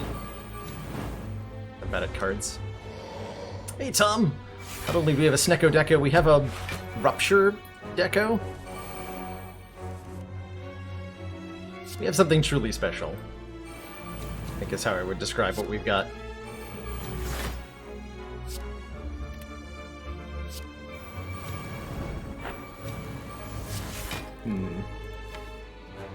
Alright. I think we cost ourselves enough health trying.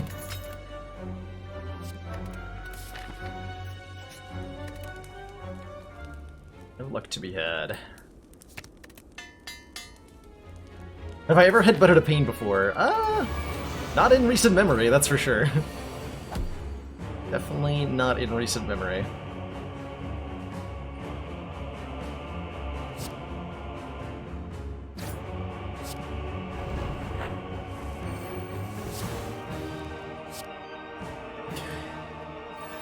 Thank you, Pain. Oh, thank you, Pain. You're doing really good work right now. Keep it up. Do I play the... I play the Rupture, but not the Inflame, I think?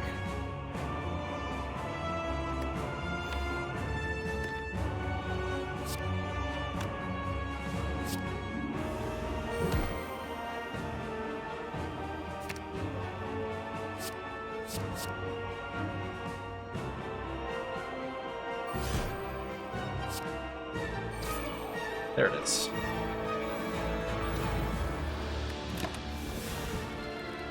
Alright, every time we lose hit points from a card, we gain 1 Stronk.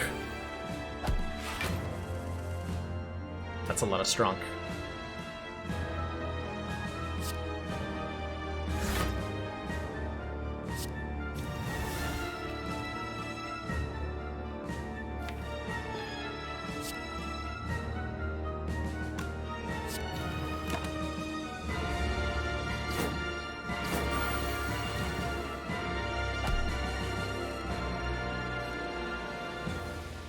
Beautiful.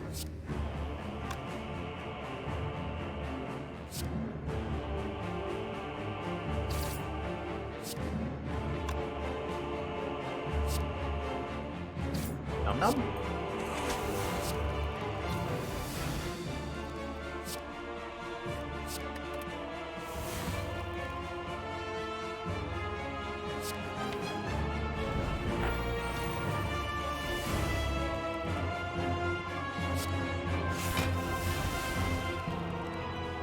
Ooh, I can exhume... I'm gonna exhume a Disarm here. As much as I want to exhume Feed and eat the Awakened one. That's just too good to have in that -4 here. I think we win this fight. Yeah, Burning Pact is so sweet, especially upgraded. Do I allow the Pain to keep doing its thing? I think I do. For the moment.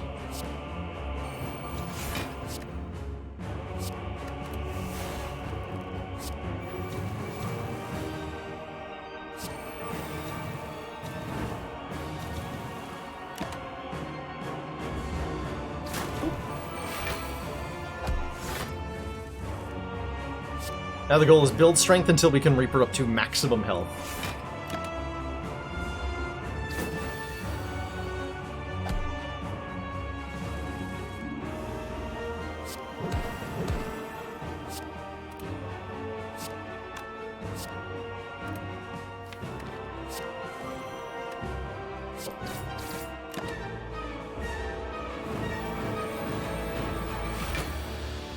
Oh, these relics are so good.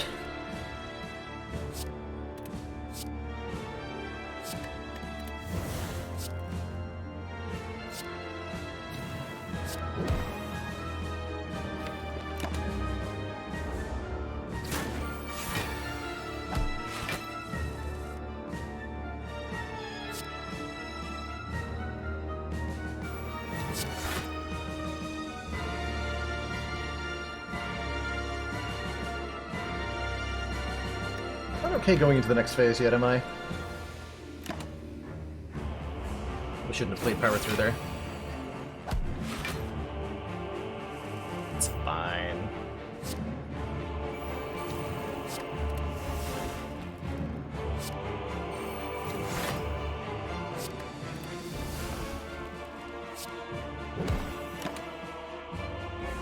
Combust does trigger Rupture. Combust does, Brutality does. Pretty much everything you can think of. It's a card. We'll do it. It's fine.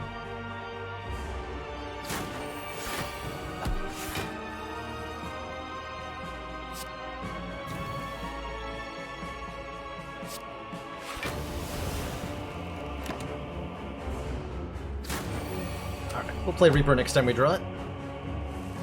Not sure when that'll be.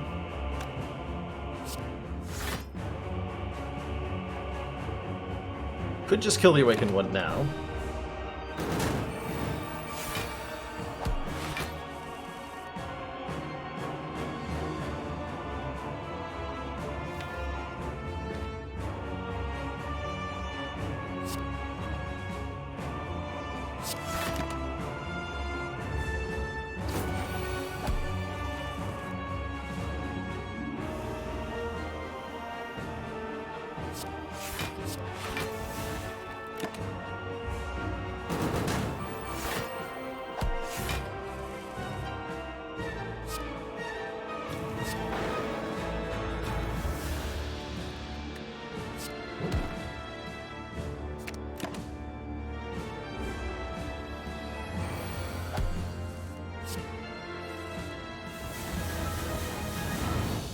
GG. Casual 132 health. On to the next one.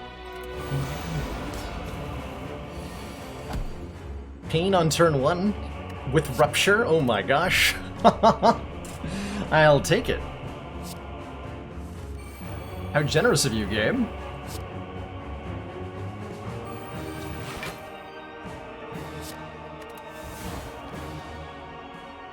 How ridiculously generous.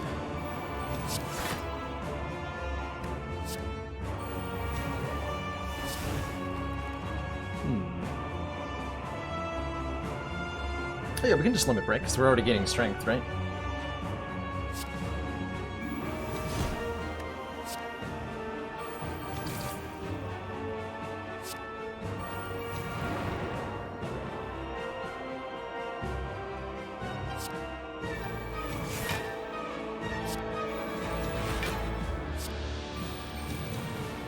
Okay, I'm already at 20 strength.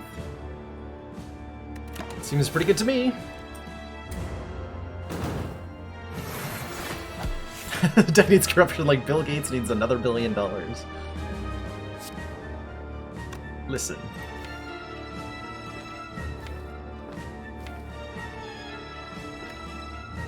It's not about need. This is about desire.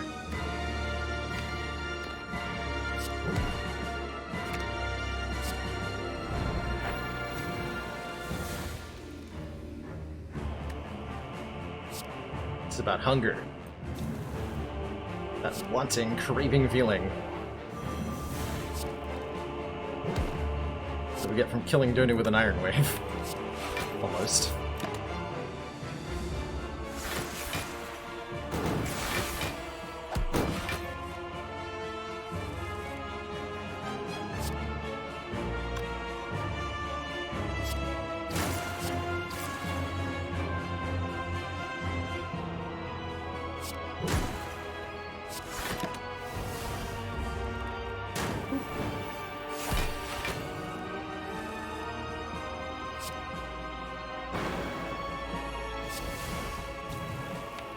Okay, now we want to eat Deca.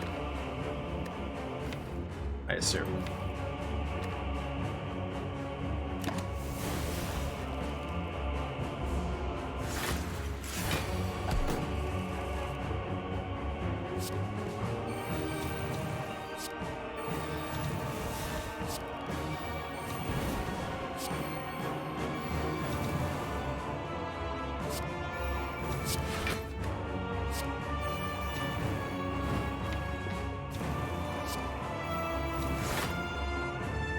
That works.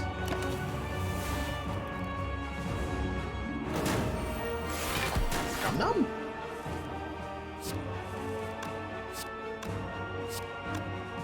Now I've heard dodecahedrons are... or decahedrons are a delicacy in some parts of the Spire. Apparently got a very sharp flavor to them. GG. 136 health going into Act 4 with some sort of weird self-damage synergy deck. Will it get all the way?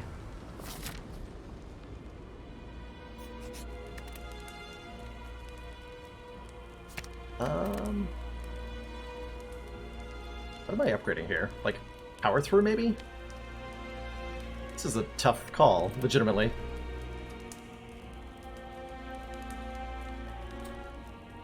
Yeah, we don't actually need a corruption, by the way. We have 2 power potions. I wonder if there's a corruption in either of these. I think the odds are very good that there is. Upgrade uppercut? That's pretty legit, too. Given that we lost one of our uppercuts.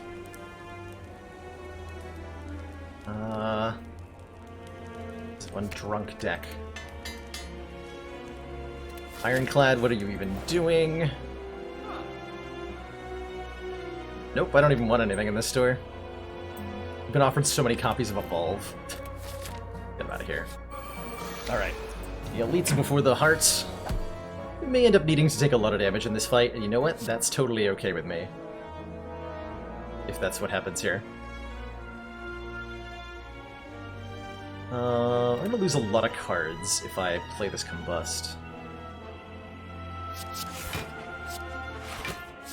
Like this instead.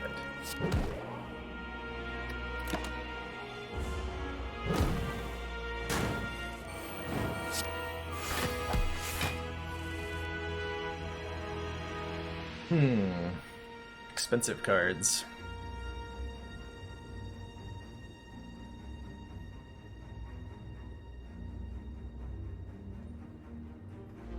Do uppercut, disarm, offering?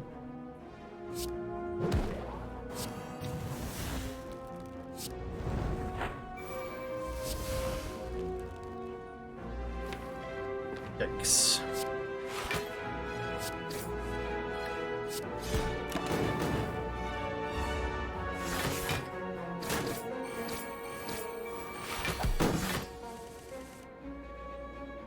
Good, okay, here's pain. Rupture was at the bottom, that's okay.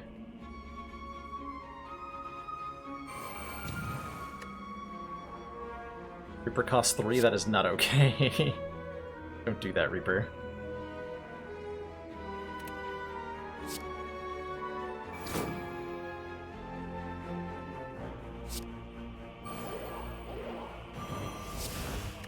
Here's Rupture.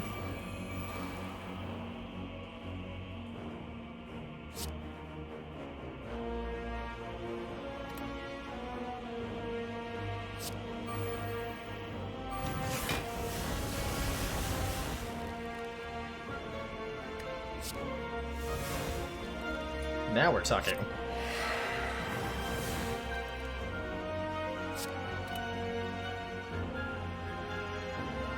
And now we're talking.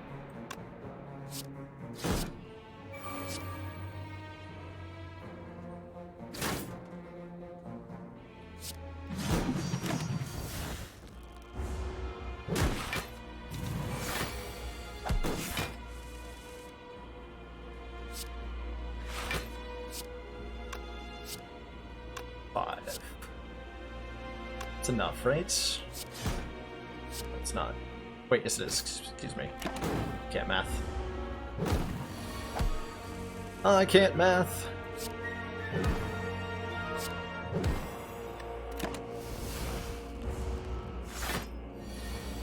Corruption number 1.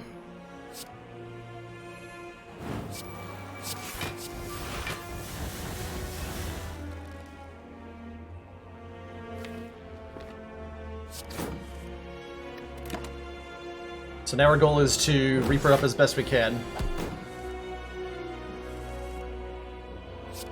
Which, considering we only have 3 strength, is not very much, actually. Happened in this fight.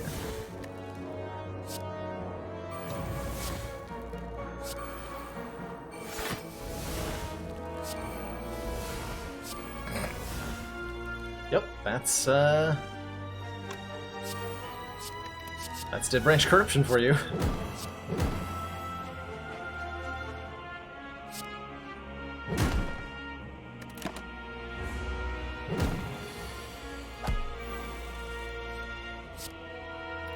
Aha! That'll do it. You get to dual wield the Reaper.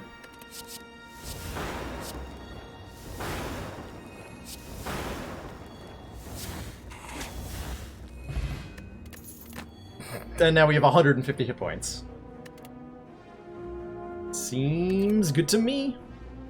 Alrighty, 150 hit points versus the Corrupt Heart of the Spire. Who will win? Who will lose?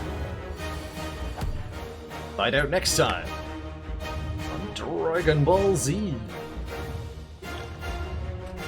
So, notably, the Heart has the ability Beat of Death. When we play a card, we take 2 damage. And unfortunately for the Heart, that's really good for us. Every time we take damage, the Runic Cube will draw us a card, and the Self-Forming Clay will cause me to gain 3 luck on the following turn. And we have a Rupture immediately. I think that's what we're doing here. Already have enough card draw. Already have enough strength. Okay. And then the silliness began.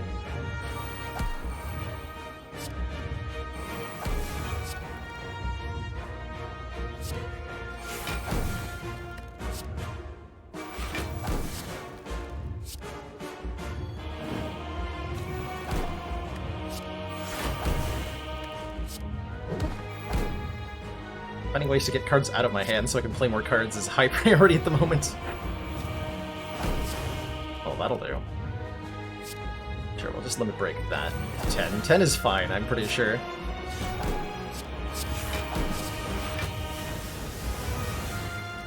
Yeah, feel no pain. Here we go.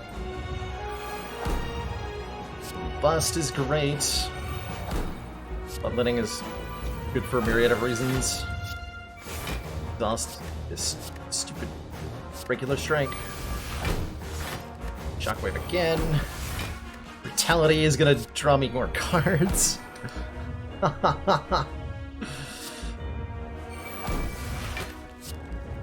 me a barricade. Sure. I'll play a Berserk. Because I can.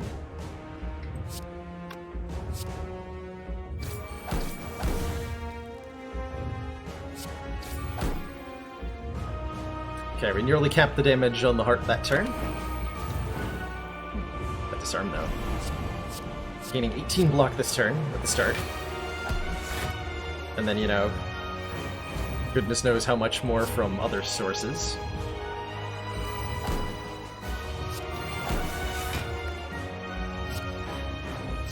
So every time we lose health from a card, we gain 2 strength. I mean, we're taking a whole bunch here, but we have 150 more health to go. And Pain is here. Oh boy, Pain is here. So every time I play a card, I'm going to gain 2 strength this turn. With Dead Branch Corruption.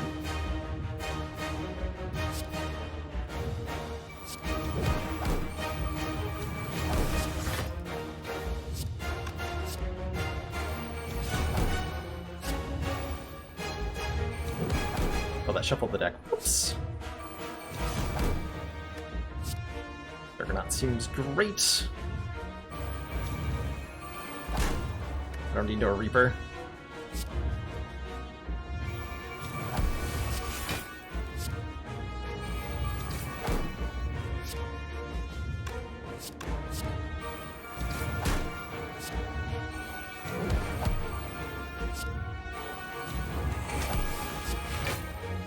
Okay, we have 42 strength. Sorry, 44 strength. Sorry, 46 strength.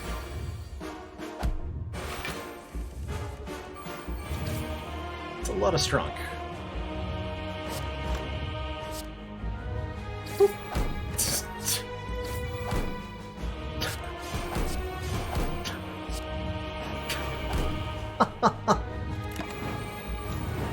$48. 50.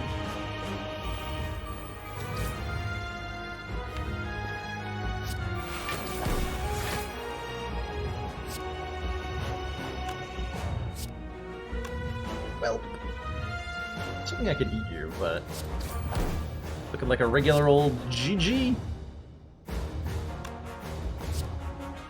This counts. Nom nom. Nom fricking nom. GG. That is 3 in a row with Ironclad, I believe.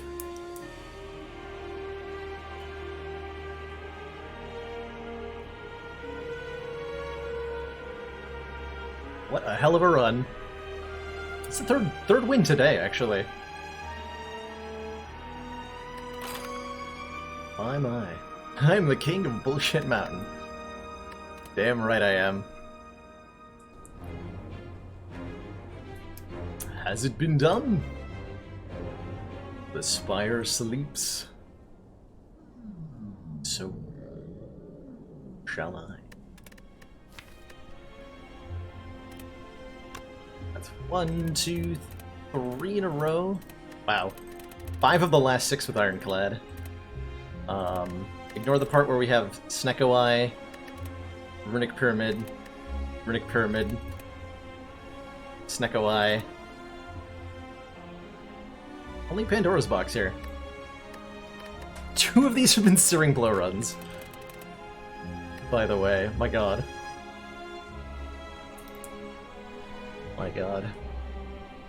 Yeah, self-damage is I think a very reasonable kind of synergy package you can use on Ironclad, but there's a couple pieces that are very important to making it work on High Ascension. Self-forming clay is the biggest one. Whenever you lose health, gain 3 block next turn. Turns things like Combust into astonishingly good cards. Having a lot of max health is another really important factor, and we managed to get both of those in alignment that time. G. Can we wrap it up with one more win on Silent? Let's find out. Colorless card starts? Well, I don't like colorless card starts. I don't like a random boss relic on Silent. Guess I'm taking 100 gold.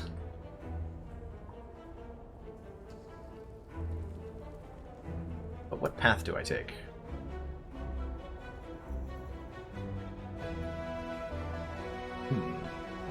The juiciest paths don't go through a store.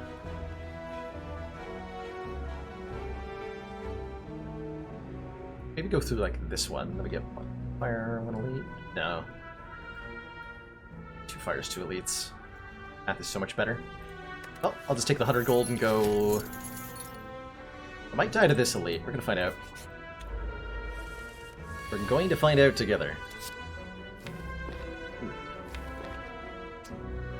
Take 12? I don't want to take 12. Bolt lock here. This might get punished. Not.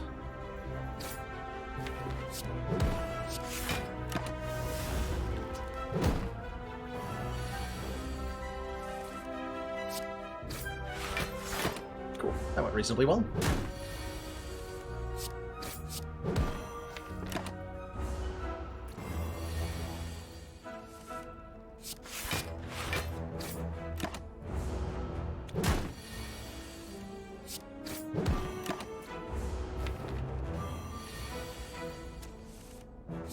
I'm really unused to my cards costing normal amounts. Hey, a dagger spray. As much as I'd like a footwork on floor 0, we need to be able to do damage. We have a guaranteed elite coming up, and we're not going to say no to one of the better sources for front-loader damage on Silent. No way, no how.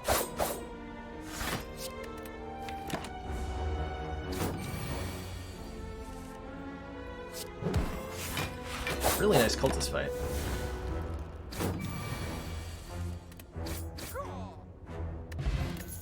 Smoke bomb gets me out of a bad situation. I can take either a footwork or a masterful stab. We could have had 2 footworks by now.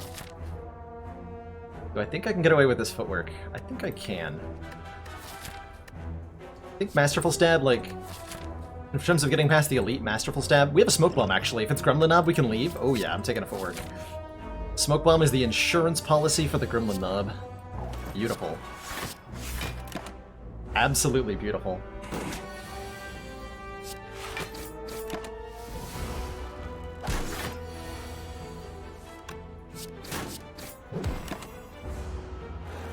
Would I switch this out for a fire potion? Probably? Gut feeling says yes. Gut feeling says I should have drank the regen potion here. Oh, we'll see. Just don't drop the fire potion.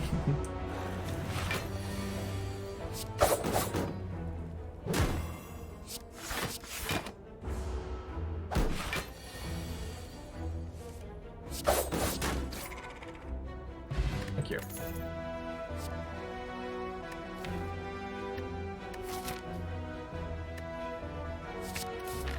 Be greedy. Ooh, but I can trade it for a relic?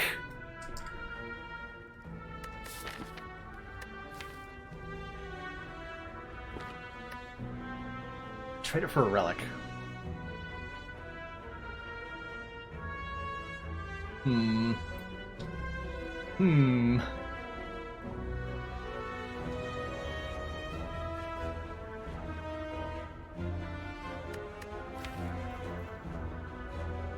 If it ends up killing you, blame the chat. Yeah, 66 gold's kind of safe here, right? 66 gold is definitely worth a relic. So do we sell our smoke bomb for 66 gold? I guess is the question. I'm very tempted to. I'm very tempted to.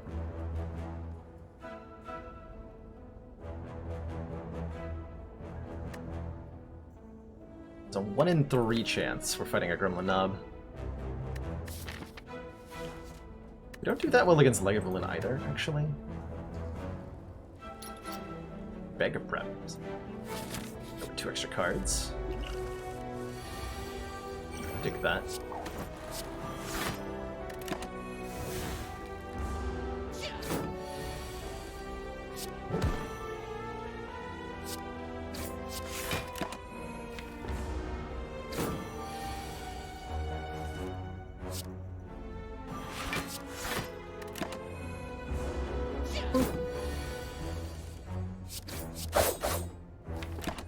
This is not a good matchup for Gremlin Knob.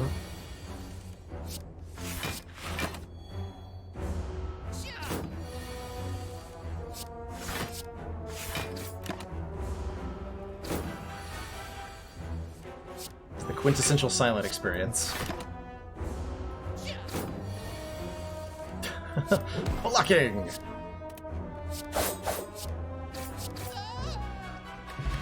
Damage card. Ooh, deadly poison. Okay, that'll let me beat Lagavulin if we upgrade it. So now we have a 2/3 chance that we are totally okay. Nice. Okay, really glad I took the deadly poison. Extremely super duper glad I took the deadly poison.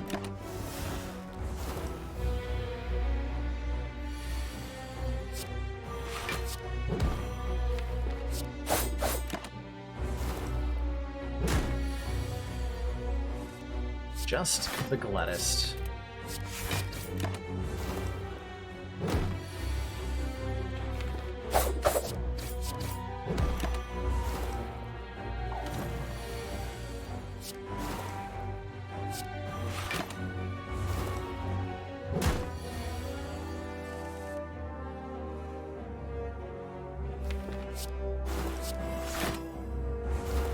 Took 10 damage this fight.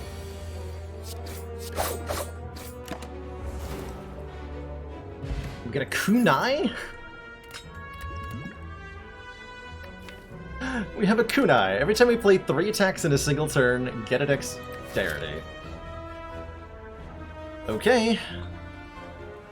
Sure. So we don't have a lot of card picks coming up before Slime Boss. Oh god, is Slime Boss gonna kill me?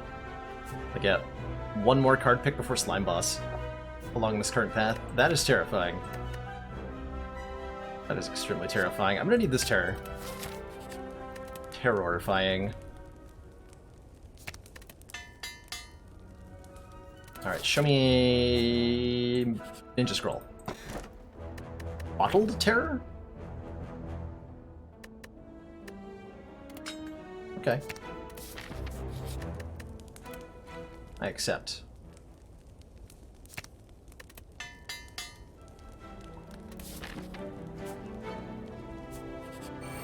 Good. Okay, I'm really happy we got a fight here, because it's another card pick.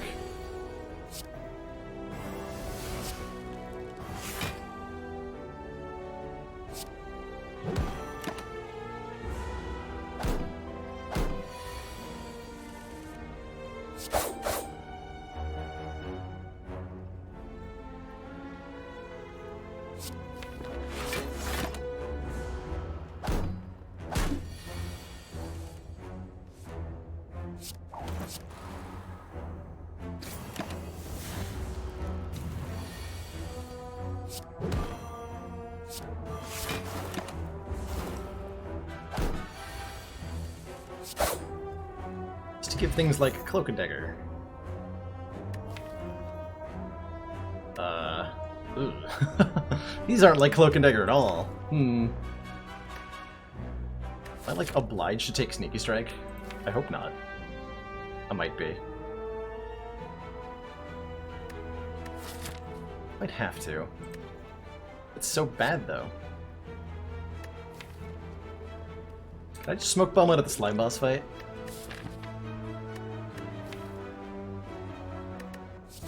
I have to.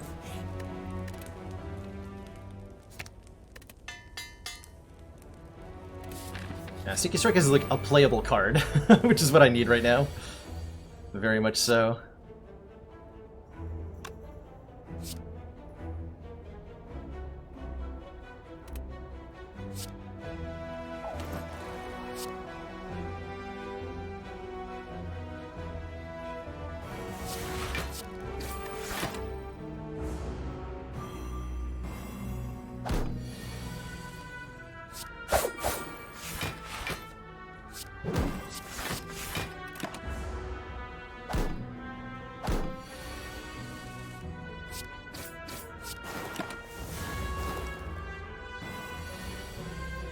Good.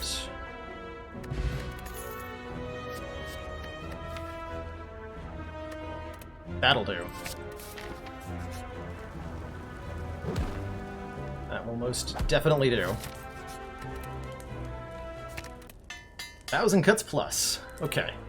2 damage to all enemies every time we play a card is very helpful. For Slime Boss. And it makes the kunai stuff a lot better, too.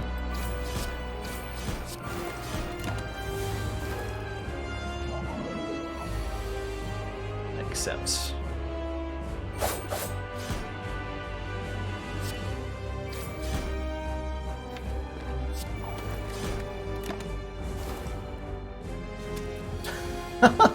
we did in fact beat the heart with the Ironclad Doffmans, which brings us to 3-0.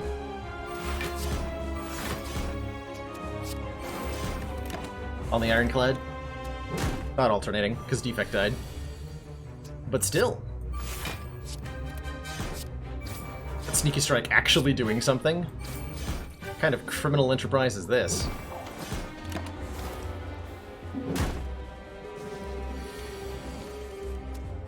It's illegal.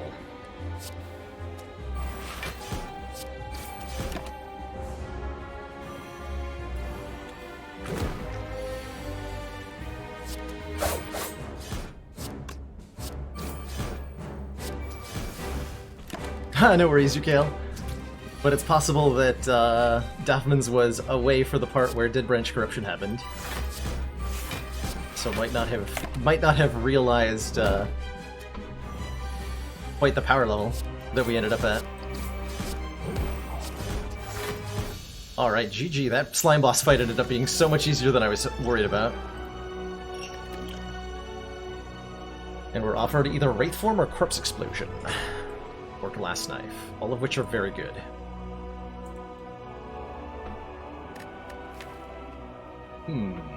All of which are very good. This is looking like a Stecco Deco. Can I have a Stecco Eye, please? Please and thank you.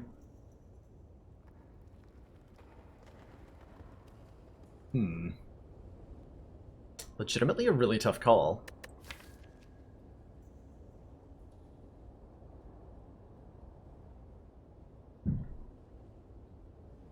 Yeah, Terra lets me do corpse explosion things that are nice. The 1,000 cuts kind of obsoletes it a little bit. Question of, we need some more front-loaded damage. The last knife is very good at that. Or we can just block with a Wraith Form. I don't think I'm going to pass on a Wraith Form. Dang it, none of these say Snecko Eye on them. This deck really wants extra energy, so I'm going to take a Philosopher's Stone. We gain a 4th energy, but all enemies start combat with 1 strength. Astrolabe would let me transform and upgrade 3 cards, which should be pretty good, probably. And Eternal Feather heals us when I enter a rest site, but the energy is required.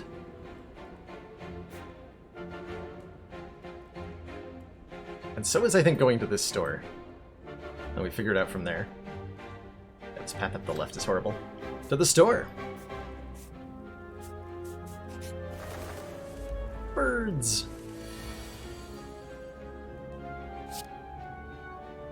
Terrifying, horrible birds.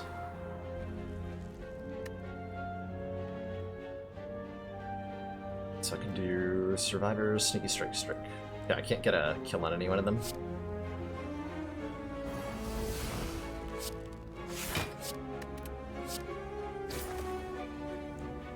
Boop.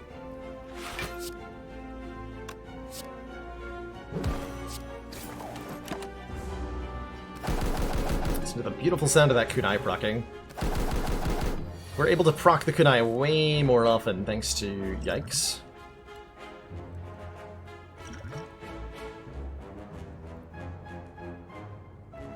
That'll knock one out of the air.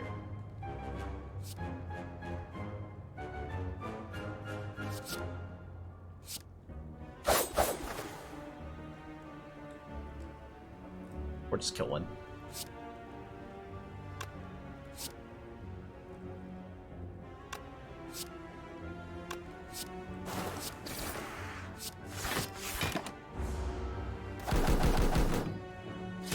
Predator was actually correct. Yeah, it was.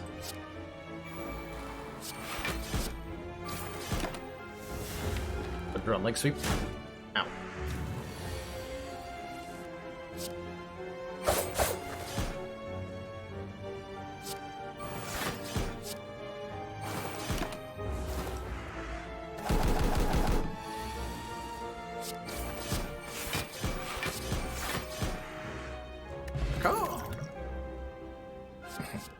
With Kunai and a Footwork Plus, Dodge and Roll is a very, very, very good card. As far as blocking potential goes.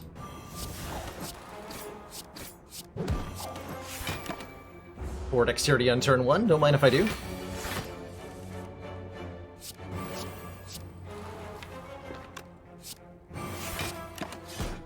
Chosen's attacking us for quite a bit next turn, so I wanted to make it weak. Turn's gonna be a bit rough. Nope, we're fine.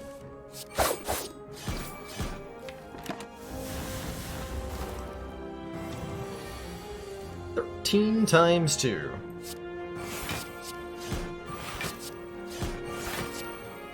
Easy game.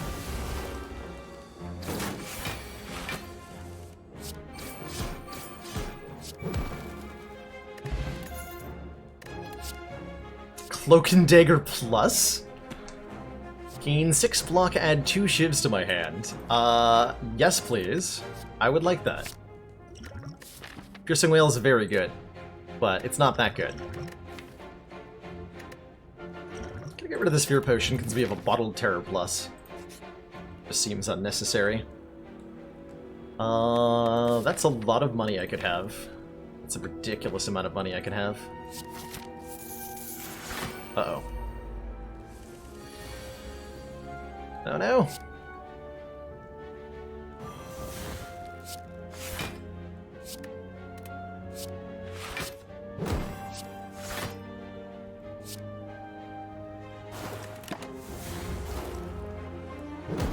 Yeah, block and shivs? Sign me up. My 2 favorite things in the world.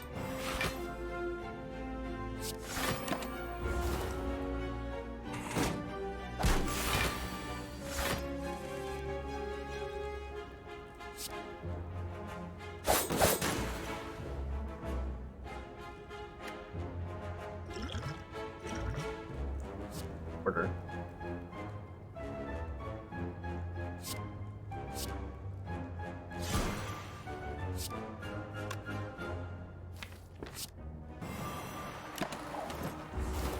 I think we do that.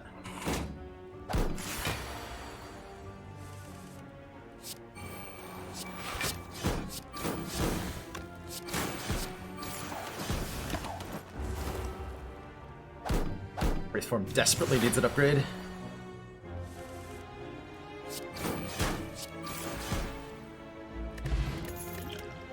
Another Cloak and Dagger, I'm not going to say no to.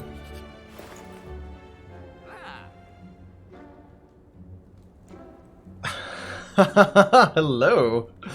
Hello, store. I like you. You're a good store.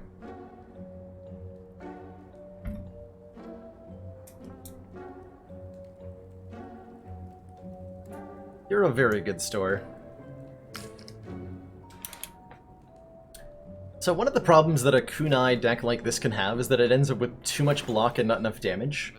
If you have Calipers, which lets us retain all of our block except for 15, then there's no such thing as too much block. If you don't take Calipers, I will personally sue you. I wouldn't blame you. I would not blame you. I am super taking the Calipers. I am super removing this regret. I am super taking a Well-Laid Plans and a Piercing Wail. Maybe another dodge and roll.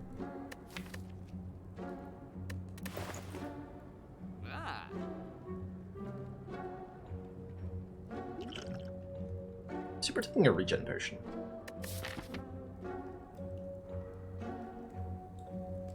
I did like the belt, but I didn't like it as much as I liked Piercing Wail and Well-Laid Plans. So the belt, unfortunately, not get to come with us today. I'm debating whether we go to the Burning Elite. I think we do. I think we upgrade Wraithform and fight the Burning Elite. Which means... also fight like two, but that's... fighting an Elite without a Wraithform upgrades suicide. Upgrade Wraithform, go this way. Probably fight this Elite. Everything will be great. Everything will be great. Take apparitions if we see them. I think I swap out the Fear Pot for a Regen Potion.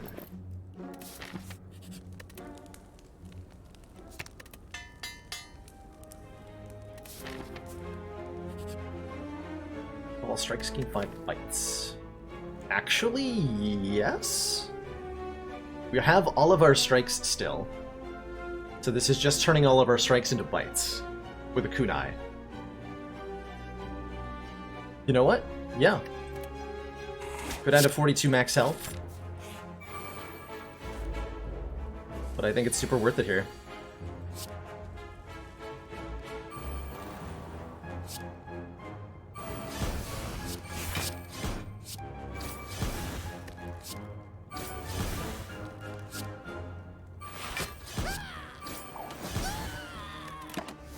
Thousand Cuts turn 1 means we're probably going to flawless this fight. Almost assuredly, in fact. I should have played that for Thousand Cuts. Whoops. I had too many ice cream runs recently. I'm like, I just shouldn't play cards. There's reasons.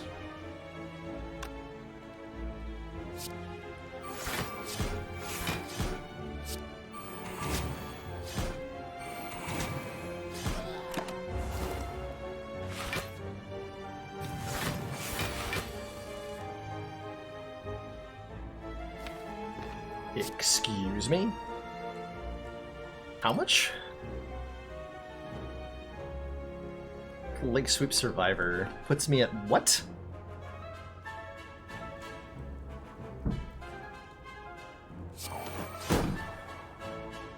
This is another, like, 30 block. You're gonna go down to... this is fine.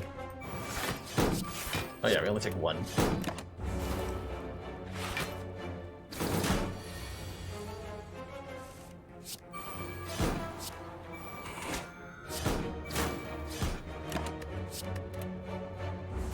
Remember, we will be Espen! watching. Thank you so much for those $5 redos. Glad you think I'm the best Slay the Spire streamer. I thoroughly enjoy playing this game on a regular basis, and I'm glad that people enjoy the channel enough to want to support it. So thank you so much for that. Really means quite a lot.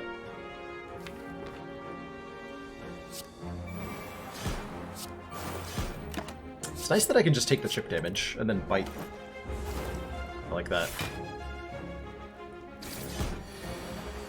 I eat you now. Nom nom.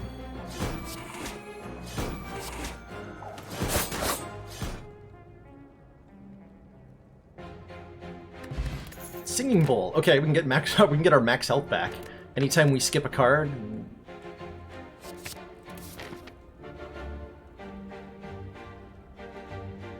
That just happens. We have a nightmare now. We have a nightmare now, and an Omamori, which I think I do want. So Nightmare says, choose a card, next turn, add 3 copies of that card into our hands. There's a number of things we can target with that. Cloak and Dagger, Wraith Form, Thousand Cuts, Footwork, all of these are like win conditions in various fights, if duplicated. This fight's a little scary.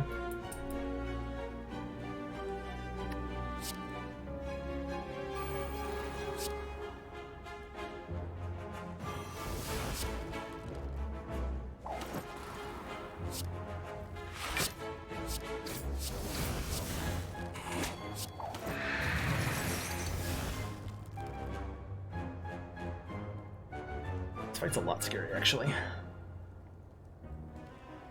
Do I hold on to Nightmare? Can I afford to? Yes.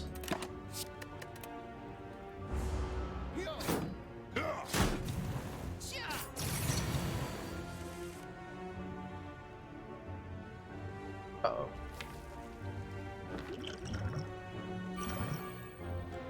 Uh-oh.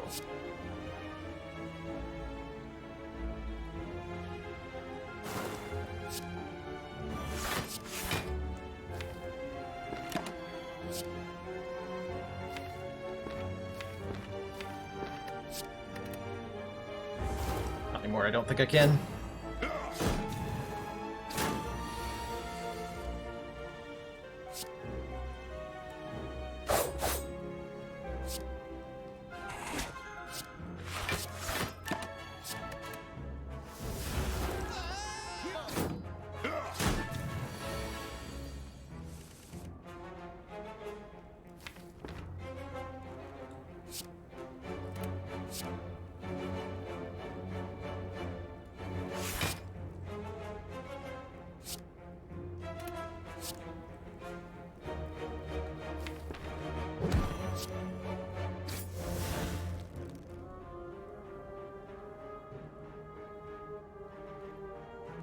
Order. Self-imposed order.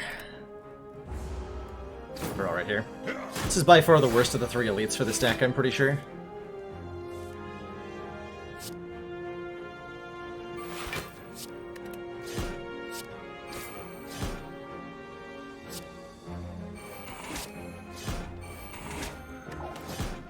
Fortunately, our hit points are an easily restored resource.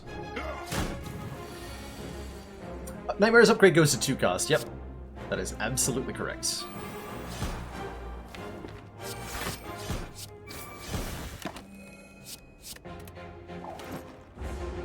I'm trying to kill the Taskmaster first, because we're going to get overwhelmed by wounds if I don't end this swiftly. Yeah.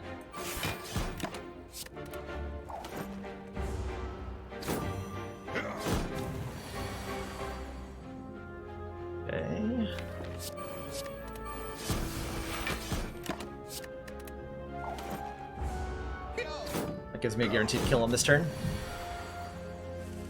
In case things don't go our way.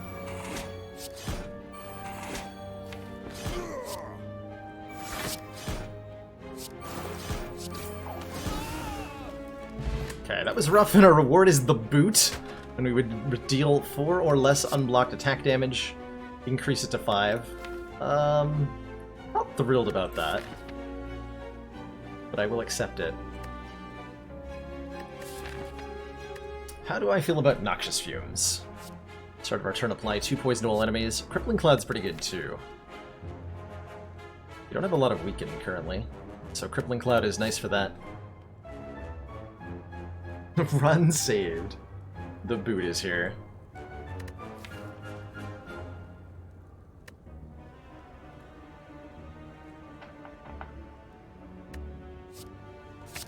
The Crippling Cloud.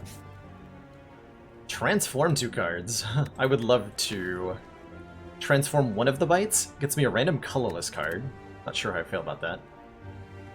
And Sneaky Strike, which needs to leave the deck now. You did your job, Sneaky Strike. It's over.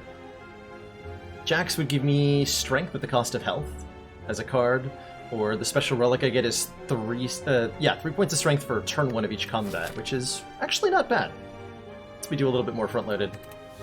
But I think I want the Transform. Swift Strike, Poison Stab. Those are definitely better than what we had before.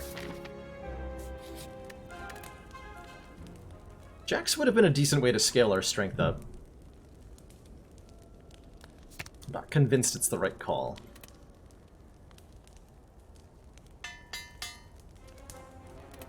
Usually I find myself taking the Transform here. Okay, next 2 chests contain 2 relics. We might only find 1, but we will find at least 1. So I'll take it.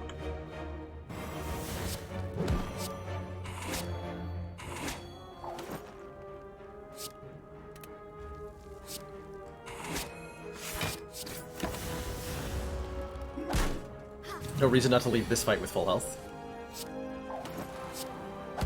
That free attack is actually really nice.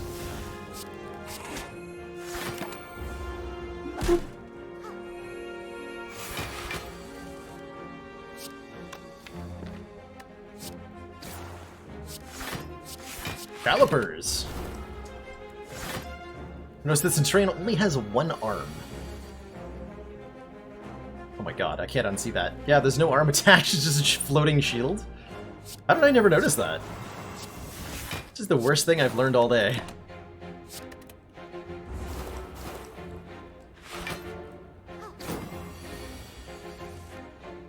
Why have you done this to me?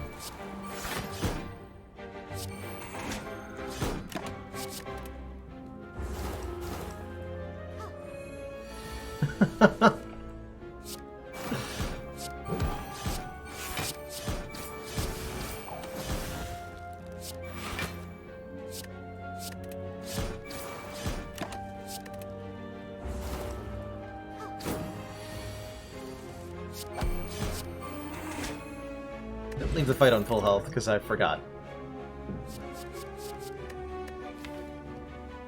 Deadly Poison might be nice. We do need a way to scale up our damage. Second Piercing Whale is so good, though. We're fighting Collector. Second Piercing Whale.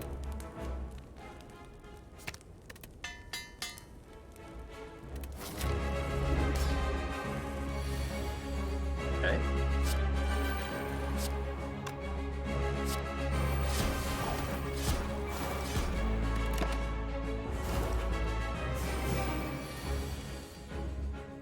Yikes.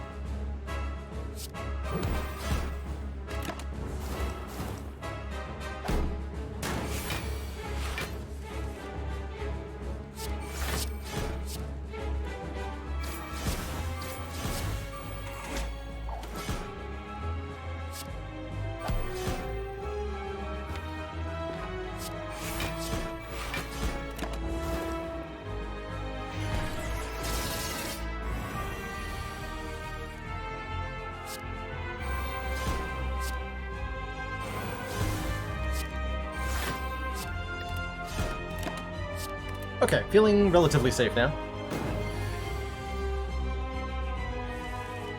Only relatively.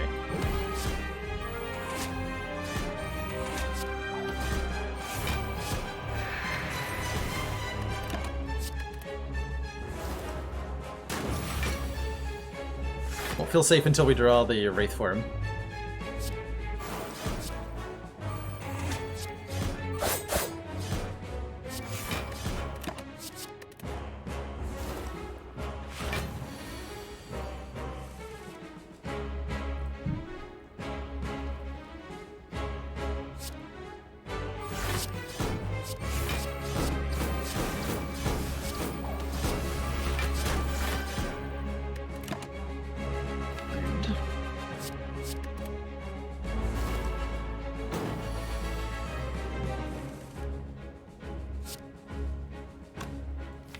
Rude.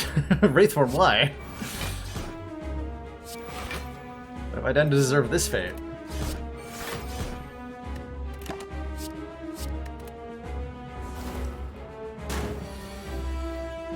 Okay, finally the resummon, now that the debuffs have worn off, so we should be fine.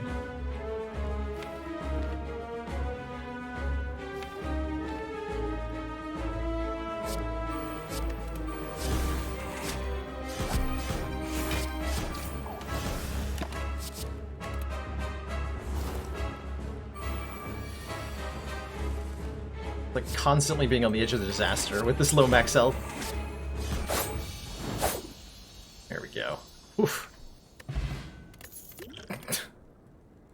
Alright, do I want a Storm of Steel, a Grand Finale, or a Malaise? I'm pretty sure I want a Malaise, right? Lets us remove the Philosopher's Stone extra strength. And just keep tanking. Cursed Key with Omamori gives us a 5th energy to work with. Which is really good because this deck is very expensive. Or I could take Calling Bell for 3 relics and 1 curse, which is actually kind of worth considering. But probably not that hard. Yeah, Cursed Key. Cool. We already took out the Burning Elite, because we're baller. Do I fight 4 elites now? How brave am I?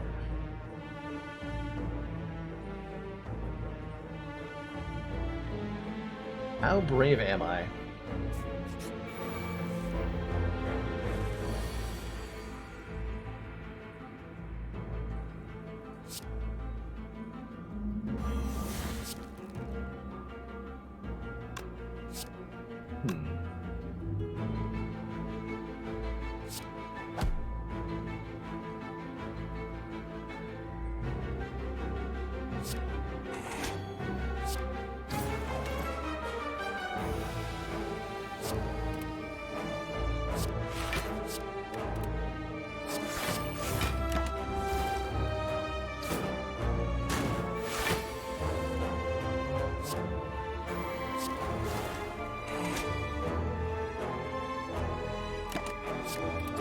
Can I proc with that?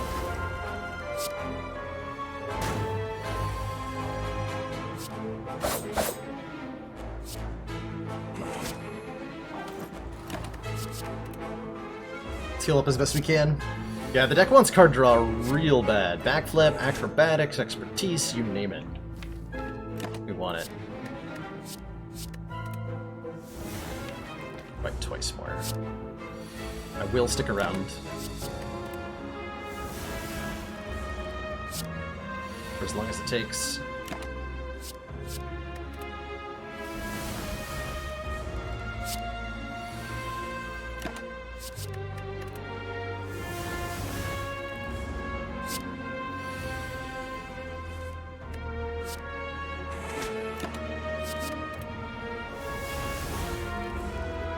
With 42 max health, every single point is potentially the difference between life and death.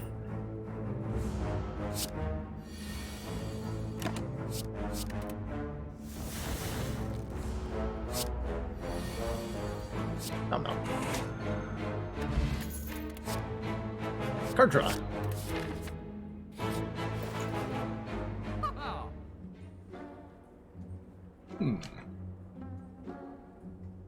Here's some interesting options. Medical kit lets me remove status cards from the deck, which could be very helpful against the Spire elites, specifically. Or the heart. They're going to be a problem. We can go to the next store. Just go here. It's also an option. Take a look at what they've got. Letter Opener deals 5 AoE damage to all enemies when we play 3 skills. Violence is card draw. Put 3 random attacks from our draw pile into our hand. That is definitely the same thing as card draw. Though I prefer a master strategy. Accuracy does interfere with the boot, and doesn't do a whole lot of damage. We truthfully don't have that many shivs. Yeah, I think I'm gonna look at the next store. Nothing, like, super exciting here. Yeah, Lord Tyr. Hope you're having a good one.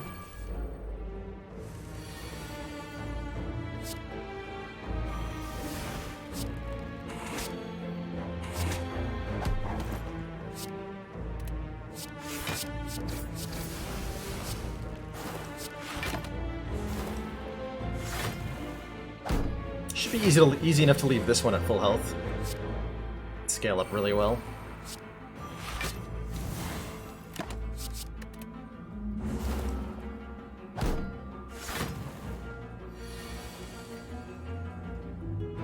So even if we end up taking damage, it's not a big deal.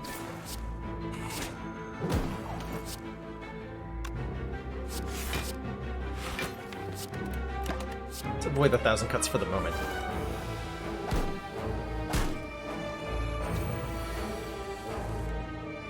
About time. We got to Nightmare Footwork. This is what the deck's really going to be about as we move forward.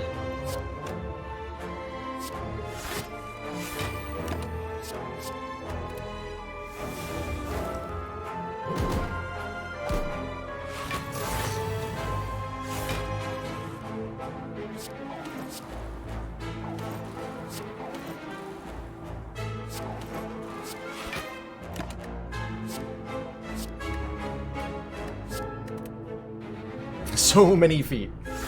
The footiest. More feet than an Imperial mile.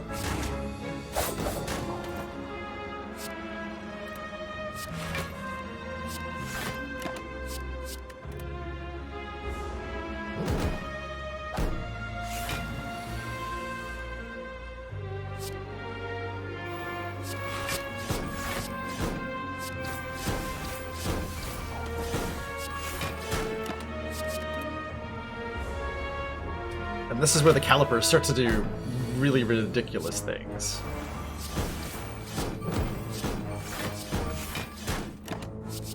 Aha.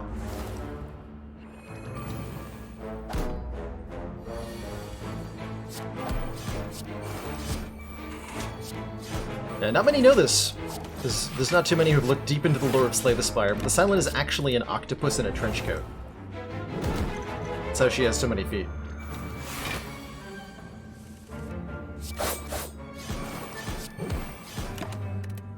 Yeah, Calipers, Winmore Relic is a good way to describe a background sculpt. In this case, what we're actually doing with it is we are leveraging our lack of winning in one direction to be more winning in another direction. Wow, there's some good stuff here.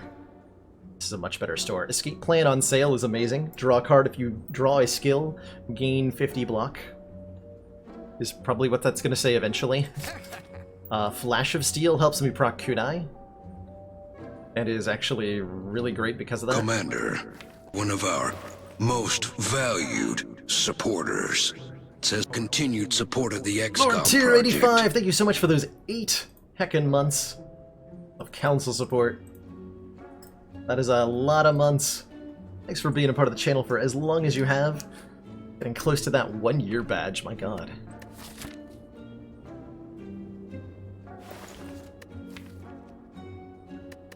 How much do I value upgrades? Token Dagger's a good upgrade. I do want the acrobatics, yeah, that's just getting bought. I'm debating whether I take Flash of Steel or a card removal. Card removal's pretty good too, not gonna lie.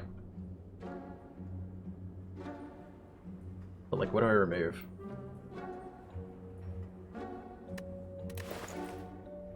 Pick a Flash of Steel. Hope that was worth it. Relics? Relics. Relics? Hopefully I don't die here. This is definitely a fight where I could end up dead.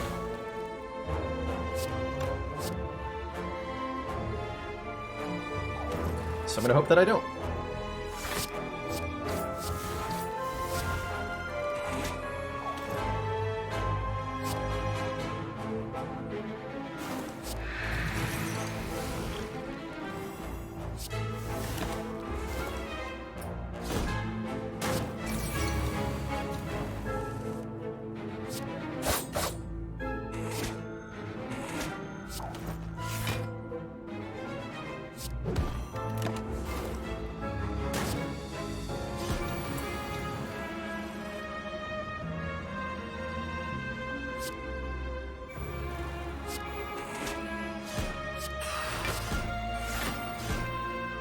That was really close to being very bad.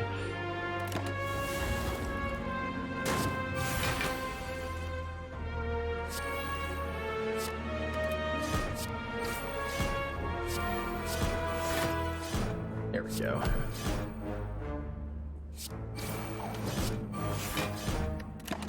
Okay, terrifying.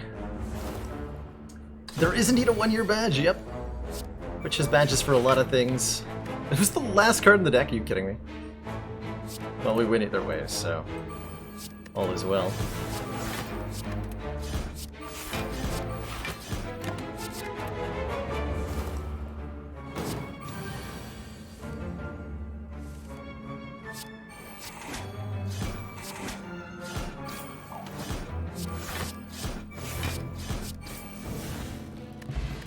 Prayer Wheel. Normal enemies drop an extra card reward. Ooh.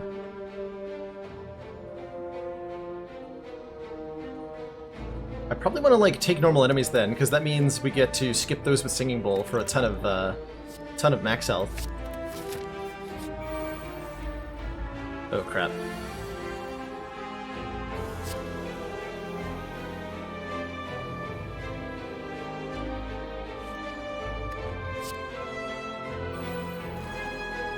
I think I just Nightmare this Cloak and Dagger.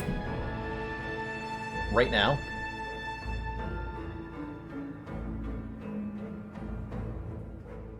We get 3 copies of Cloak and Dagger plus next turn. Yeah. Then I can use the Steroid Potion to kill everything. Okay.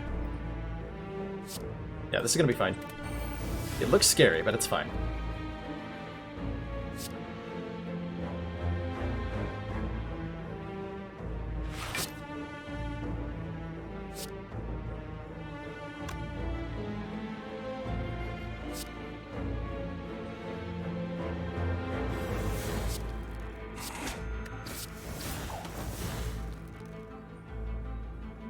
And then once we're set up, everything was going to be totally okay.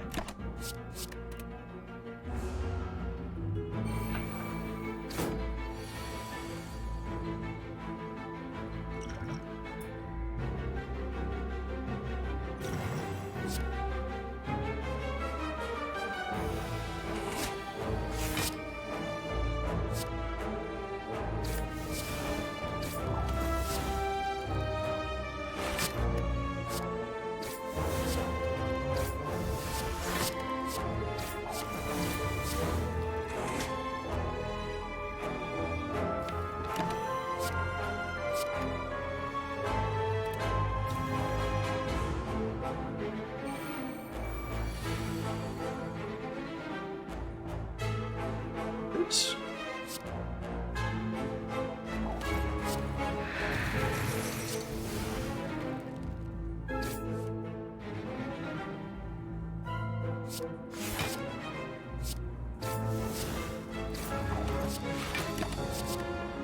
Good. What kind of deck would give accuracy the weight to be a snap pick? Yeah, if this deck had 2 more Cloak and Daggers and like a Blade Dance, then we'd be talking. but it does need quite a bit more.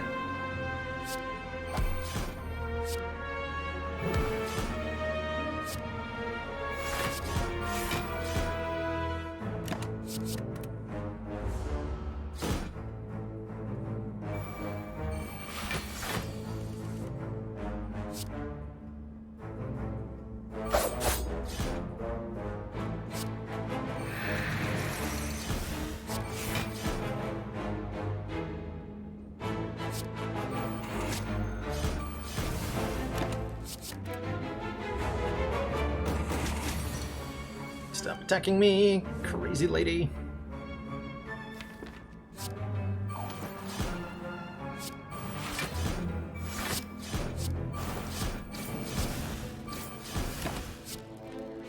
Nice, made it through the first cycle through the deck takes way too long.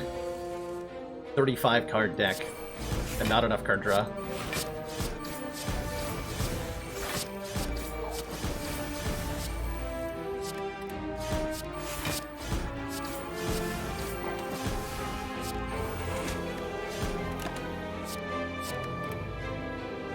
You're no longer welcome in my hands. Inflame plus, but only for shivs, yeah. It's like, this could be so much better. Aren't you better?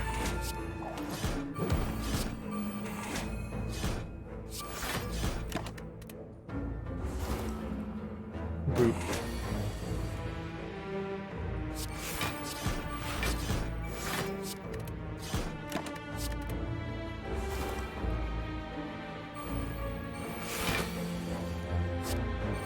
There, easy full health. Happy Flower, excellent. Ghost and Jar, even more excellent. Gain 1 intangible. Could take another footwork. Or another leg sweep. Both of which are very appealing.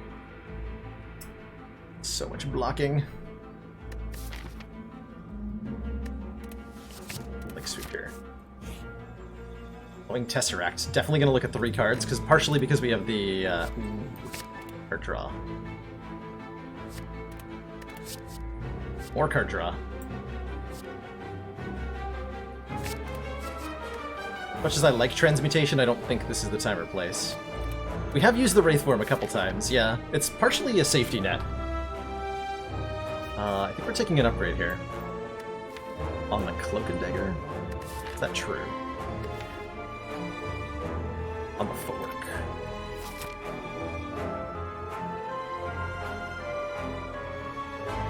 And then we want to take this fire over that elite, and then probably this elite over that. Weird choices. Strange choices I'm making. They're fun ones. Oddly smooth stone, because we needed more dexterity in this deck. That is definitely what we needed. Absolutely. Oh my. Okay, this turn 1 is incredible.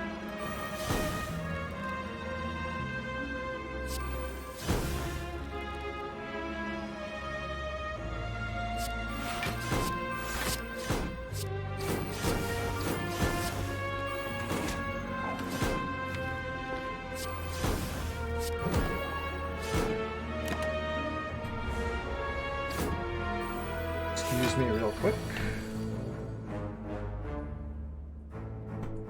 Never mind.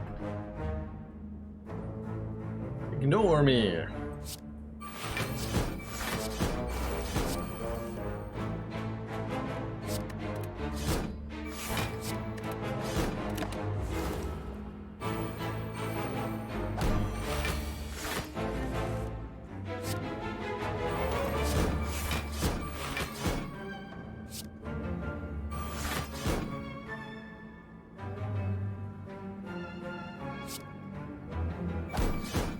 Ah.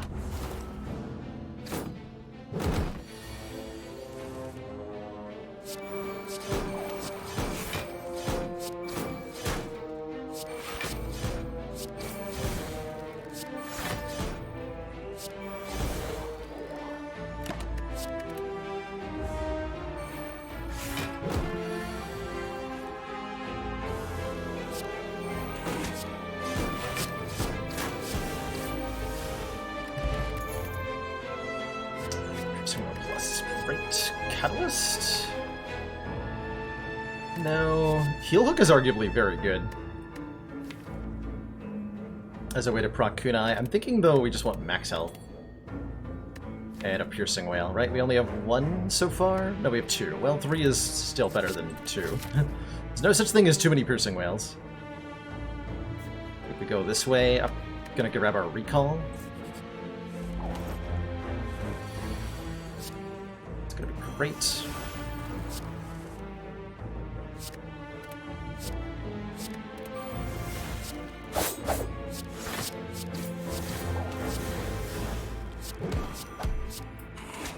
Beautiful.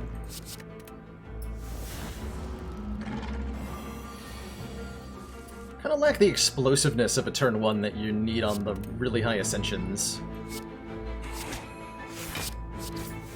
We'll get there.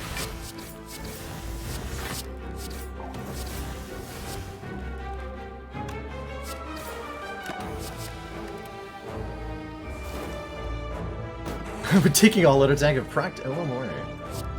Only one way to find out.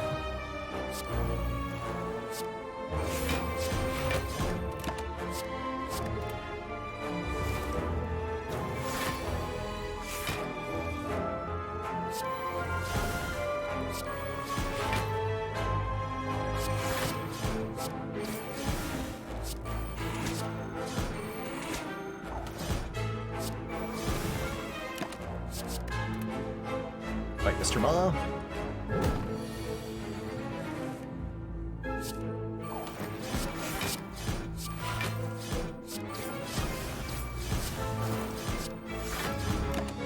What I'm not sure about is if this deck does 800 damage in the requisite amount of time to the heart. We do have a long time to do it. Do we survive all the way until, like,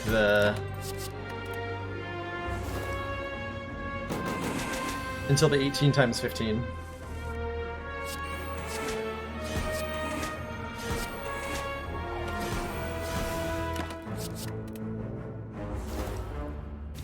We can actually go longer than that with Wraith Form. I think we just, like, survive until the heart dies. That's our win condition, is don't die. It's a pretty good win con.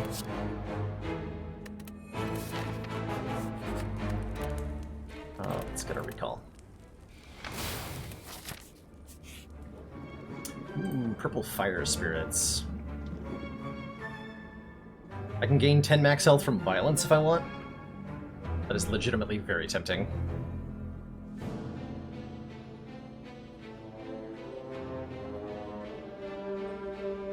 The more max health we have, the safer this all becomes.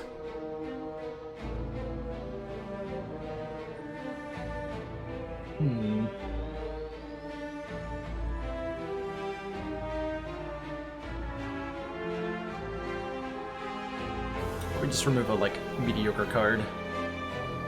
One of the bites at this point is fine. Now, let's gain 10 max health. 10 max is a lot of health. Alright, poor Giant Head. Poor Giant Head has no clue what's about to happen to it.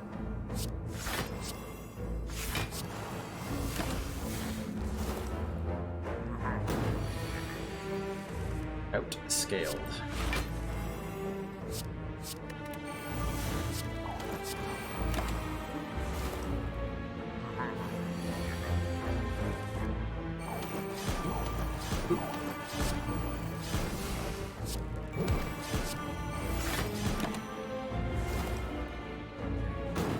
One.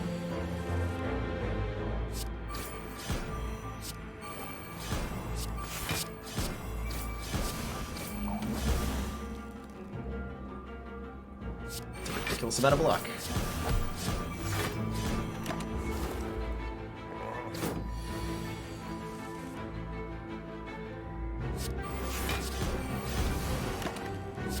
Have fun being weak forever, nerd.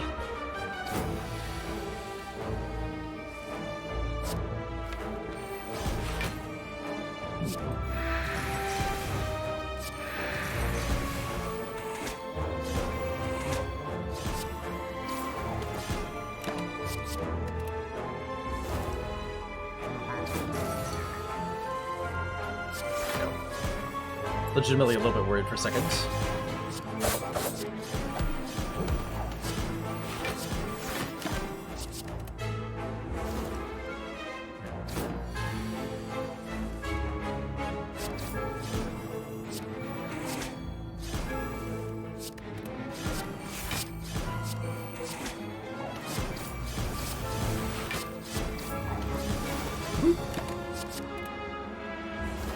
If I could add any one card, I would add a Seek, I think. Seek Plus, please. Any one silent card would probably be... a great question. Like expertise or some sort of ridiculous card draw, maybe. Severely tempting.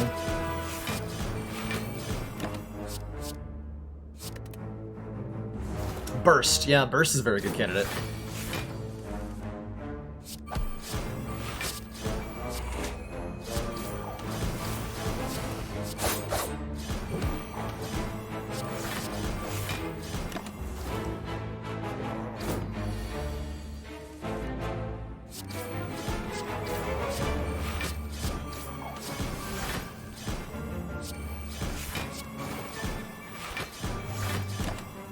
I have 200 block. No love for the afterimage? The afterimage mostly feels like a minor courtesy, but when we have 24, like, if the defense is blocking for 30, making it block for 31 is not a whole lot of difference. Is the logic there?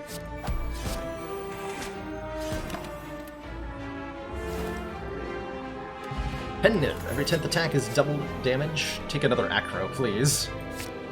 As much as that Cloak and Dagger is nice. We need the card draw, I think. And the Cloak and Dagger upgrade. Okay, Time Eater's gonna be fun. And by fun, I mean yikes. Every time we play 12 cards, Time Eater ends our turn and gains 2 points of strength.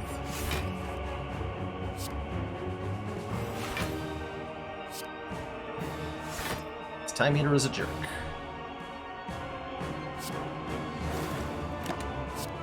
Good piercing whales, though. We're gonna win this fight pretty easily.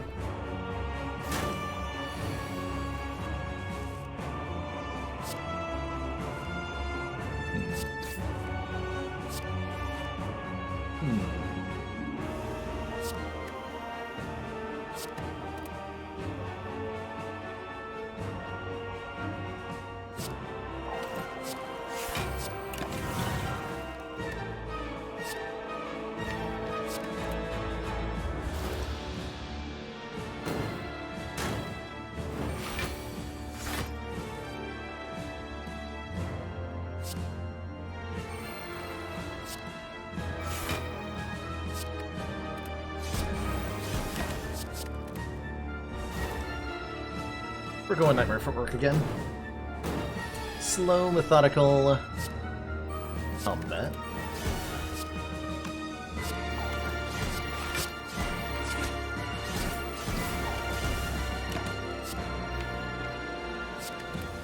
May have goofed here. Only got 3 card plays this turn. This is gonna be one of them.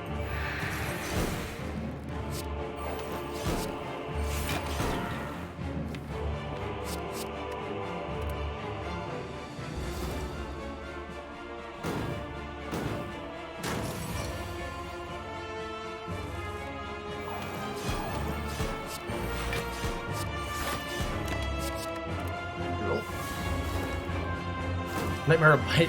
I've considered Nightmaring a Bite in a couple fights. It just never quite worked out that it was worth my time.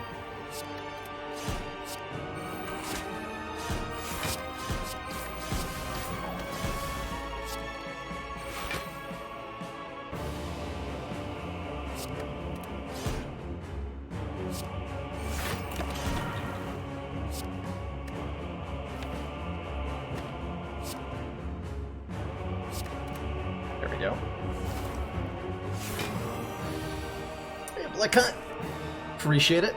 The runs have been going fabulously today. I'm thrilled by how everything's gone. Oh god, I have to keep track of pet nib? I don't want to do that.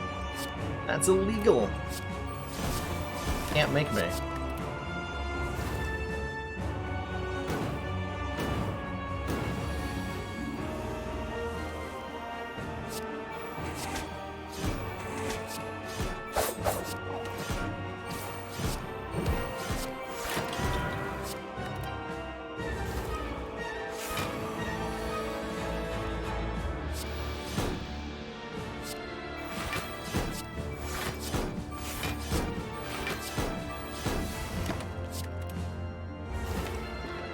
Good.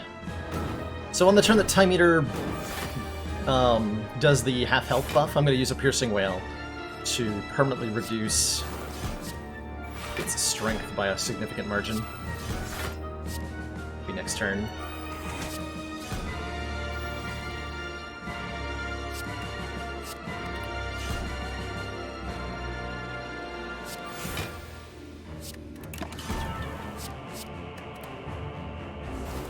It does work, yeah. It works on Awakened one, it works on Champ, and it works on Time Eater. So observe, Time Eater's at 8 strength. I play Piercing Wail. Time Eater has 0 strength and 8 shackled debuff. Then I end the turn.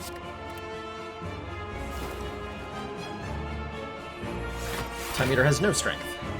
And we're back to 8 times 3. Which makes it a very, very easy win from here.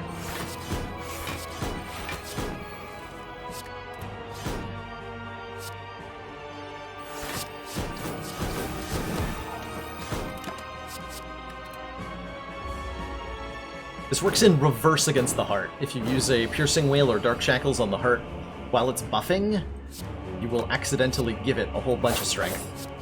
So be careful.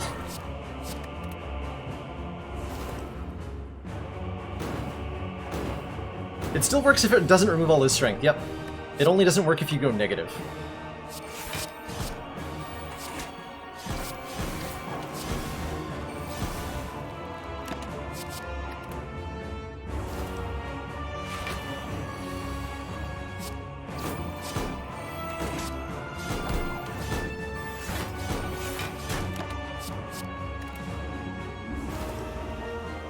The strength mechanic is, according to the devs, working as intended. Or intended behavior.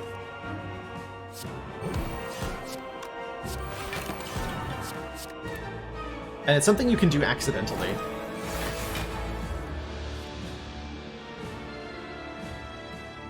I imagine if they don't want people doing it, then they would patch it at some point.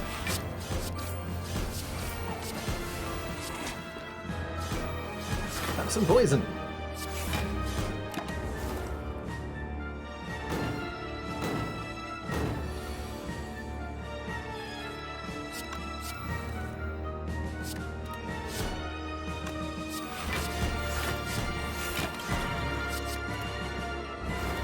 Up to 6 strength. We've given Time Eater 14 strength so far this fight. And I think I would have been okay even if Time Eater was at 14. It'd just be a lot scarier.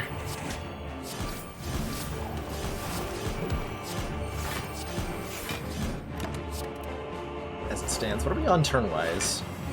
21st turn. Ooh, I don't know we're doing damage quick enough to beat the heart. That's bad.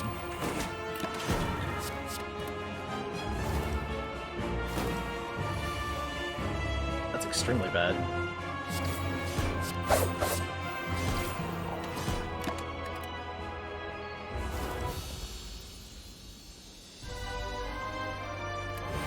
Alright, fight number 2. Can we do it? Let's try to draw into Nightmare here.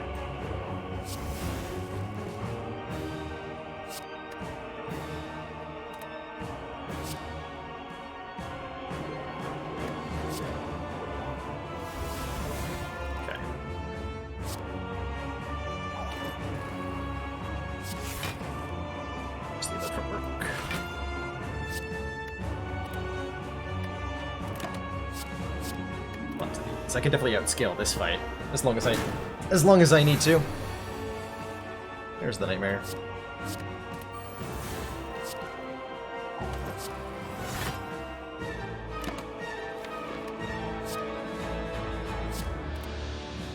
1,000 cuts go for now.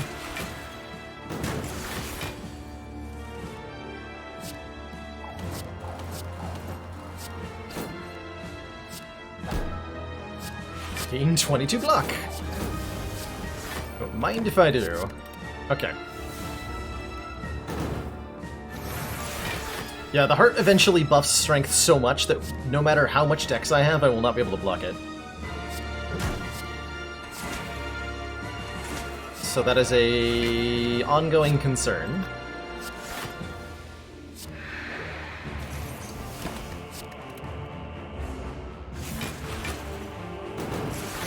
What if I meant to be killing Deca first, actually?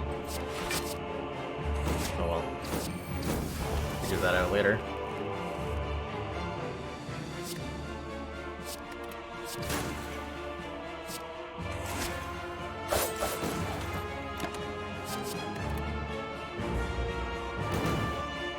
Go for Donu first to eventually put a stop to the strength buffs. Someday. Today is not that day.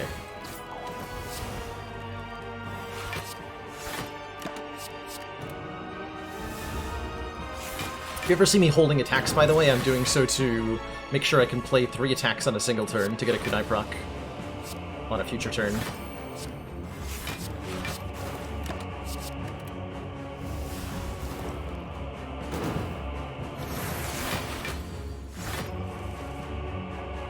Ah. Nom nom.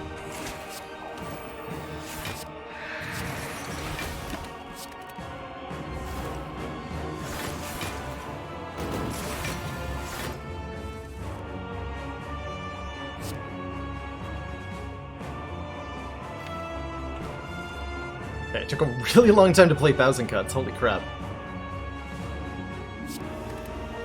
That one's on me.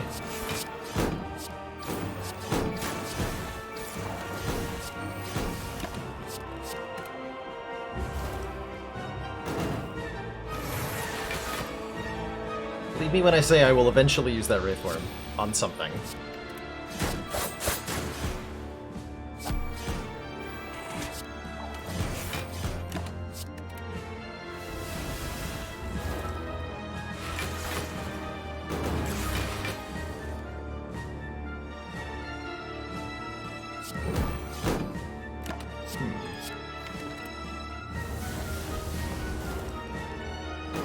Definitely thinking I should have been killing Deca first with those draws. We're fine now.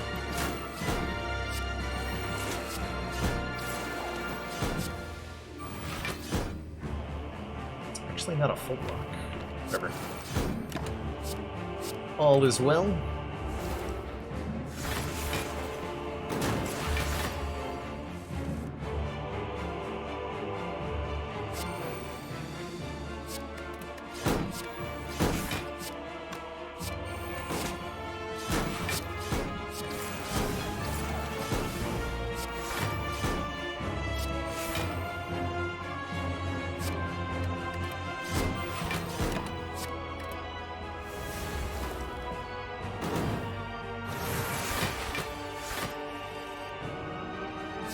This is gonna be experimental going into the heart. I don't know if we win the heart fight. I hope we do. Genuinely hope we do.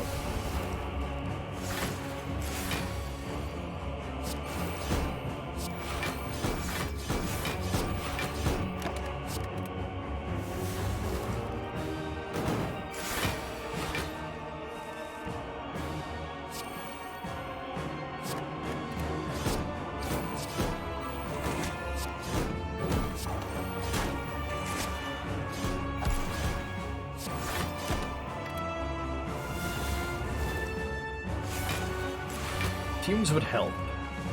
Sure.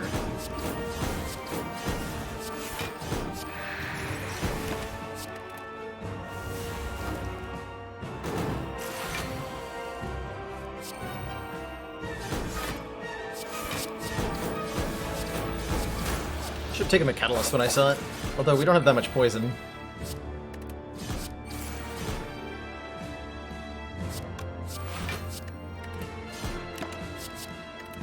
Caltrops in the store would be great.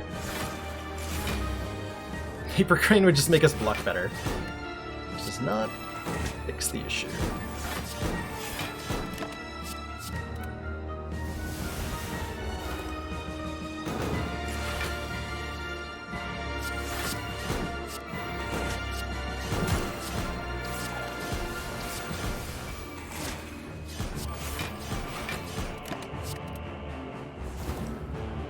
Shuriken in the store would definitely do it. Shuriken would super duper do it.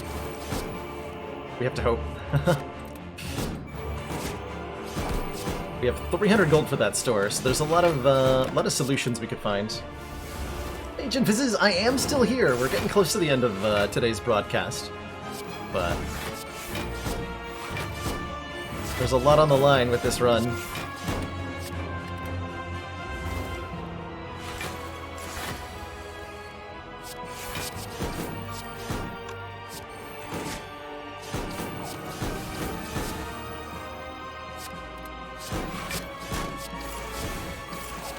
That's plate armor. 757 block. We are on a streak. Kind of. This will be 3-0 with Silent if we win.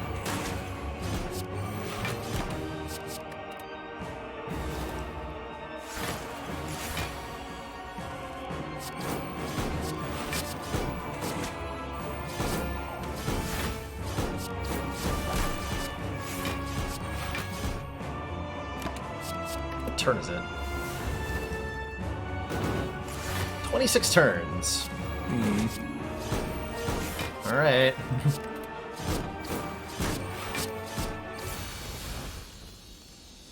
Onward stacked 4. Casual 35 decks. How many more can we get?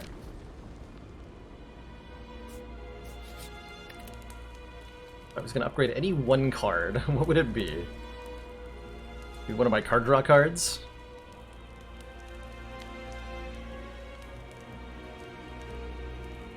Gotta be a damage card. Or something that gives me the ability to do more damage. Alright, store. Caltrops. That'll do it! That might just do it.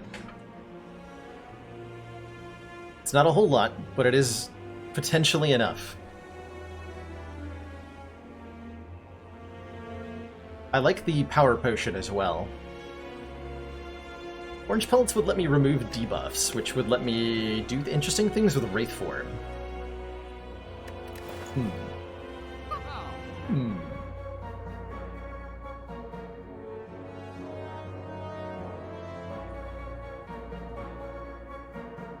I can buy both Caltrops and Orange pellets if I want.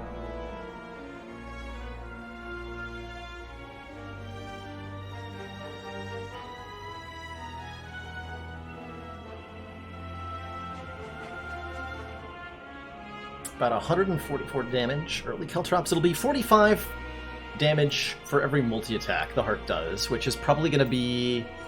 Let's see, it's the base one, then 2 strength, 4 strength, 6 strength, 18 strength. Or whatever. We probably make it to the 5th multi-attack.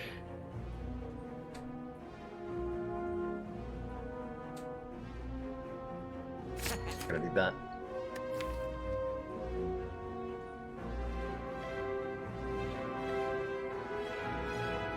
Voting the decks down from Wraith Form is potentially very useful.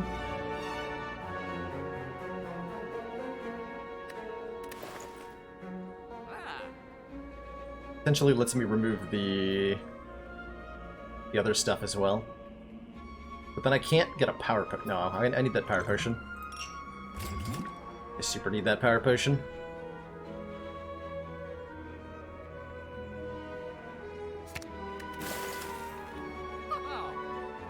Ooh, maybe I was meant to do Orange Pellet Speed Potion. Well, too late. Too late now. I think I take another... I do take another dodge and roll. Okay. Weird choices I'm making. Hopefully that's enough. Hello, friends. How do I beat this fight? Is an important question to be asking right now.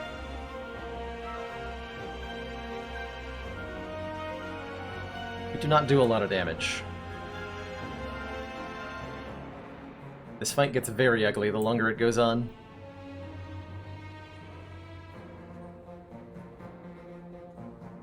Wish I had like a bullet time or something.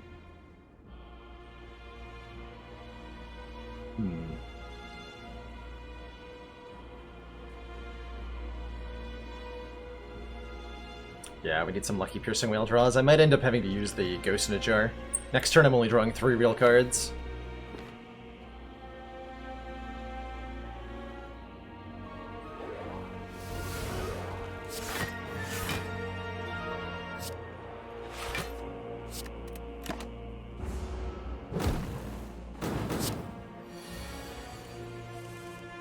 Nice.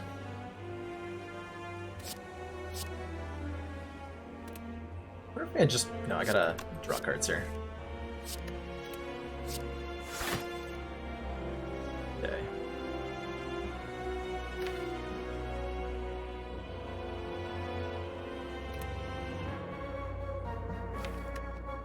Unfortunate draw order.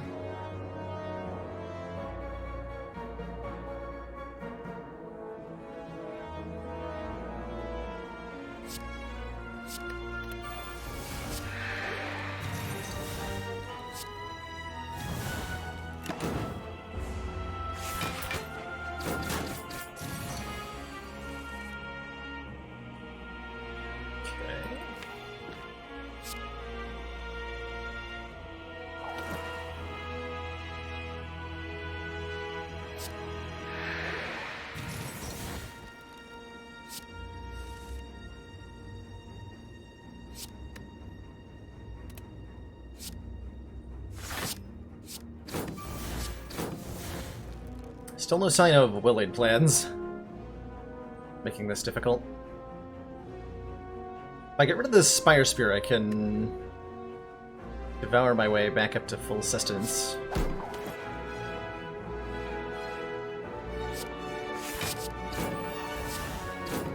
Slowly but surely.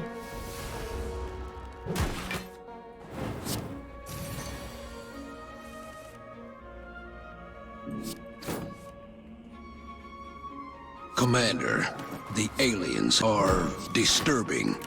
Harry Tom Lumsen, thank you so much for those 5 months council support. Glad you're enjoying the content.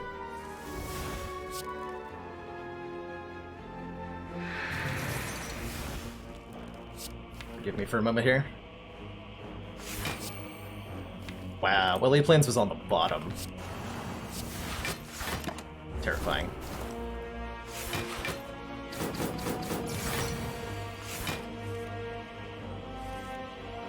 Oh, so terrifying. Crap.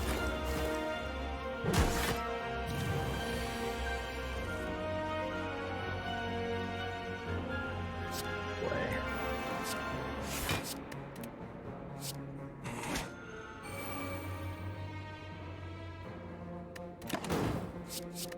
Might die here.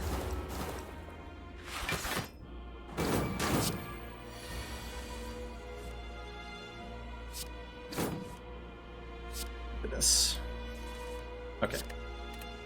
That is significantly more comfortable than what we just had a moment ago.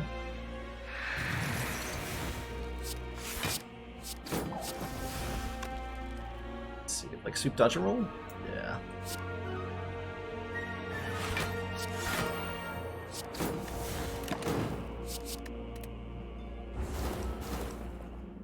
Note how little damage I've done. We're just struggling for survival at the moment.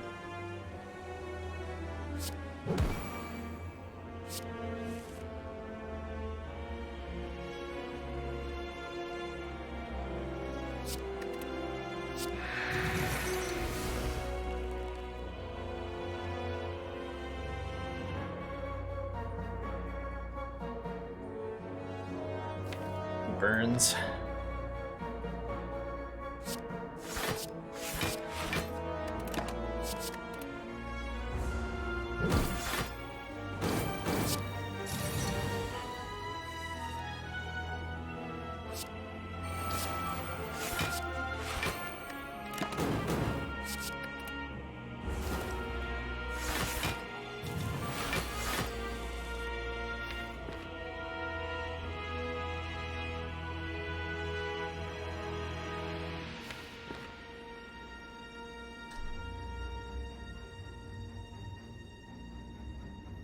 Uh-oh.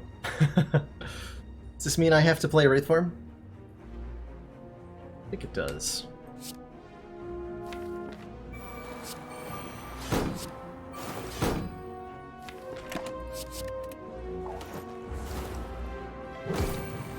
Now we're losing 1 dex per turn, but we should be able to increase our dexterity over time.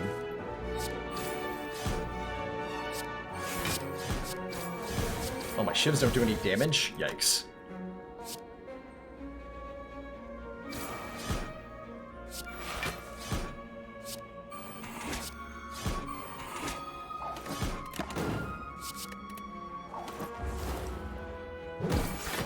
No, they deal 0.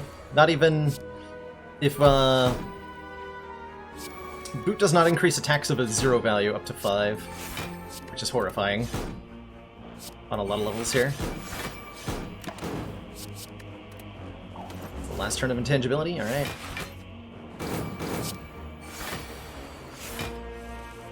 Oh dear.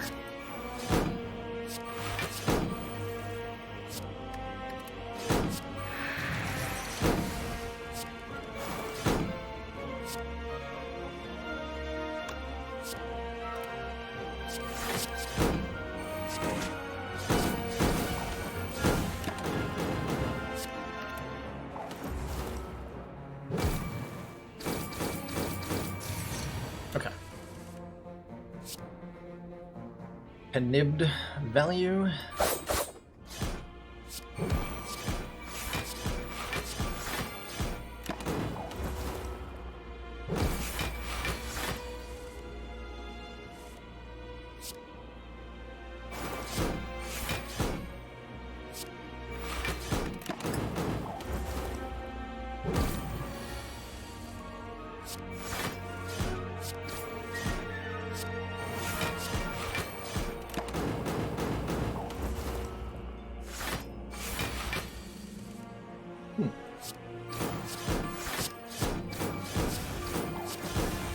Well, we appear to have lived.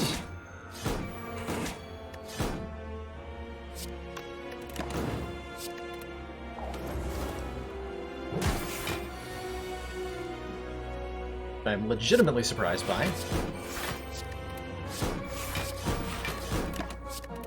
Okay.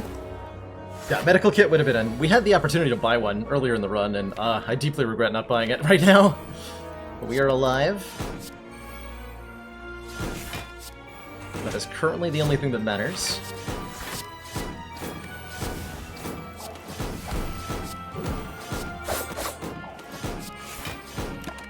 I would like to bite as much as possible. Which is going to be, like, maybe twice more.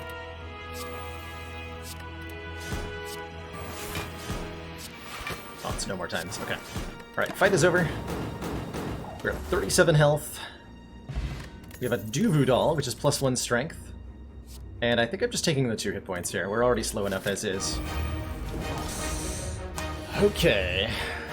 Nightmare footwork on turn 1. That's pretty good. I will be using this power potion now as well.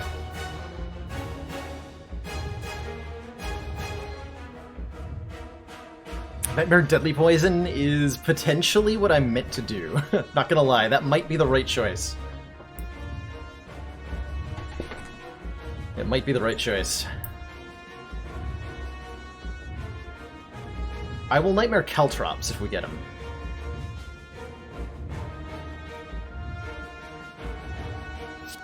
We go Defend first, then Nightmare on the footwork, then the footwork, then Defend, then Terror, then Deadly.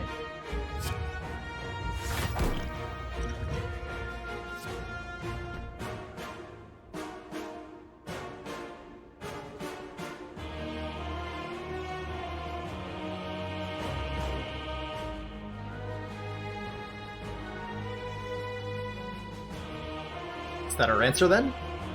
I think it is.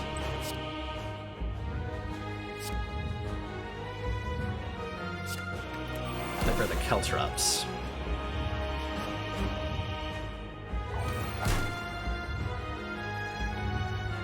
Okay, taking a little bit of damage to, like, lay Deadly. No, I'm not. Not with the Caltrops.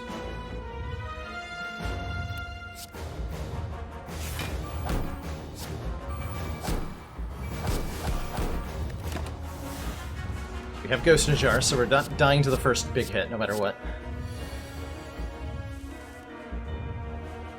No matter what. Philosopher's Stone, because we're crazy like that.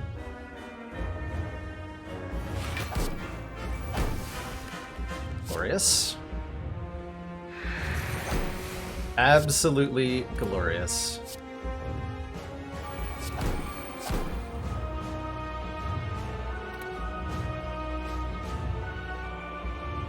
Don't do anything weird like Cloak and Dagger here, do I, to gain a dex?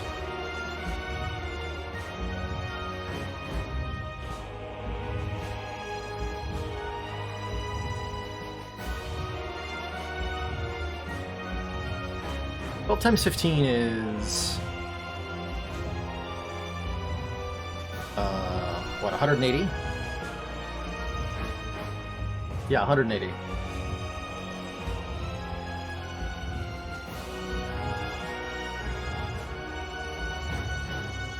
So we want this one.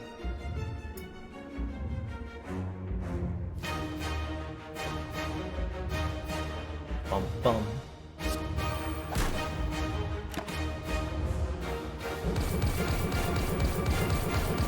Okay, so every multi-attack we deal 180 damage to the heart.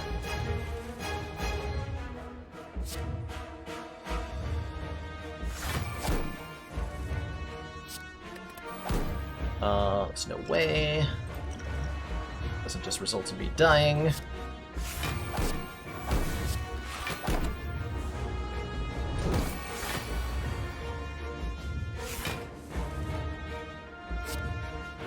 Okay, that I think was good enough.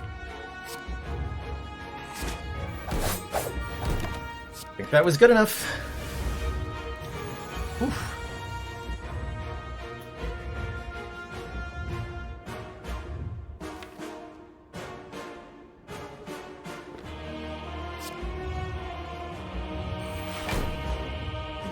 Cloud.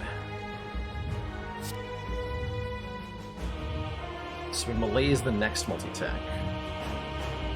This is gonna hurt a little bit.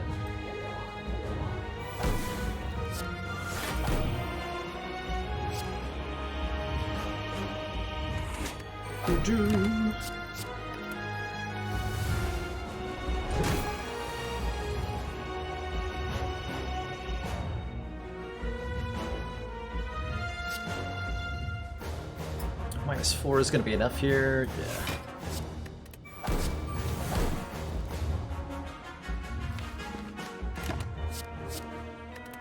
Okay.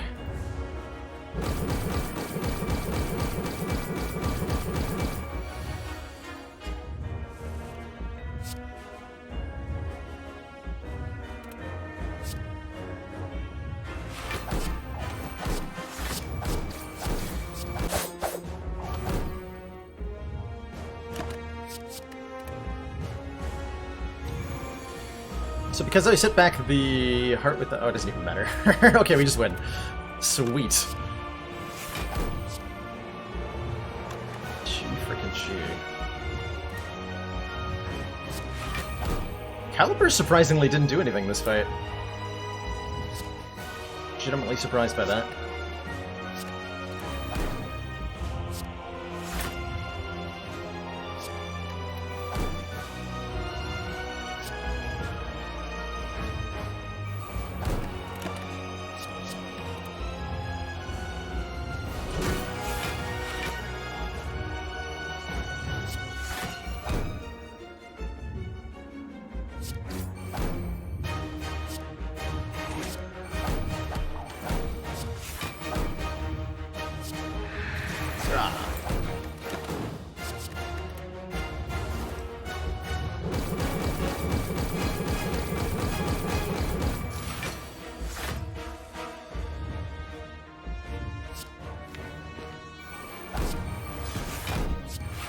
Now calibers can do something.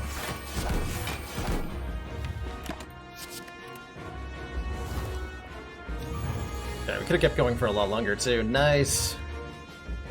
Beautiful.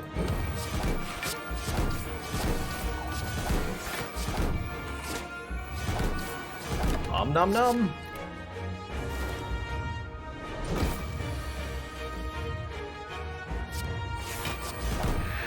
Oh, totally had a Wraith form left over. Thank you, Power Potion. And that's why Sozu's bad. GG. Whew, what a run. What a freaking run. That was only an hour and a half? That felt like it took 5 hours.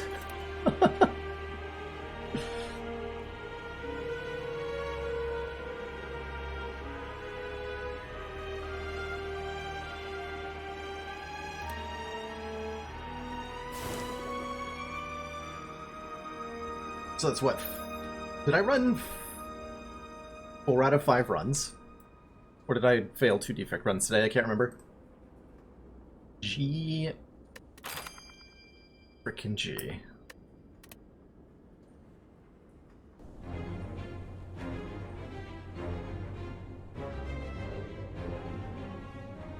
Has it been done? Spire beaten with bites. And so shall I. Feel pretty good about the bites that we took. Way back in Act 2. Obtained 5 bites. Lost 18 max health. This is definitely a place where the run could have been significantly different. Spire beat itself, really. Yeah, we didn't do any of the damage to the heart. It kind of just did it all to itself. Easy. Easy every time. So our last 3 Ironclad and Silent runs have been wins, and our last 3 defect runs have been losses. Kind of interesting. Funny how that works. Funny how that works. Either way, that's 4 A20 heart kills today. That is a lot. Very thrilled with today's stream. I am going to wrap things up here. Because gosh dang, has it been quite the day.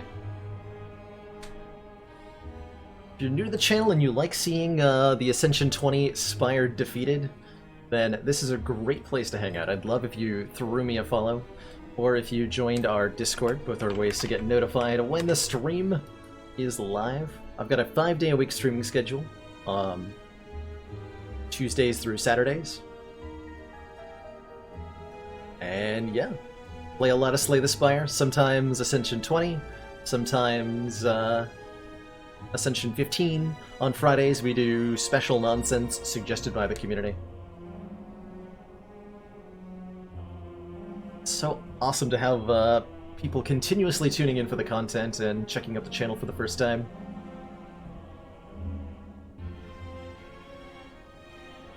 Good stuff.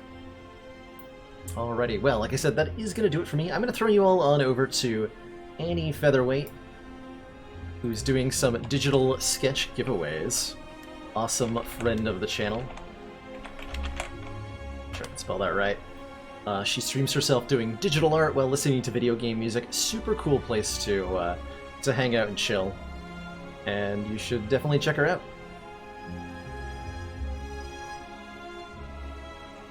Thanks, Jin. Glad you were able to hang around for the broadcast today. I'm gonna go make some dinner. I hope you all have an awesome night. I'll see you all next time. Ta-ta for now.